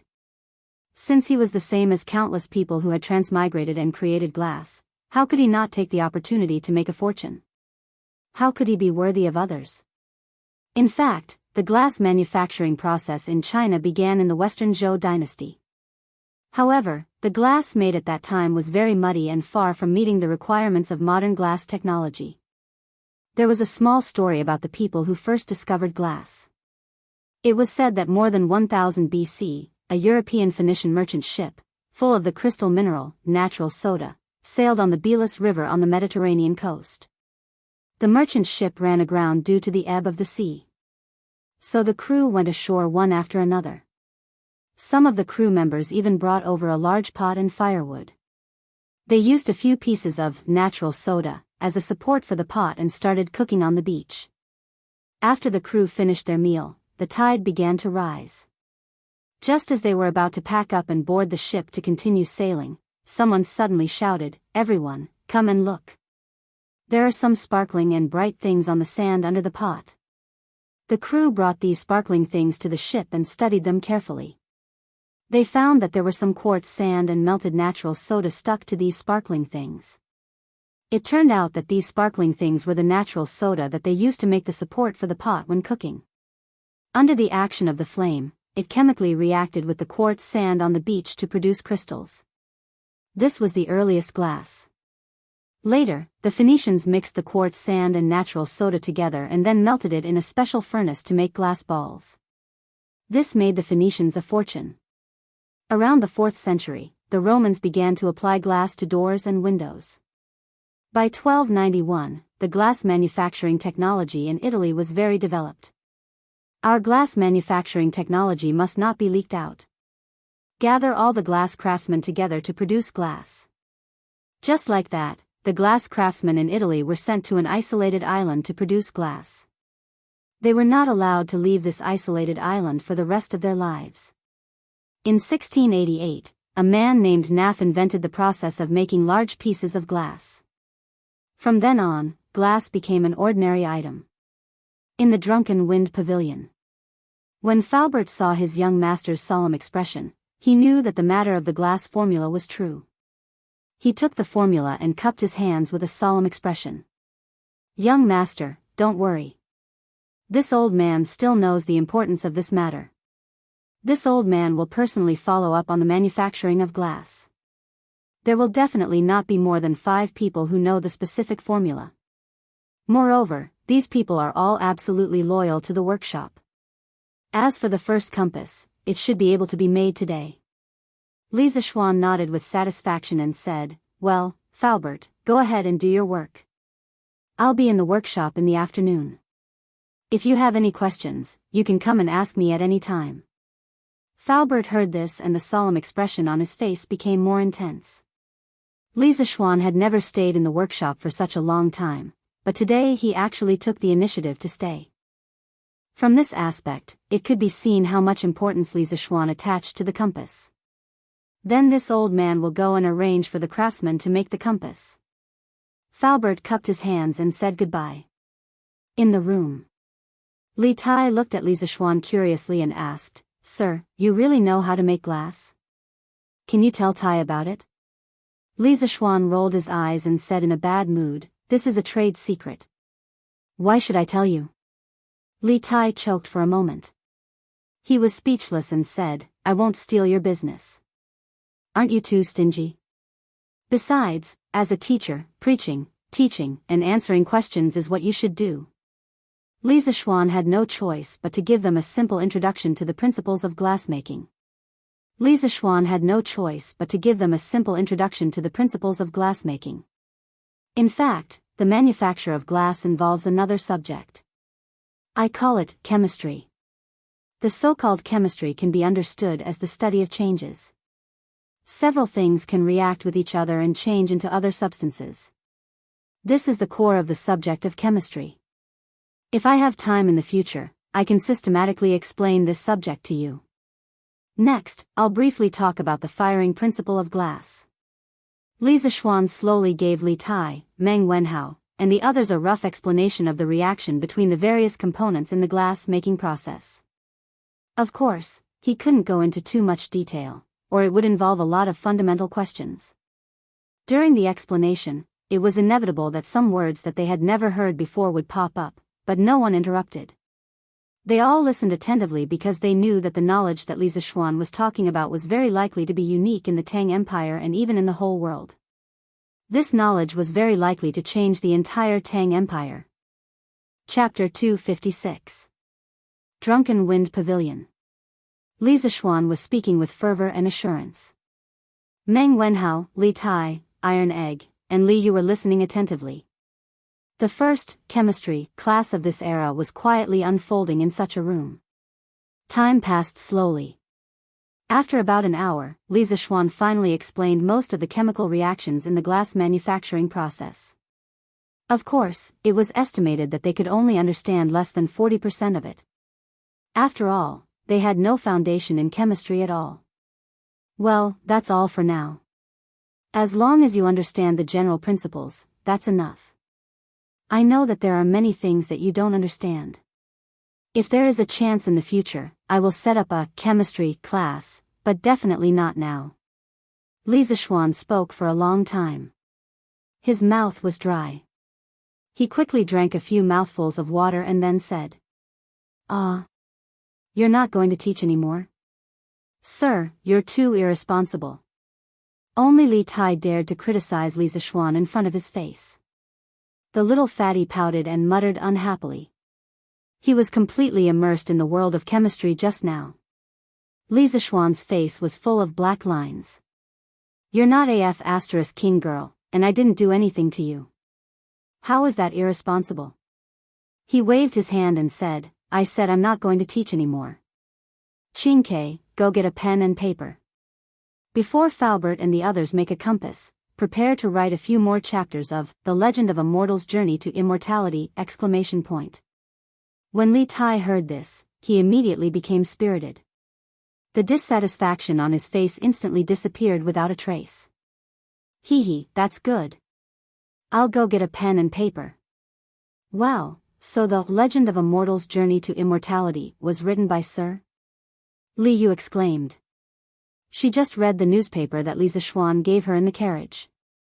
Other than the news, the part that attracted her the most was the novel. Although she only read a few chapters in the middle of The Legend of a Mortal's Journey to Immortality, she was deeply attracted by the bizarre world of immortal cultivation inside. Fortunately, Li Zishuan had only given her some old newspapers. If she were to read today's issue, the expression on her face would not be one of shock, but of vomiting blood. Because in this edition of the newspaper, she could see Li Zishuan rewarding himself. "Little you, I gave you the newspaper in the carriage just so you could read the news. Why did you go read novels?" When Li Zishuan saw how excited the little girl was, he knew that she had read a lot of novels in the carriage earlier.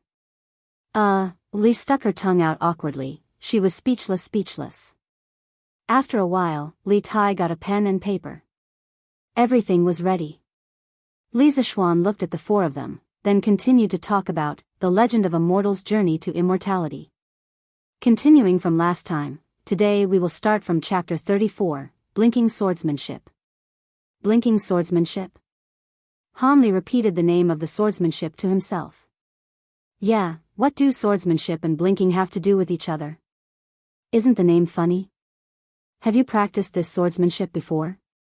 Han Li asked with concern. Of course not. Who would practice a martial art that doesn't even use true qi? Isn't it just for show? Not to mention me, ever since it was created, no one has practiced it. Today's opening was more exciting. When the words blinking swordsmanship came out, it immediately attracted the attention of Li Tai and the others. In fact, even Li Zishuan admired the imagination of the original author of Mortal, Wang Yu. To be able to come up with such a novel swordsmanship, this novel swordsmanship was even more attractive to people like Li Tai and Meng Wenhao who had never been in contact with online literature. In a way, the blinking swordsmanship, created by the first generation of the 7 invincible elders, was probably the technique that had the greatest impact on Han Li's life. Of course, the blinking swordsmanship was not a true technique. It could not even be considered a swordsmanship. Instead, it was more like a killing encyclopedia. Its goal was to make use of all available factors and seize a fleeting opportunity to kill an enemy who was stronger than oneself in the blink of an eye. From the original book, it could be seen that Han Li had been on the path of cultivation for nearly 3,000 years. His realm had risen from that of a mortal to that of a great ascension ancestor. His techniques had also been constantly upgraded. However, this martial art created by a mortal had always influenced him. From this, one could see the power of the blinking swordsmanship. Stealing secret manuals, surprise, 3 untrainables, meeting a spy at night, abnormal conditions, origin of the secret technique, message appearing at night, cloud-winged bird, everything was ready. In the blink of an eye, another 10 chapters had been talked about. Almost 2 hours later, Faubert finally walked in with a small wooden box. "Young master, look, the first compass has been made." Faubert looked a little tired, but more excited. It could be seen that he had spent a lot of effort on this first compass. Li Zishuan took the box and opened it. He saw a palm-sized compass with a wooden casing lying quietly in the box. As for why the casing was made of wood, it was mainly because iron would interfere with the pointing of the compass. In this era, copper was mainly used to cast copper coins. It was even more precious than iron, so it was not conducive to popularizing. Li Zishuan took out the compass and held it in his hand. The magnetic needle rotated with the dial. When it stopped, he could immediately identify the 4 directions from the dial. Well, that's great. Faubert, thank you for your hard work. Li Zishuan looked a little excited. The degree of perfection of the first compass had exceeded his imagination. Although the pointing of the compass was certainly not absolutely accurate, because the north and south poles of geomagnetism did not completely coincide with the north and south poles of geomagnetism, there was magnetic declination. This had been mentioned by the scholar Shen Kuo of the Northern Song dynasty in Dream Creek writings, but to be able to achieve this step was really very good. At least for this time's fleet to go south, this compass could be called a divine tool. The final difference between having and not having a compass was really big. It's not hard, not hard. Young master, the materials for making glass have been prepared. This old man has decided to start firing the glass tonight. After all, time waits for no one. Faubert said with a smile. Li Zishuan couldn't help but say, Faubert, you are so old. It's better not to stay up late. You don't have to worry too much about the glass. According to the method I wrote, it should be able to be made in 2 or 3 days. Young master, you don't have to worry about this old man's body. This old man has just turned 60 this year. I have been working my whole life. My body has always been healthy. Besides, when the time comes, I will just be watching from the side. It won't take much physical strength. I will be fine. Faubert's face was glowing. From his complexion, he indeed looked more energetic than some people in their 60s. Perhaps a person's heart was full of enthusiasm, which could indeed make his body more energetic. Well, anyway, in any case, your health is the most important. You are now the pillar of our workshop. Li Zishuan saw that Faubert was insistent. He could only compromise helplessly. Thank you for your concern, young master. This old man will go back to work. Faubert was touched. He cupped his hands and said, Okay. Chapter 257. Since today's goal has been achieved, let's go back. Li Zishuan put the compass back into the wooden box and smiled happily. Hey, mister, wait a minute. Where will I live? I can't live in the workshop, right? Xiao Yu jumped out and asked. Li Zishuan patted his head. He almost forgot about it. I'll have Uncle Fu arrange for someone to bring you to the broker. When the time comes, you can choose which square you want to live in. You can rent a courtyard in that square and live there for now.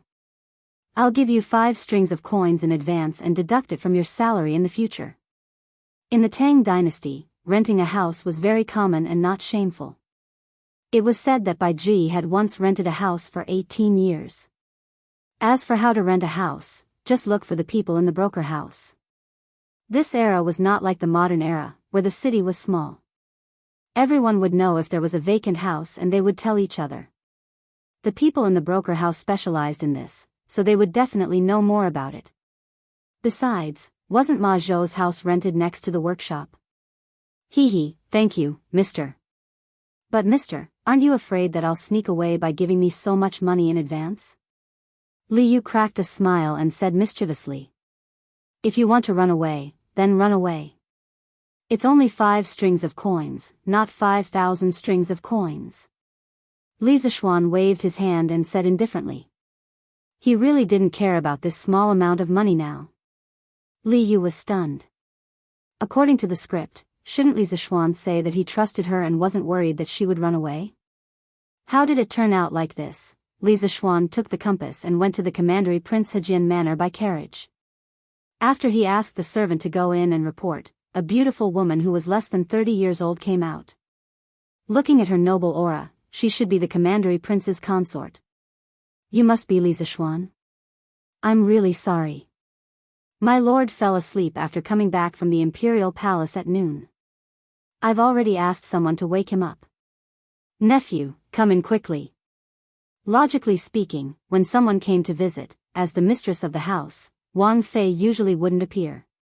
However, today's situation was truly special. Firstly, Li Xiaogong had drunk quite a bit at noon and was indeed still not fully awake. Secondly, Li Zixuan was just a junior and didn't really need to worry about these things. So it's the princess consort. This one greets the princess consort. Li Zixuan was also shocked and hurriedly raised his hands in greeting. No need for formality, come in quickly. Before His Highness went to sleep, he specifically instructed me to wake him up when you came. The princess consort said with laughter. Li Zixuan followed Zheng Fei through the grand Wang Fu and came to a spacious hall. After sitting down, seeing that Li Xiaogong had not come yet, Zheng Fei started to chat with Li Zixuan about daily life. Things like how old he was, who was in his family, if he was married, and so on. Li Zixuan did not dare to show any impatience on his face. Of course, he did not dare to stare at Zheng Fei. This guy hugged the teacup. As he politely answered, he submissively stared at the teacup as though there was a flower inside the teacup. It wasn't that he couldn't be seen, but this princess consort was too beautiful. Li Zixuan was afraid that if he looked at her too much, he would get chicken eyes. He wasn't chicken bro's chicken. Haha. Little Xian, you've come? Don't tell me you've already finished that little tool for identifying directions? Just as Li Zixuan was silently criticizing Li Xiaogong for marrying such a beautiful wife and not dying of silence, Li Xiaogong's laughter came from outside the room. Just as he finished speaking, he saw Li Xiaogong, dressed in dark yellow robes, walk in with an imposing presence. Greetings to the Lord. Rise, rise. The two greeted each other and Li Xiaogong sat next to the princess consort. At this time, Li Zixuan took out the sandalwood box containing the compass from his sleeve and handed it in front of Li Xiaogong. He said with a smile, Lord, this is the tool this little one made to find directions. It's called a compass. Take a look. Li Xiaogong said with a smile, you are really efficient. As he spoke, he took the sandalwood box. After opening it, he took out the palm-sized compass and then examined it in his hand. He saw the small magnetic needle that was thick in the middle and thin at the ends had a paper dial. After the initial spins, it finally stabilized. Li Xiaogong looked at the direction marked on the dial and then looked at the direction in reality. He couldn't help but exclaim in shock. Miraculous, really miraculous. Such a small thing can point out north, south, east, and west so quickly. It really is miraculous. This is much better than the compass of the imperial astronomer. The princess consort saw her husband lose his composure and couldn't help but come over to see what kind of miraculous object it was. With a look, she was also attracted by the exquisite and wondrous compass. Lord, this thing is much smaller than the compass, but I didn't expect it to be so useful. And the speed at which it points directions is so fast. Yes, it is so. Little Xian, this thing you made is very good. This prince heard that you have a workshop. That will save us a lot of trouble. This time, there are about 1,300 ships going south, including the civilian ships. You can have your workshop make 1,000 compasses first. At this time, Li Xiaogong was even more confident about leading the navy down south to trade for grain. He waved his hand heroically and said. Li Zixuan's knees weakened and he almost knelt down. He could not calculate things like Li Xiaogong. It would take at least half a month to make 1,000 compasses. That was because all of the fine components had to be polished by hand. Lord, it is not easy to make this compass, and it is not cheap to make. If you want 1,000, even if the court is willing to pay, our workshop cannot make it in 7 days. Li Zixuan spread his hands with a troubled expression. Ah! How expensive can such a small thing be? Boy, don't fool Ben Wang. Li Xiaogong said with a frown. Lord, this boy does not dare to fool you. Look at the cover of this compass, it is made of colored glass. The small needles inside have to be polished by old craftsmen in our workshop to be perfect.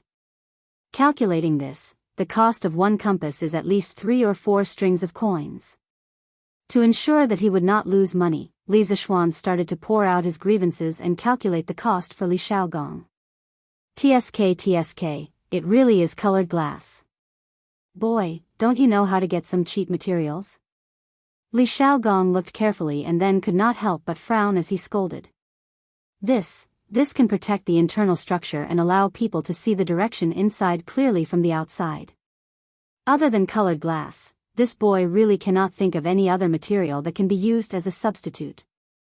Li Zishuan was dissing Li Xiaogong for being uncultured in his mind but explained without a change in expression. Lord, this concubine feels that you should think this way. At this time, Jun Wang Fei smiled and interrupted. Compared to Sinan, this compass is small and fine, but the price is more than 10 times cheaper than Sinan. If you think like this, don't you feel that this compass is much cheaper? Wow! Jun Wang Fei is really a godlike teammate. Li Zishuan furiously praised Jun Wang Fei 666666666 in his mind. He had not been lying when he estimated the cost. However, that was only when the workshop did not have the ability to make glass. Right now, the workshop would probably be able to produce glass in a short while.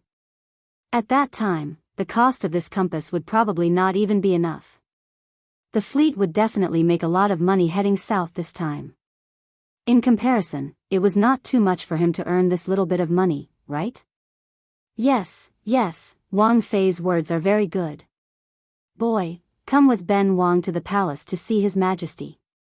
This matter needs to be decided by His Majesty in the end. Hearing Jun Wang Fei's analysis, Li Xiaogong's expression turned joyful as he stood and laughed. Chapter 258. The sun was setting in the west. Looking at the time, it would not be long before all the shops closed. However, Li Zishuan was forcefully dragged by Li Xiaogong to the palace. Are you still worried about the curfew? What should I say to you? It's just a curfew. In a while, His Majesty will give you a warrant. The patrolling marquis will naturally not make things difficult for you. The officials will also open the doors for you. What are you afraid of? In the Li family's luxurious limousine, Li Xiaogong saw Li Zishuan looking at the sky outside the window from time to time. He pondered for a moment and understood what Li Zishuan was thinking. He comfortably leaned on the sofa and said unhappily. Ugh, Li Zishuan thought that it was true. He secretly thought that he was used to being an obedient child. Your Highness is right. Haha. However, your carriage is really comfortable, especially this stool. Sitting on it is soft, even more comfortable than lying on a bed. Brat, how about you give me one later? Li Xiaogong was like some of the big bosses in modern times. He sank his entire body into the sofa. He used his hand to touch his old waist and sighed in satisfaction. Your Highness, the production of this carriage is currently not enough. However, in a few days, there will be a batch of carriages to sell. At that time, I will give you another one. How about it? Li Zishuan silently cursed Li Xiaogong in his heart. He was afraid that Li Xiaogong had drunk too much. Otherwise, he would not be rubbing his old waist now.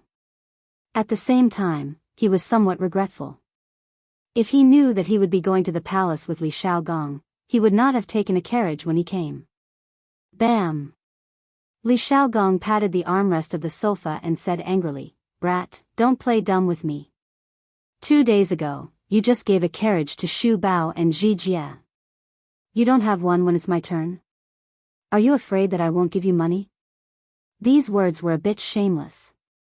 At this moment, Li Zishuan really had no choice but to give it. Otherwise, he would offend the other party. How would I dare? That brat will have someone send a carriage to your Highness tomorrow. Li Zishuan said with a pained expression. He swore to himself that he would never take a carriage to visit someone's house again before the caravan was mass-produced and sold. Every time he took a carriage, there would be one less caravan. As a person, one shouldn't act tough. Tisk, look at your stingy appearance. Although this carriage is a little luxurious, this prince can still afford it. Later, this prince will have someone send the money for the carriage to your house. Li Xiaogong curled his lips and mocked. Your Highness, this really isn't a matter of money. It's just that this kind of carriage is really too rare. This little one originally built this carriage to prepare for next month's wedding. My original intention was not to make money. Hearing Li Zishuan's words, Li Xiaogong's face turned red. As an elder, it was really shameful to steal someone's wedding car. Cough, cough, oh, this king just remembered that Xiao Xian will be getting married soon. At that time, this king is afraid that this king won't be able to make it back in time. However, Princess Consort will definitely personally go to congratulate on behalf of this king and present a large gift. In other words, this king would still want this carriage, but when you get married, this king will compensate you with a large gift. Li Zishuan rolled his eyes in his heart. He pretended to cup his hands and said, "Thank you, Your Highness." Haha. You're welcome, you're welcome. Li Zishuan, This is the tool you made to distinguish directions? Taiji Palace. Li Er held the newly made compass in his hand and looked at it curiously as he asked. Yes. This humble subject calls this a compass. In the past, when passengers were at sea, they mostly relied on the sun, moon, and stars to distinguish directions. However, when it's cloudy and rainy, they can't distinguish between north, south, east, and west. With this compass, even if it's cloudy and rainy, they won't get lost. Li Zishuan bowed and answered. Li Er fiddled with the compass for a while and found that it was indeed convenient. Thus, he said, not bad. To be able to make such an exquisite and practical compass in such a short time, I'm afraid that in the entire Tang Empire, only you can do it. How much does it cost to make? As an emperor, Li Er was very qualified. The first thing he thought of was whether it was worth it or not, unlike Li Xiaogong, who directly asked for 1,000. Replying to Your Majesty, the cost of one compass is about 3 or 4 strings of coins. Your Majesty, please don't think it's expensive. I'm sure you know the approximate cost of the glass and the exquisite mechanism inside, so this humble subject didn't say much. As Li Zishuan spoke, he secretly looked at Li Er's expression. It wasn't easy to earn money from an emperor. You're quite honest this time. How about this? According to the 4 strings of coins for one, the Imperial Court's fleet will purchase 200 compasses. As for the civilian merchant ships, have them buy from you. You must ensure that every 5 ships have at least 1 compass. Li Er knew a thing or two about the prices of goods in Chang'an. He silently calculated in his mind, then nodded and made his decision. Your Majesty is wise. Li Zishuan inwardly breathed a sigh of relief and hurriedly began to flatter the emperor. You brat. This time, the Imperial Court's fleet is going south. If they make a loss, this humble subject will settle the score with you. Li Er heard Li Zishuan's insincere flattery and laughed as he scolded. Hee, Your Majesty, don't worry. This time, the Imperial Court will definitely make a profit and not a loss. At least 10 times the profit. If sea trade couldn't make them rich, then what business in the world could? Li Zishuan was still confident about this. That's for the best. You brat, you should be rewarded for making such a powerful maritime weapon. However, the Imperial Court has been preparing for the southern expedition recently, so it's not appropriate to give out excessive rewards. How about this? When the fleet returns, if it's really as you said, this humble subject will be rewarded and you will be promoted. How about it? Merits should be rewarded, and mistakes should be punished. Li Er knew how to use people, so he naturally knew how to make his subjects submit. Thank you, Your Majesty. What I have done is what I should do. I've never coveted rewards. When Li Zishuan heard that he would be promoted, he was a little excited. A while ago, he had wanted to be a marquis. He didn't know if he could directly be promoted to a marquis this time. In a moment of pride, he couldn't help but say a few more words to show his loyalty. However, Li Er didn't fall for it. "Oh. Is that so? Then pretend that this humble subject didn't say anything." Li Zishuan was speechless. Li Er's last sentence was, of course, a joke. As a monarch, he naturally wouldn't do anything that went back on his word. Leaving the palace, Li Zishuan held the warrant that Li Er gave him. For the first time, he enjoyed special treatment in Chang and city under the night sky. Along the way, he defeated 5 obstacles and 6 generals, and finally returned home. "Xian, why are you back so late today? The doors are all closed. How did you get in?" Madame Li and Father Li had been waiting in the hall. Seeing that Li Zishuan had returned, Madame Li hurriedly stood up and asked, "Mother, it's the thing that His Majesty asked me to do. It's already done. Just now, I was delayed in the palace for a while. Here, I used the warrant that His Majesty gave me to pass the inspection of the patrolling marquee. Then, I used this to let the officials open the door." Li Zishuan took out a piece of paper from his sleeve and casually threw it on the table as he answered. "Hey, you child. How can you just throw away His Majesty's warrant?" Madame Li carefully put away the piece of paper as she reprimanded him. "Mother, isn't it just a piece of paper? Let's eat quickly. After eating, I still have to mark the papers for the students." Not bad. After staying in the Imperial College for so long, you've made some progress." Father Li's face was full of smiles as he comforted him. Chapter 259. Gently in the night, the stars are shining. Teacher's room is bright all night. Every time I walk past your window the bright light shines on my heart. Every time I think of you, my beloved good teacher, a burst of warmth surges in my heart, nurturing a new generation of hard-working gardeners. Tonight, the light is still bright, painstakingly writing your teaching materials. My tall figure is reflected in your window. It was already late into the night, but Li Zishuan's room was still brightly lit. His figure bent over a few tables as he graded papers was reflected on the oil paper on the wall, making people involuntarily think of the nursery rhymes sung by the people's teachers. Who said that he was always slacking off and not doing his job?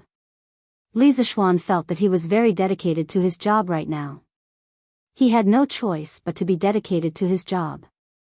The weekend break was almost over, and Su Hongji was still urging him to get more papers. In the room, Xiaoxi finished grinding the ink and leaned over a small table at the side. She supported her chin and looked at her young master working there. Li Zishuan was handsome to begin with, and it was said that a man was even more handsome when he was serious. Now that he was marking papers and frowning from time to time, he looked even more charming under the soft candlelight. Young master looks really good when he is serious. Xiaoxi supported her chin and couldn't help but think. When she reacted, her cheeks quickly turned red. Amazing. TSK, I didn't expect this. Meng Wenhao is really going to explode this time. Li Zishuan didn't feel the flirtatious atmosphere at all.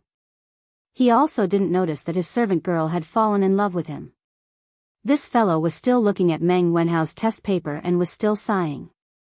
The questions he had set for the weekly exam were quite difficult for the students from the School of Mathematics. He had thought that they would be lucky if they could pass.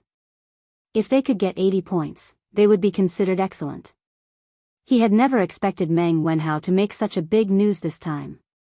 Including the additional questions, Meng Wenhao had scored a total of 101 points, which was 10 points more than the second place, bruiser. This was unbelievable. Young master, it's almost midnight. You should go to bed early.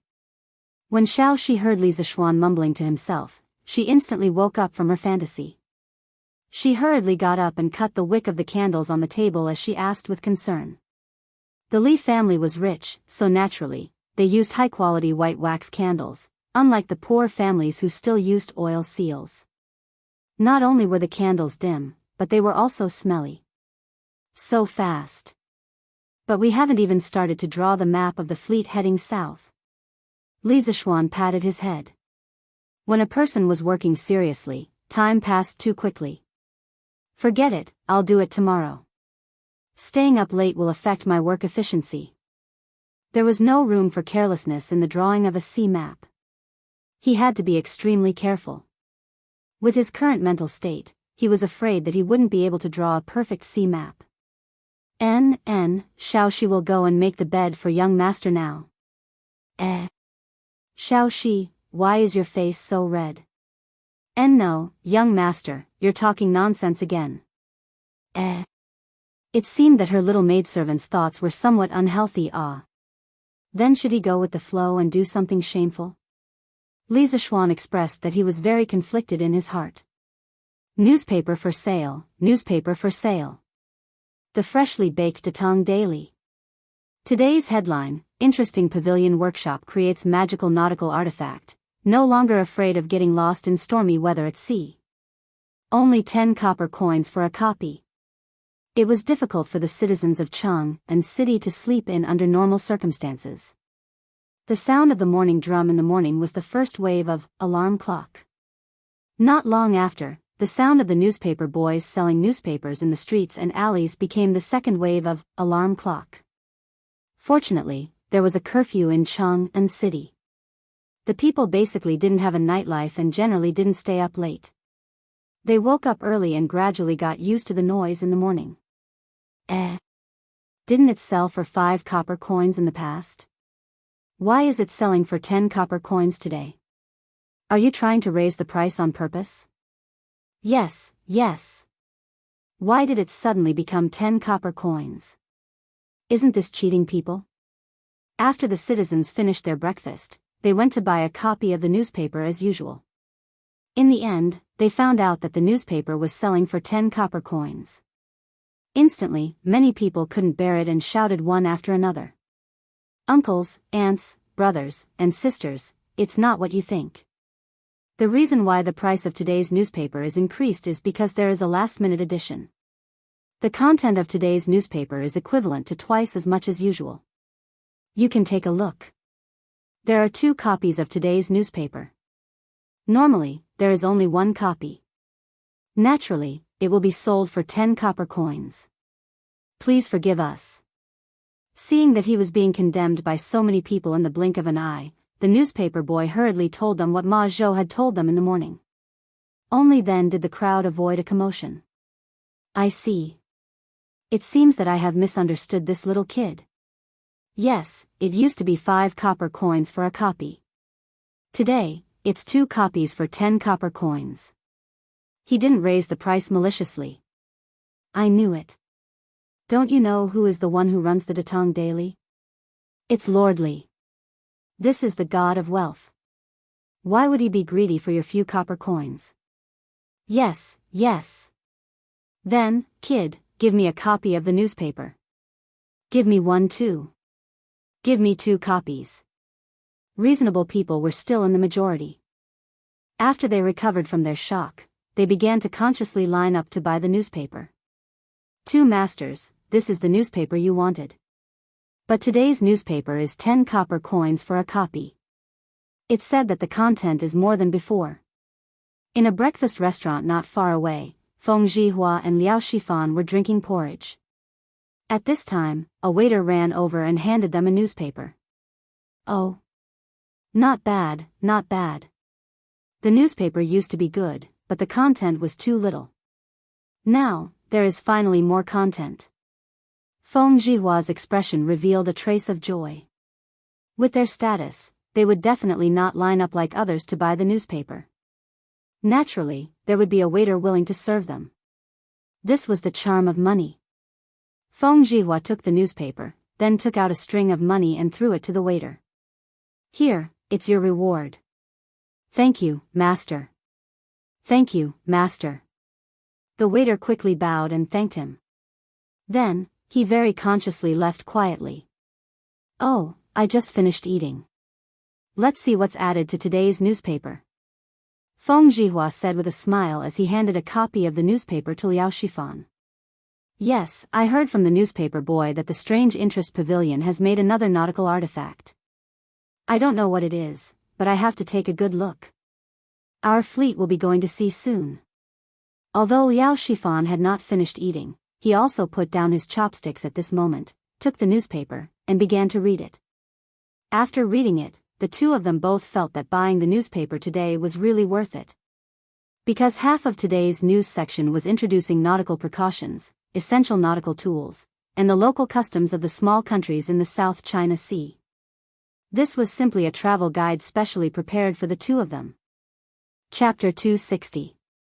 TSK, isn't the title a little shameless? Brother Feng, what do you think of this compass? Liao Shifan couldn't help but ask after reading the news in his hand.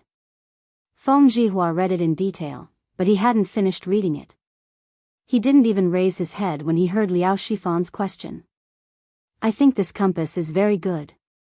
Shifan, you haven't been to the sea before, so you don't know the dangers.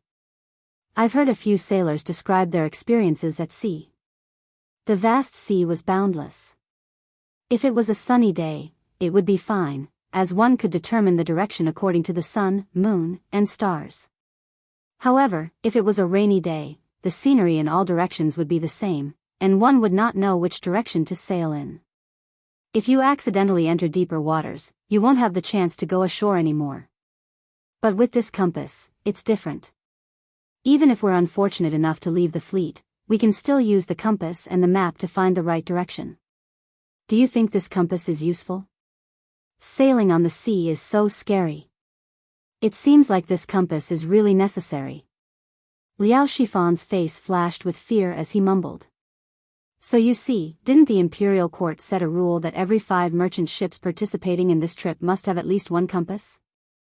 I plan to send someone to buy a batch of compasses from Chitsu Pavilion when the East Market opens. Feng Zhihua said with an indifferent expression.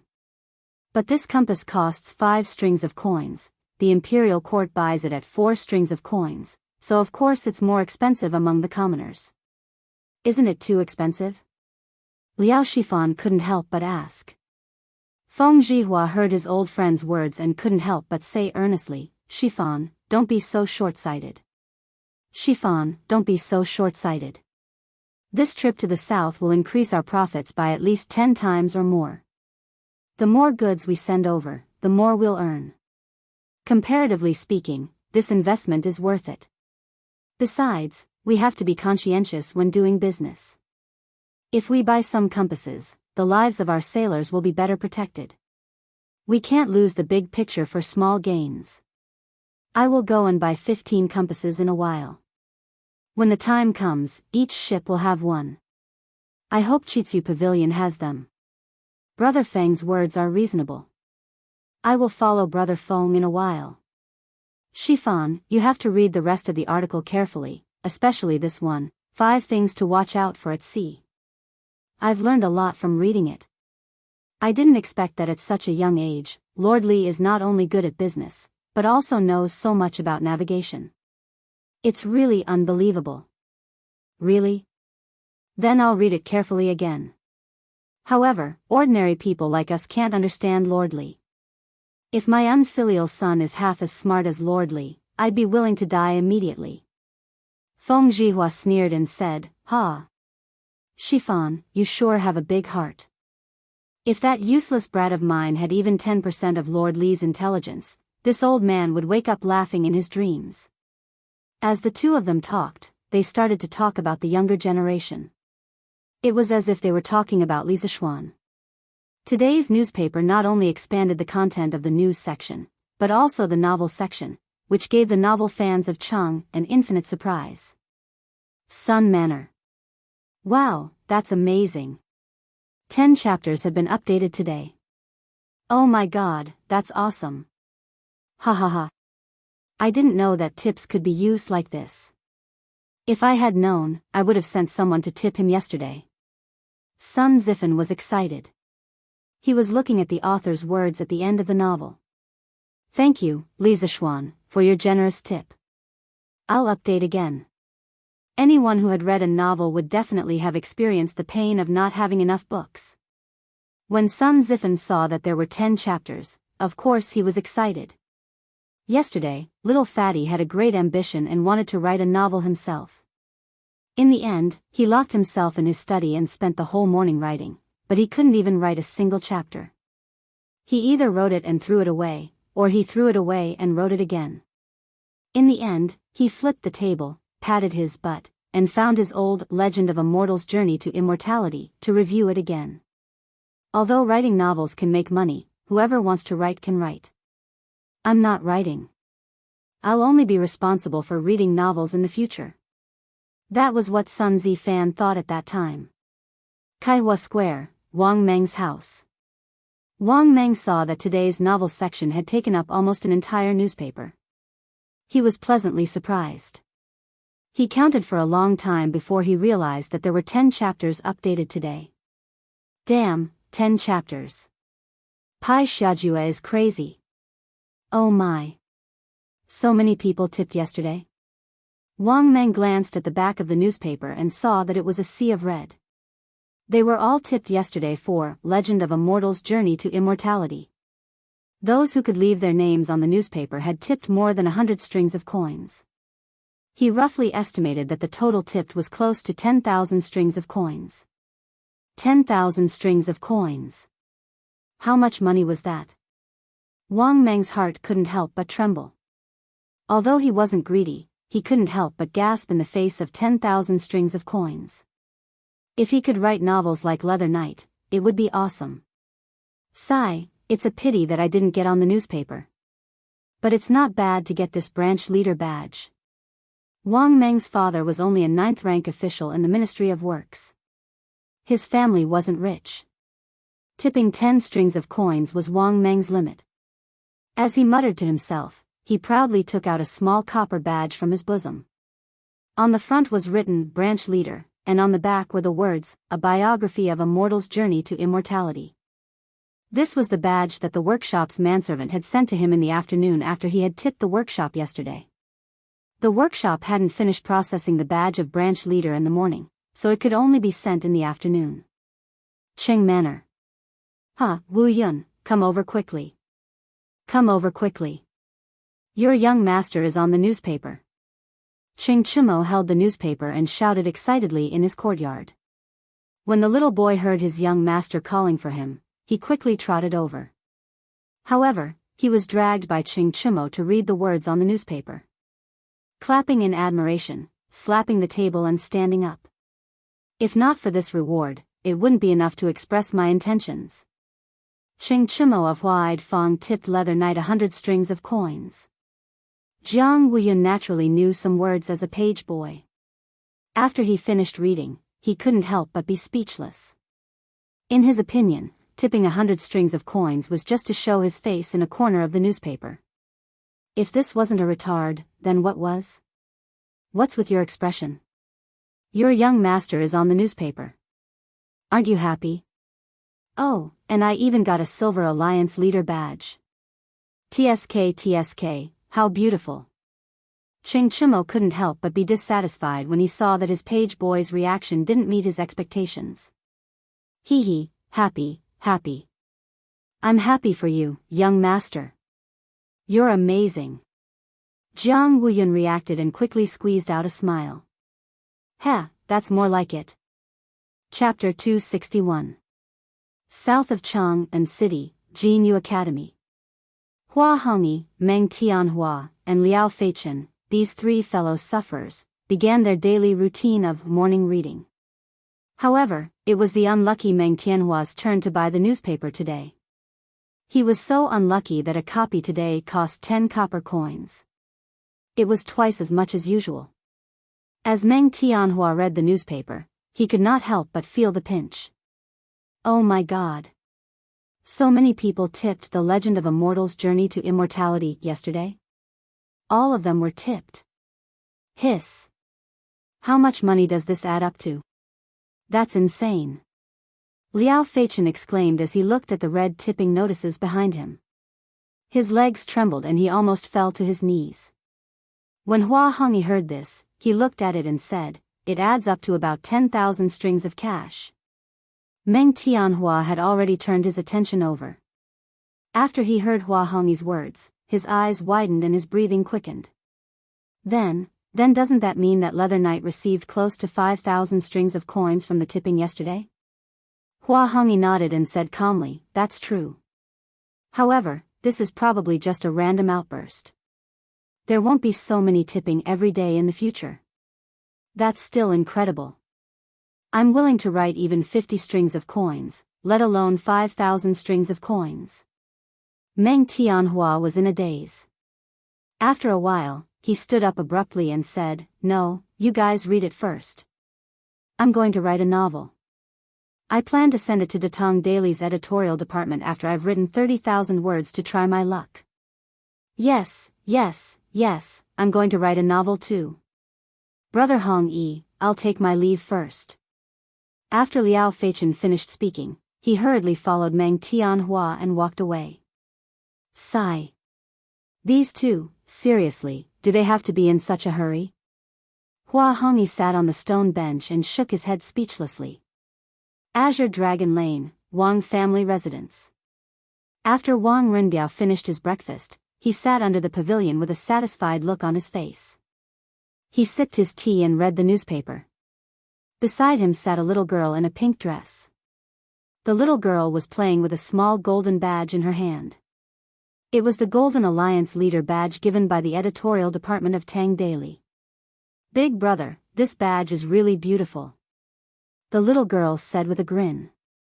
Although Wang Renbiao was interrupted, he didn't show any displeasure on his face. He rubbed the little girl's head and smiled. "Is that so? If Fei likes it, then Big Brother will give it to you." It was rare to be able to give away a badge that was exchanged for 1,000 strings of cash. "Really? Thank you, brother." The little girl cheered and ran away. "Young master, Yu Yao doesn't understand why you would give 1,000 strings of coins as a reward to a complete stranger. Moreover, you don't seem to care about the Alliance Leader badge." Leng Yuyao asked doubtfully when she saw Wang Renbiao's indifferent expression. "Hee, Yao, don't tell me you don't think this a record of a mortal's journey to immortality is very interesting?"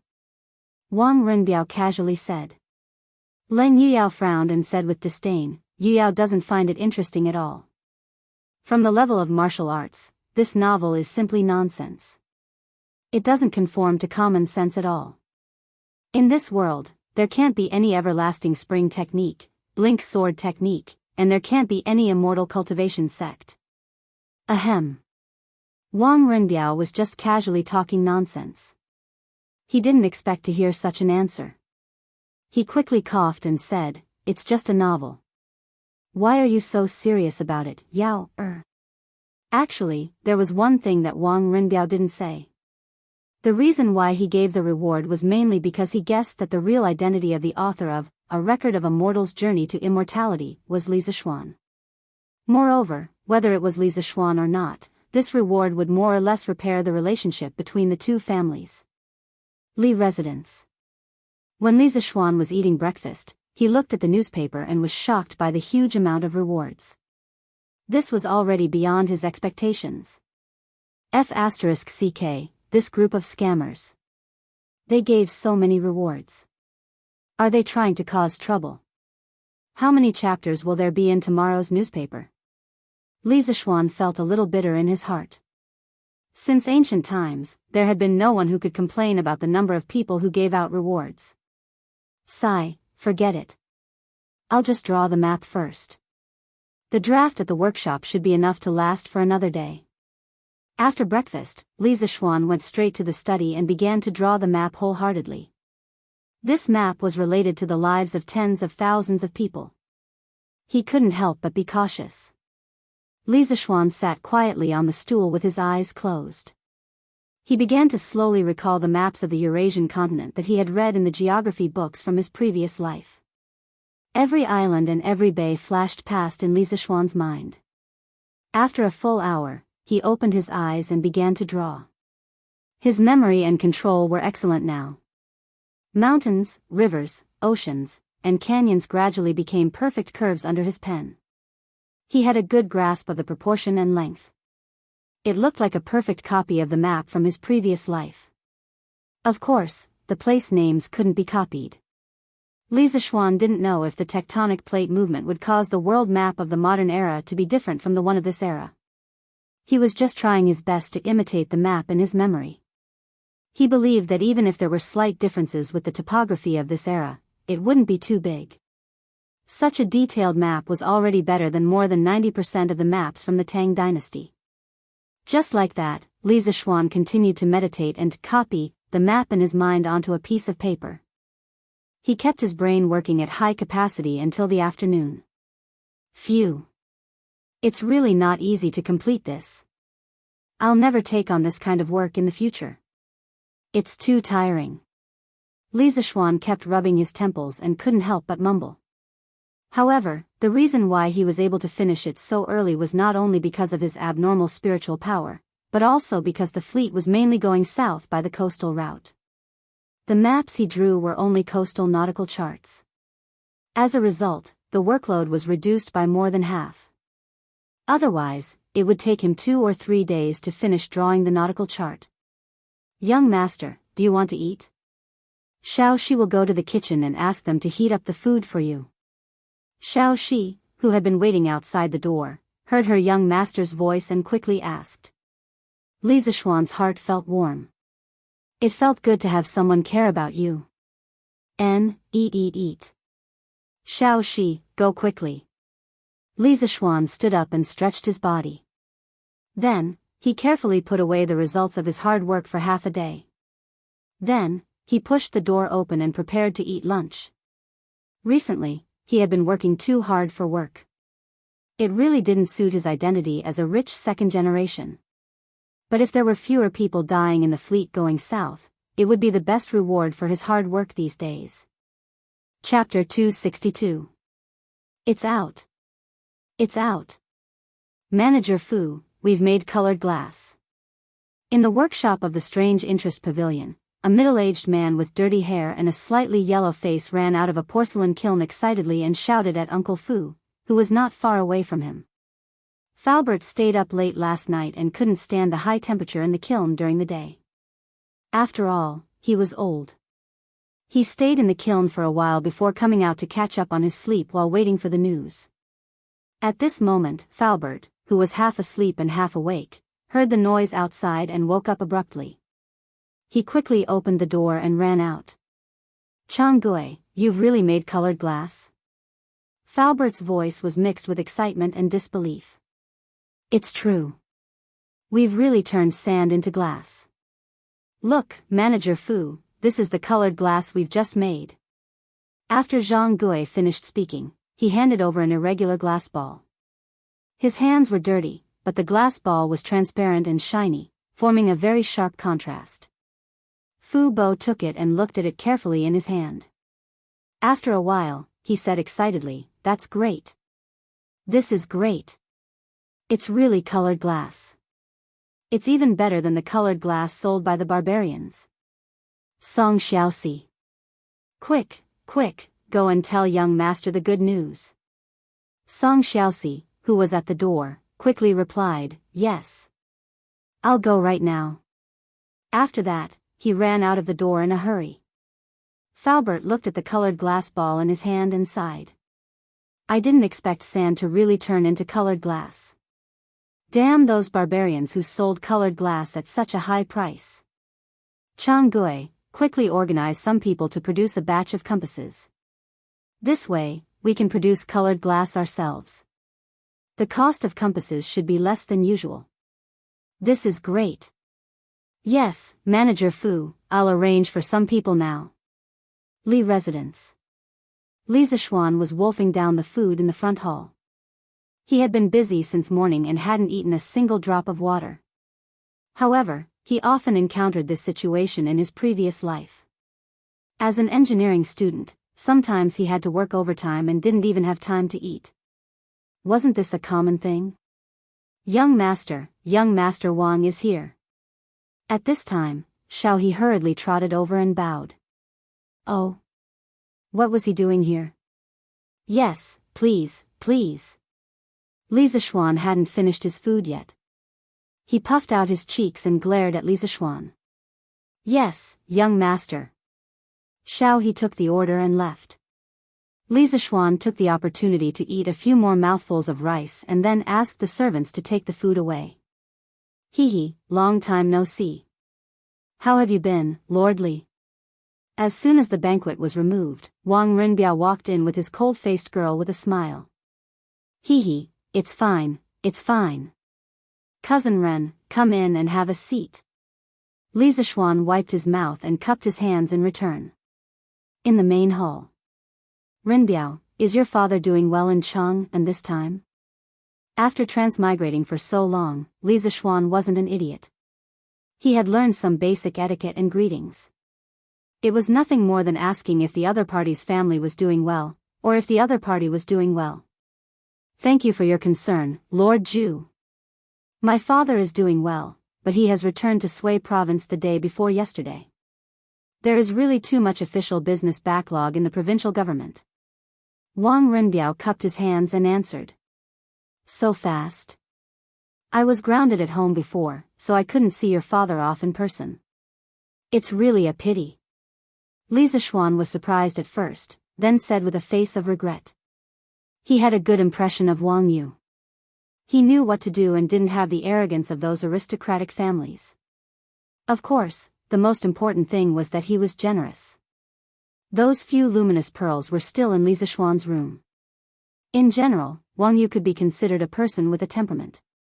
On the side, Leng Yuyao secretly rolled her eyes. She didn't believe that Li Zishuan would be so attentive to her master. It must be because of the gift from the Wang family. What a money grubber, Leng Yuyao despised in her heart. Wang Renbiao didn't think like Leng Yuyao. He understood that since Li Zishuan said so, it meant that the relationship between the two families had eased greatly. This was what he and his father wanted to see. Thank you for your kindness, Lord Zhu. Renbiao will definitely convey it to my father. I came to disturb you this time because I have something I need your help with. Li Zishuan laughed and said, Haha, Renbiao, feel free to say what you need. I'll do my best to help. Wang Renbiao said happily, Thank you, Lord Zhu. I'm sure you know about the imperial court's recruitment of civilian merchant ships to the south. The Wang family also wants to participate in this vigorous sea trade. From today's newspaper, I saw that Lord Zhu's workshop had invented a small tool that can tell directions. It's very useful for navigation. So at noon, I sent someone to buy it from the Curious Pavilion. However, I was told that the first batch of compasses produced by the workshop had already been given to the imperial court. So, I wanted to pay a visit and shamelessly ask for some compasses from Lord Zhu. So it was about this matter. Li Zishuan was moved and asked curiously, Does the Wang family also have large ships? Indeed.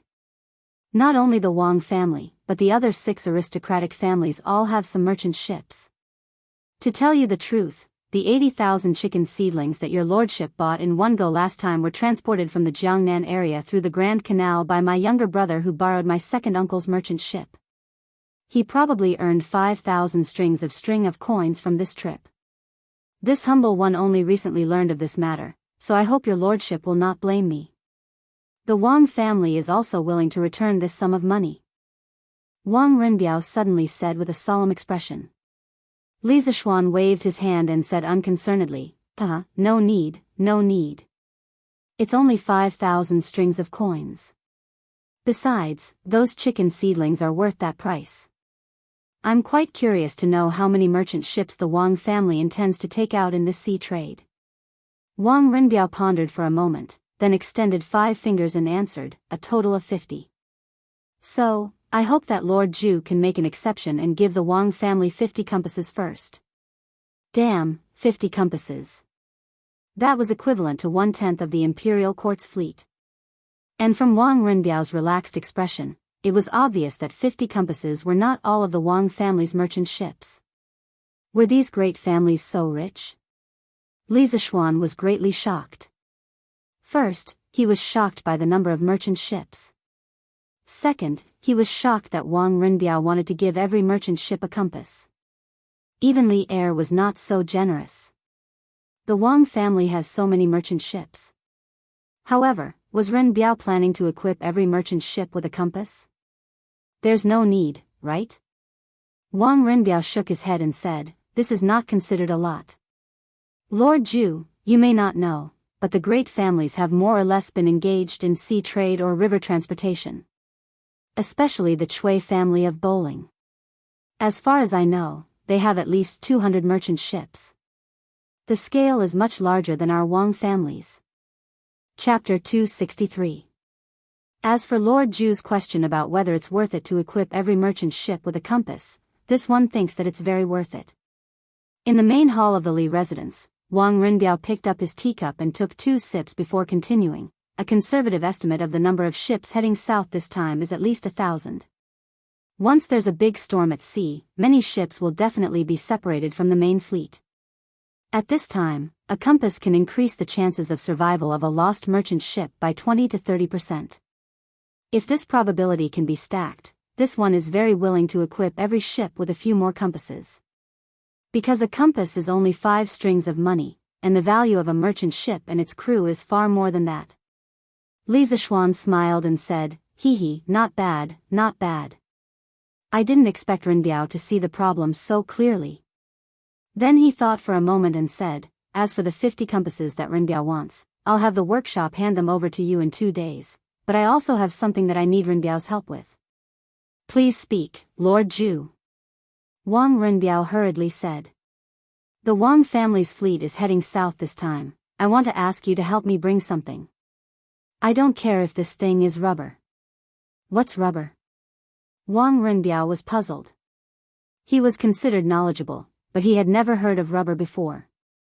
Li Zishuan deliberated over his words and described, "It's the sap produced by a kind of tree. After you reach the Nanyang countries, you can send people to search for rubber trees. The rubber tree is an evergreen tree with a straight root system, 3 compound leaves, complete leathery, and panicle flowers. The fruit is a capsule, the seed is oval, and the juice is milky. This juice is rubber. Usually, all you need to do is cut a hole in the bark and put a jar under the hole. Then, you can collect a lot of rubber." Wang Renbiao and Leng Yuyao's eyes widened. This was the first time they heard of such a magical tree. Why did it sound like a fantasy story? There's actually such a tree in the world? It's amazing. Wang Renbiao was stunned for a while before he finally sighed. Li Zishuan smiled and said, This rubber tree is indeed a bit magical. It has another name, the weeping tree. When you cut its bark with a knife, a lot of white juice will flow out. It looks like it's crying because of pain." What Li Zishuan said was not nonsense. The word rubber tree originally came from the Indian word kaochu, which meant tree that weeps. Wang Renbiao exclaimed, "Interesting, this is really interesting." After hearing what Lord Ju said, if it weren't for the fact that my family didn't allow it, I would have personally gone south to take a look. Leng Yuyao couldn't help but frown. "It's a good rubber tree, why do you have to cut its bark? You are so cruel." Li Zishuan rolled his eyes. "Big sister, you carry a sword every day and kill anyone you don't like. You still have the face to say that others are cruel?" Leng Yuyao instantly understood the expression on Li Zishuan's face. She blushed and quickly looked away, no longer saying a word. It was as if she didn't say those words just now. "I need this rubber very much. Renbiao, bring back as much as you find this time. I want all of it. Don't worry about the price, it will definitely satisfy you. It's best if you can bring back some rubber seeds, but be careful, its seeds and leaves are poisonous. Don't let people eat it by mistake." Li Zishuan saw that this cold-faced girl was tactful, so he didn't lower himself to her level. He turned his head and said to Wang Renbiao. There were many industrial products that couldn't be separated from rubber. Li Zishuan really wanted this thing. Although rubber was originally produced in the Brazilian Amazon rainforest and had not been introduced to Asia at this time, the climate in Southeast Asia was hot, and there was plenty of sunlight and rain. It had the same climate as the Amazon rainforest, so it was hard to guarantee that there weren't wild and primitive rubber trees. If they found one, wouldn't it be a profit? Especially in Malaysia, this place was a famous rubber kingdom in modern times. The annual production of rubber was the first in the world. Maybe they could really find it. At this time, people certainly didn't realize the value of rubber. The first people to use rubber were the Indians, the oldest inhabitants of America. In 1493, Columbus sailed to Haitian Island in America for the second time. He saw the merry games of the Indians. They were singing songs in a circle, and tossing a ball to and fro merrily in tune with the rhythm of the song. When the ball fell to the ground, it actually bounced high. Columbus was surprised. After careful inquiry, he found out that the ball was made of something he had never known before, rubber. Later, when Columbus returned from America, he brought rubber back to Europe. However, at that time, no one in Europe knew what this wonderful thing could be used for besides making games. So, it was sent to the museum and displayed in the exhibition cabinet for people to see as a novelty brought back by Columbus.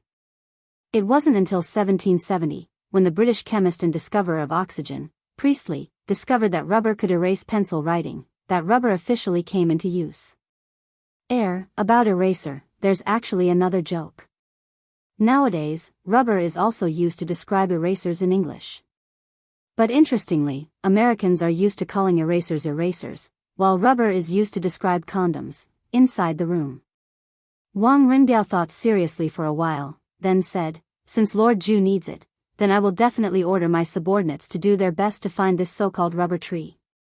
In addition, I will also apply to the family to send an additional 20 merchant ships to specially load rubber for Lord Zhu. How about a ship of rubber at the price of 400 strings of coins? Of course, if it's not enough, we will also bring some goods back from there. But in this way, Lord Zhu will have to sell us 20 more compasses." Li Zishuan was happy in his heart. Wang Rinbiao was opening a back door for him. Because if he transported a ship of silk and porcelain to Nanyang in exchange for some spices and food, the profit would definitely be more than 400 strings of coins. A conservative estimate would be at least 2,000 to 3,000 strings of coins. This was not an exaggeration at all. That was how profitable ocean trading was. Compasses are not a problem. This time, the compasses that the Wang family needs, our workshop will give priority and provide them for free. Don't worry, Rinbiao. If your family's fleet can really find rubber trees in Nanyang, then this time, Li Zishuan will owe your Wang family a favor. Li Zishuan returned the favor. He was the kind of person who would return the favor 10 times over if someone gave him a foot of respect. Wang Rinbiao was shocked, and the importance of this matter instantly increased. He quickly cupped his hands and said, "Don't worry, Lord Zhu.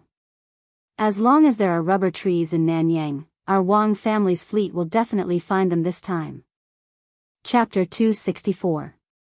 Since Lord Zhu is so kind and willing to give priority to the Wang family to allocate so many compasses, then I have achieved my goal. I won't disturb you any longer. Since he had achieved his goal, and there was an unexpected gain, Wang Rinbiao stood up and said his goodbyes with satisfaction. "Okay, Rinbiao, take care." Li Zishuan put down his cup and prepared to personally send the guest off. He was also very satisfied with the outcome of today's negotiation. Lord Zhu, what is that white thing on the table? Is it paper?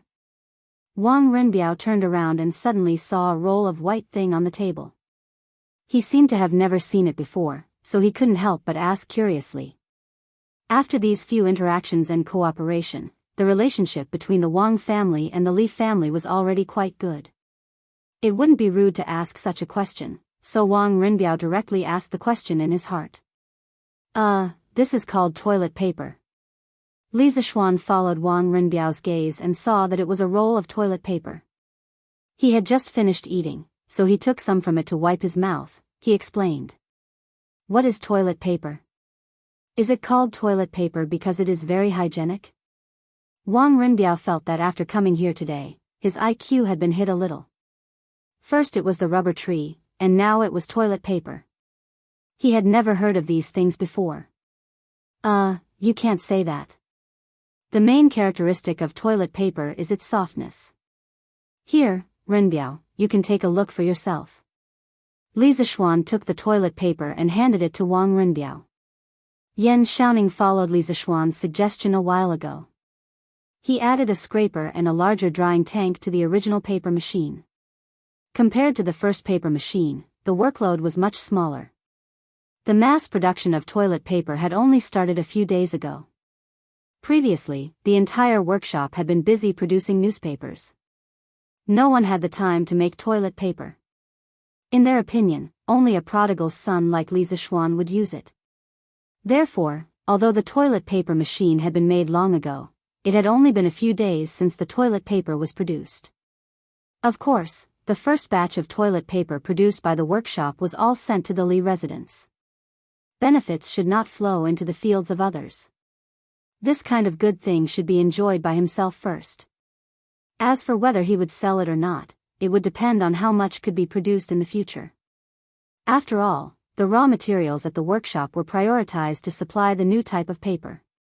Faubert was certainly not willing to waste resources on this meaningless toilet paper. Oh, it is indeed very soft. Wang Renbiao took the tissue paper and felt the soft touch on his hand. He couldn't help but exclaim. But after a while, he frowned and asked doubtfully, "But this paper is so soft, what's the use of it? It's probably not easy to write on it, right?" Li Zixuan muttered in his heart. This wrinkled tissue paper, it would be strange if it could be used to write calligraphy. If it was the ballpoint pen and ink pen from his previous life, it would be barely enough to write. Ahem, this tissue paper is not used to write. It's mainly used to wipe your mouth and butt. It's used to wipe your mouth. Li Zixuan was about to say that it was used to wipe his butt, but he suddenly saw that Leng Yuyao was still there. He quickly shut his mouth. Although he didn't have a good impression of this ice-cold girl, it wasn't good to say that it was used to wipe his butt in front of her. Is it only used to wipe your mouth? But can't you just use a handkerchief to wipe your mouth? Wang Renbiao didn't suspect him. It was because of this that he felt even more strange. At the same time, he was a little speechless. He secretly thought that Li Zixuan really knew how to enjoy himself. He even specially made a new type of tissue paper to wipe his mouth. He really knows how to have fun. Leng Yuyao didn't think so. She was standing closer to Li Zixuan. Moreover, she practiced martial arts, so her hearing was much sharper than Li Zixuan's. She heard every word of Li Zixuan's words clearly. Although Li Zixuan didn't completely say the words wipe his butt, Leng Yuyao could guess what Li Zixuan wanted to say. She couldn't help but fiercely glare at Li Zixuan. She secretly thought that this person looked decent on the surface, but in reality, he was no different from a vulgar hooligan. She didn't know why the young master valued him so much. Ahaha, well, other than wiping your mouth, what else can you wipe? Renbiao, take a roll of tissue paper back and slowly think about it. I'll give this roll of tissue paper to you. Li Zixuan quickly said when he heard Wang Renbiao's slightly doubtful words. Oh. Thank you very much, Lord Zhu. Wang Renbiao couldn't understand the meaning behind Li Zixuan's words. He could only take the tissue paper in surprise. Then, just as he was about to leave, he heard a shout from outside the door. Young master! Young master! The workshop has produced glass. Shouting and wrangling, what a scandal. Can't you see that this young master has a guest here? When Li Zixuan heard Song Xiaoxi's voice, his heart faintly moved. He guessed that the workshop must have made new progress in the glass research. But he didn't expect Song Xiaoxi to be so rash and directly blurt out the workshop secrets.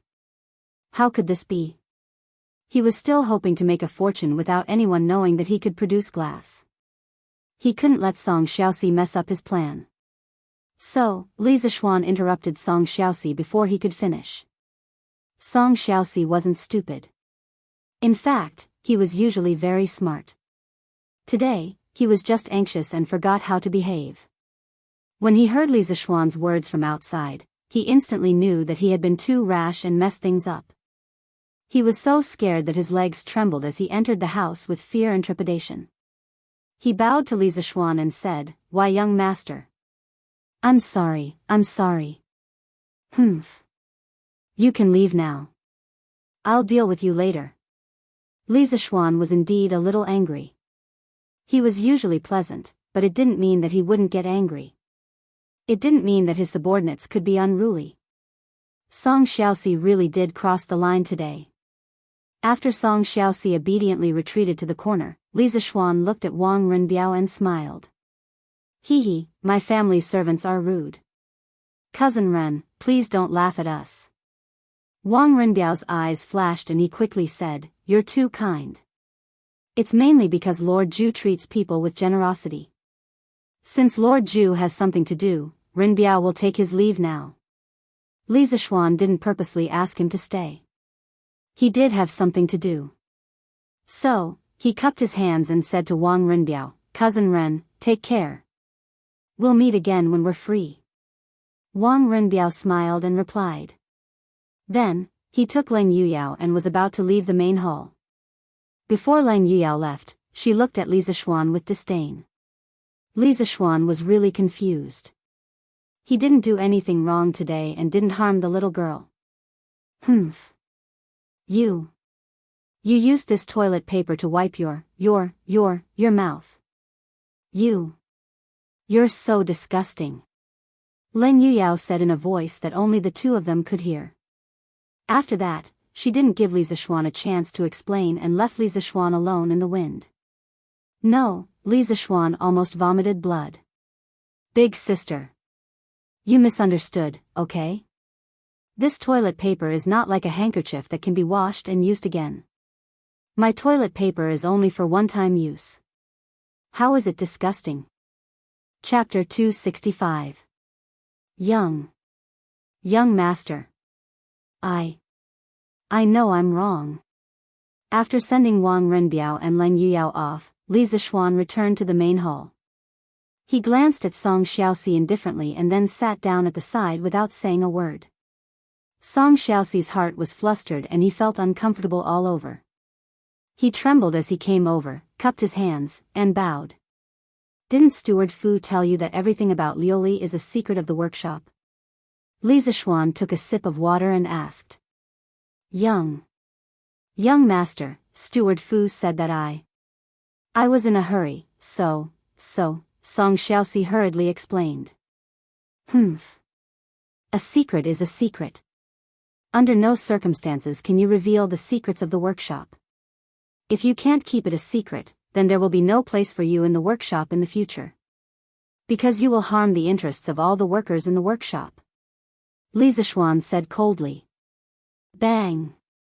After hearing that, Song Xiaoxi was so frightened that his legs turned to jelly.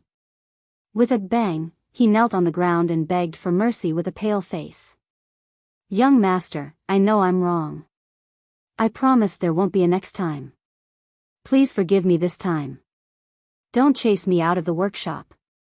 Only those who had stayed in the workshop knew how good it was inside. Song Xiaoxi's hometown was in a village outside Chang'an City. Previously, he had been working as a waiter in a restaurant in Chang'an City. Every day, he had to smile and flatter. If he was unlucky, he would be scolded by the shopkeeper. Moreover, he was paid very little. Ever since he entered the workshop, not only did his monthly salary increase, but there were also very few people who would find trouble with him for no reason. Every time he returned to the village, the villagers would always cast envious gazes at him. This was because the owner of the workshop he was working in was Li Zixuan, the person who invented the curved plow. He was the great benefactor of all the villagers. In the workshop, Song Xiaoxi could gain money, happiness, and dignity. How could he bear to leave? At this moment, he was so regretful that he wanted to slap himself. Li Zixuan looked at Song Xiaoxi expressionlessly. It was not that he was cold-blooded, but he had to follow the rules. Song Xiaoxi had always been Ma Zhou and Falbert's right-hand man in the workshop. Correspondingly, he knew a lot of things. If Li Zixuan did not scare him now, sooner or later, things would get out of hand. About a quarter of an hour later, Song Xiaoxi felt like a year had passed. The sweat dripping from his forehead mixed with the tears flowing from the corners of his eyes. At this moment, Li Zixuan finally opened his mouth. Get up. I'll give you one more chance. However, if there's a next time, you'll have to leave the workshop on your own. In addition, half of your salary for this month will be deducted as punishment. At the end of the day, Li Zixuan was still a little soft-hearted and could not be ruthless. Thank you, young master, thank you, young master. I'll definitely remember this lesson and never do it again. Song Xiaoxi heard this and let out a long sigh of relief. Then, he was ecstatic and grateful. As long as he could continue to work in the workshop, he was willing to have his salary deducted for 2 months, let alone half a month. He believed that anyone would be able to make up for it. Well, now let's talk about what Faubert asked you to do. Could it be that the workshop has produced colored glaze? Li Zishuan nodded and asked. Yes, young master. Master Chang Gui and the others produced glass in the afternoon. Manager Fu asked me to invite you to the workshop to have a look. Song Xiaoxi stood up, wiped away his sweat and tears, and quickly answered. Well, very good. Then come with me to have a look. Young master, you're here? In the workshop of the Strange Interest Pavilion. Faubert received a message from a servant and quickly came out to greet him. Well, Faubert, did you stay up late last night? I've already told you that your health is more important. You don't have to worry about the glass. Why didn't you listen to me? Li Zishuan looked at Faubert's complexion and knew that he must have stayed up late last night, so he tried to persuade him. Hee, thank you for your concern, young master. Actually, I didn't stay up late last night. Even if you asked me to stay up late, I couldn't stand it. I'm old. Chang Gui and the others didn't sleep at all last night to produce the glass. Fortunately, God rewards those who work hard. This afternoon, they produced the glass. Young master, do you want to go and have a look? Although Uncle Fu had 2 dark circles under his eyes, his expression was slightly excited. Clearly, he knew very well how much wealth it would bring him if he could produce colored glass. Well, of course, I'll go and have a look. Li Zishuan had always attached great importance to these skilled old craftsmen. They were the key executors of the workshop's products, leading the way in this era. It was very necessary to pay them a visit.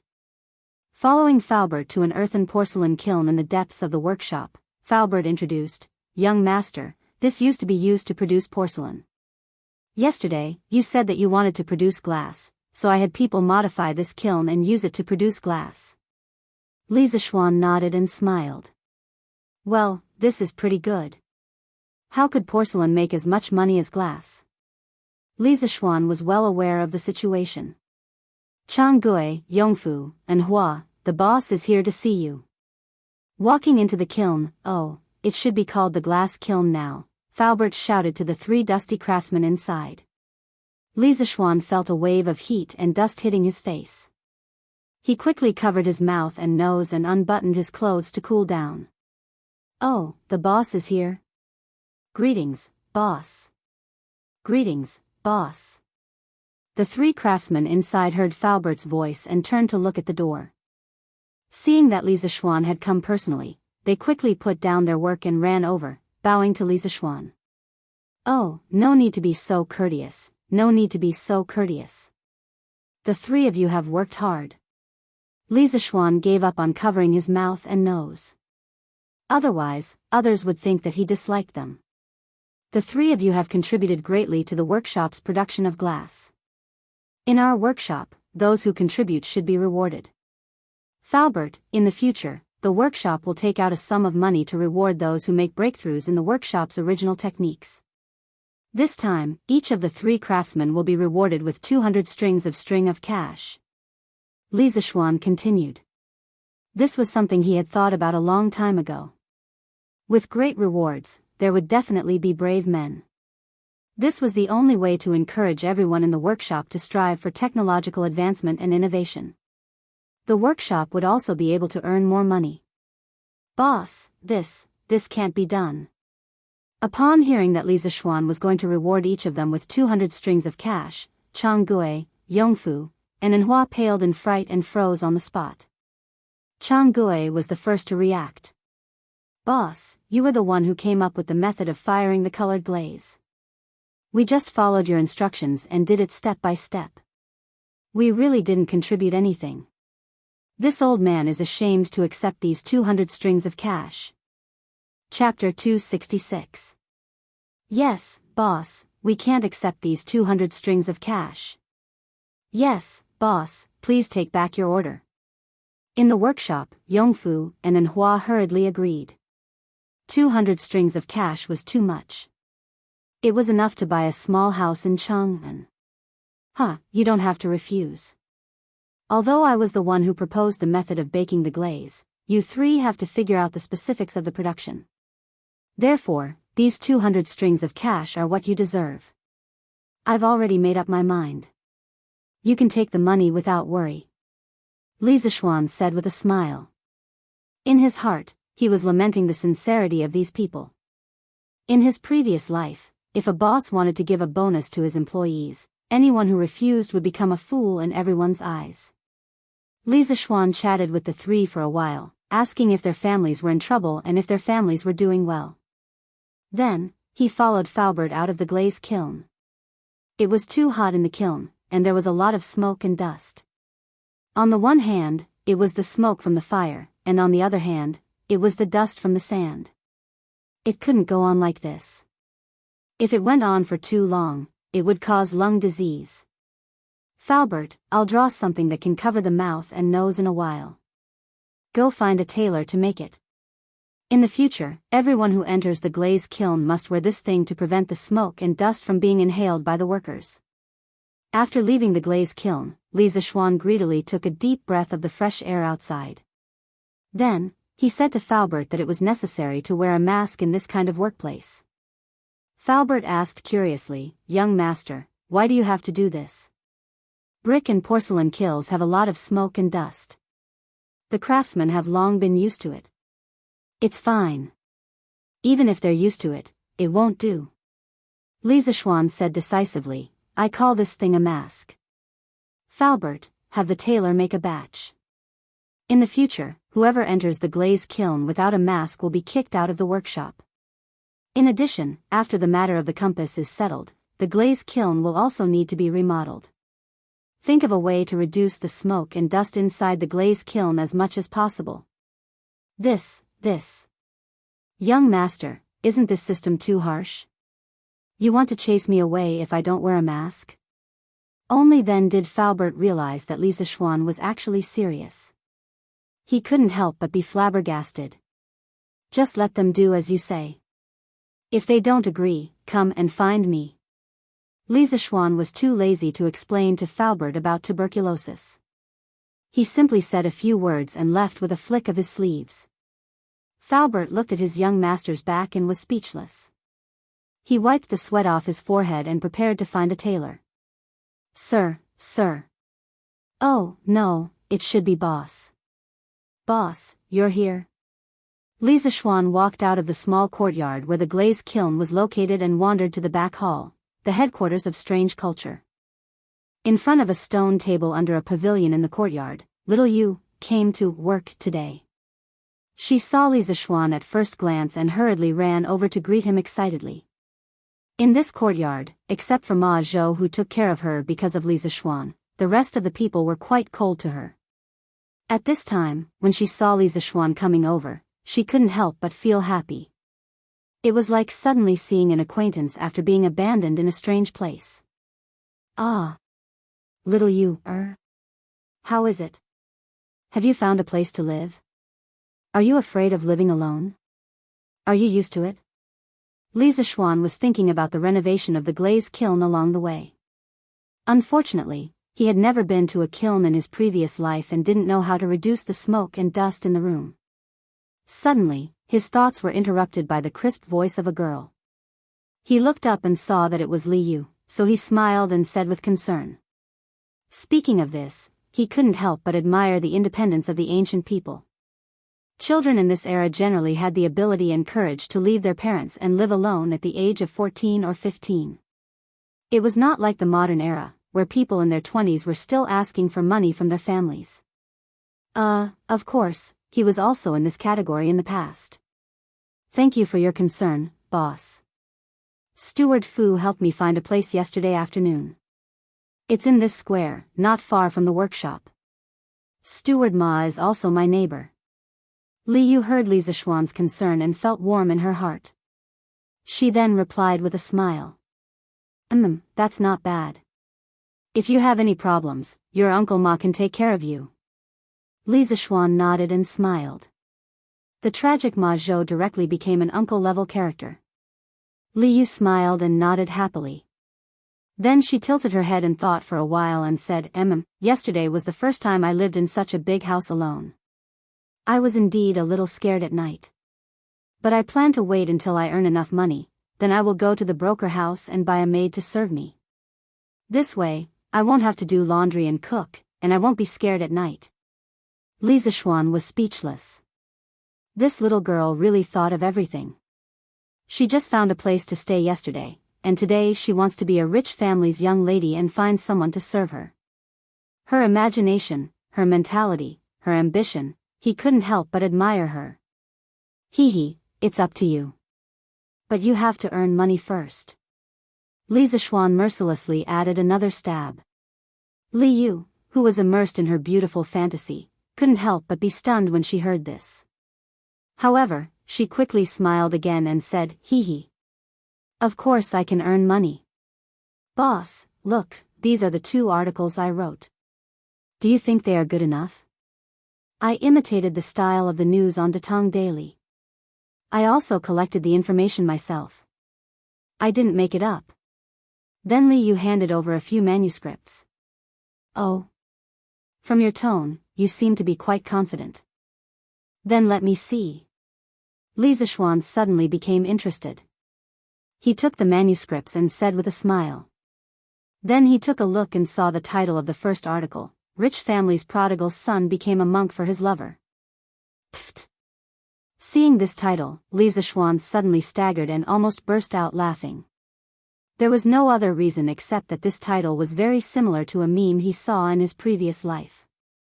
It was a very famous title Rich Family's Prodigal Son Became a Monk for His True Love. Content, Dream of the Red Chamber. Similar ones, there were, title, Story of 3 Women and 105 Men. Content, Water Margin. Title, Cruel, The Shocking Murder of a Beautiful Girl Who Was Burned to Death by a Match. Content, The Little Match Girl. What's wrong? Boss? Could it be that little you, didn't write it well? Li Yu asked nervously when she saw Li Zishuan's strange expression. No, it's good. Let me see it again. Li Zishuan quickly waved his hand and denied. Oh. Li Yu responded and then walked to the side, quietly waiting for Li Zishuan's judgment result. Chapter 267. Putting away his messy thoughts, Li Zishuan began to read the article seriously. Of course, it was undeniable that the title of Li Yu's article was very good. Compared to the later dynasties, the Tang dynasty was more open. The common people liked to listen to love stories. Li Yu's title alone was enough to attract people to continue reading. After a while, Li Zishuan finished reading the first article. He nodded, then shook his head. Li Yu was happy to see Li Zishuan nod, but Li Zishuan shook his head again. The smile on Li Yu's face froze. Boss, what do you think? Why are you nodding and shaking your head? Li Yu asked. Li Zishuan glanced at Li Yu and said, I nodded because I think your article title is very good. As for the content, it's not bad. Not bad? Then does boss think that my content can be written even better? Li Yu immediately found the key to the problem from the 2 adjectives Li Zishuan used. Hey, smart. Li Zishuan praised, then explained, I can't deny that the story you chose is very attractive. It's clear from the beginning to the end, but in my opinion, it's not enough. Li Yu looked at Li Zishuan curiously. Li Zishuan smiled and led Li Yu to the pavilion. As they walked, he said, Brother Li, don't worry. Hee, little fishy, don't be unconvinced. There's a reason why I said that. First of all, your entire article gives people the feeling of looking at flowers on horseback. Your description of the incident is very general, very broad, and very boring. This directly causes your entire story to lack a sense of immersion. You have a good topic, but you don't describe a complete story with characters and emotions. The readers will only feel like they're chewing wax. Li Yu held onto the stone table, lowered her head and muttered, "Is it that bad?" Li Zishuan sat down and smiled, "It's not that bad. The reason why I'm telling you so much today is for your own good. Of course, more accurately, it's because I want you to earn more money. Do you still want to hear more?" "Yes, yes. Boss, please say it." When she heard about money, Li Yu's interest was immediately piqued. The depression she felt from being defeated by Li Zishuan was swept away. "Hee hee, you little brat." Li Zishuan couldn't help but laugh. "If I were to write about this topic, I could write at least 30 to 40,000 words and publish it in the newspapers for 5 to 6 consecutive issues. You see, the part where the rich Mo Wuk and the peasant Shuing Lian met, you can write more about how Shuing Lian was at home and how she was bullied by the village bullies. How helpless and hopeless she was. Also, when Mo Wuk saw Shuing Lian's peerless beauty, how shocked he was. Of course, the most important part is the part where Mo Wuk stood up to save Shuing Lian. You must write in detail. Such an important part, how can you write it all in just 2 sentences? Your foreshadowing is all for Mo Wuk to act pretentious and slap the face. Ah pooey, it's for the hero saving the beauty. Also, when Mo Wuk's father, Mo Yunshan, opposed his son's relationship with Shuing Lian, why didn't you write about Mo Wuk's conflict, self-blame and helplessness? Shuing Lian couldn't be with the person she loved and jumped into the river in anger. Why don't you put yourself in Shuing Lian's shoes and think about her despair, reluctance and tragedy? This is the best place to poke at the reader's tears. You have to write about it properly. Also, after Mo Wuk found out that the woman he loved had jumped into the river, the loneliness, sadness, anger, and finally grief. His heart was like dead ashes, and he went to the temple, shaved his head, and became a monk. You have to embellish this place. These are all words, they are all money. As a reporter, if you don't know how to embellish the word count, pooey, if you don't know how to write about a matter, then you won't be able to earn much money. Li Zishuan was talking non-stop to Li Yu about how to embellish the news and how to write one story as 5 stories. He completely forgot that he was the boss of Datong Daily. If Li Yu really did that, she would be scamming his own money. Li Yu stood at the side and listened with her mouth agape. She really wanted to kneel down to Li Zishuan. What kind of boss would personally teach his employees how to scam their boss's money? Also, Li Zishuan's embellishment, ah pooey, it was the way to develop the story. It was really an eye-opener for her. It was as if the door to a new world, the path of the water god, was slowly opening for her. Cough cough. At this moment, a light cough came from the side. It turned out to be Ma Zhou. He just came out to take a breather and didn't expect to see Li Zishuan giving a lecture to Li Yu. The more he listened, the more he felt that something was wrong. Wasn't this misleading the students? Hence, he quickly interrupted. Brother Ma, you're here? Li Zishuan looked at Ma Zhou's expression and knew that he had heard everything he said. He looked a little awkward.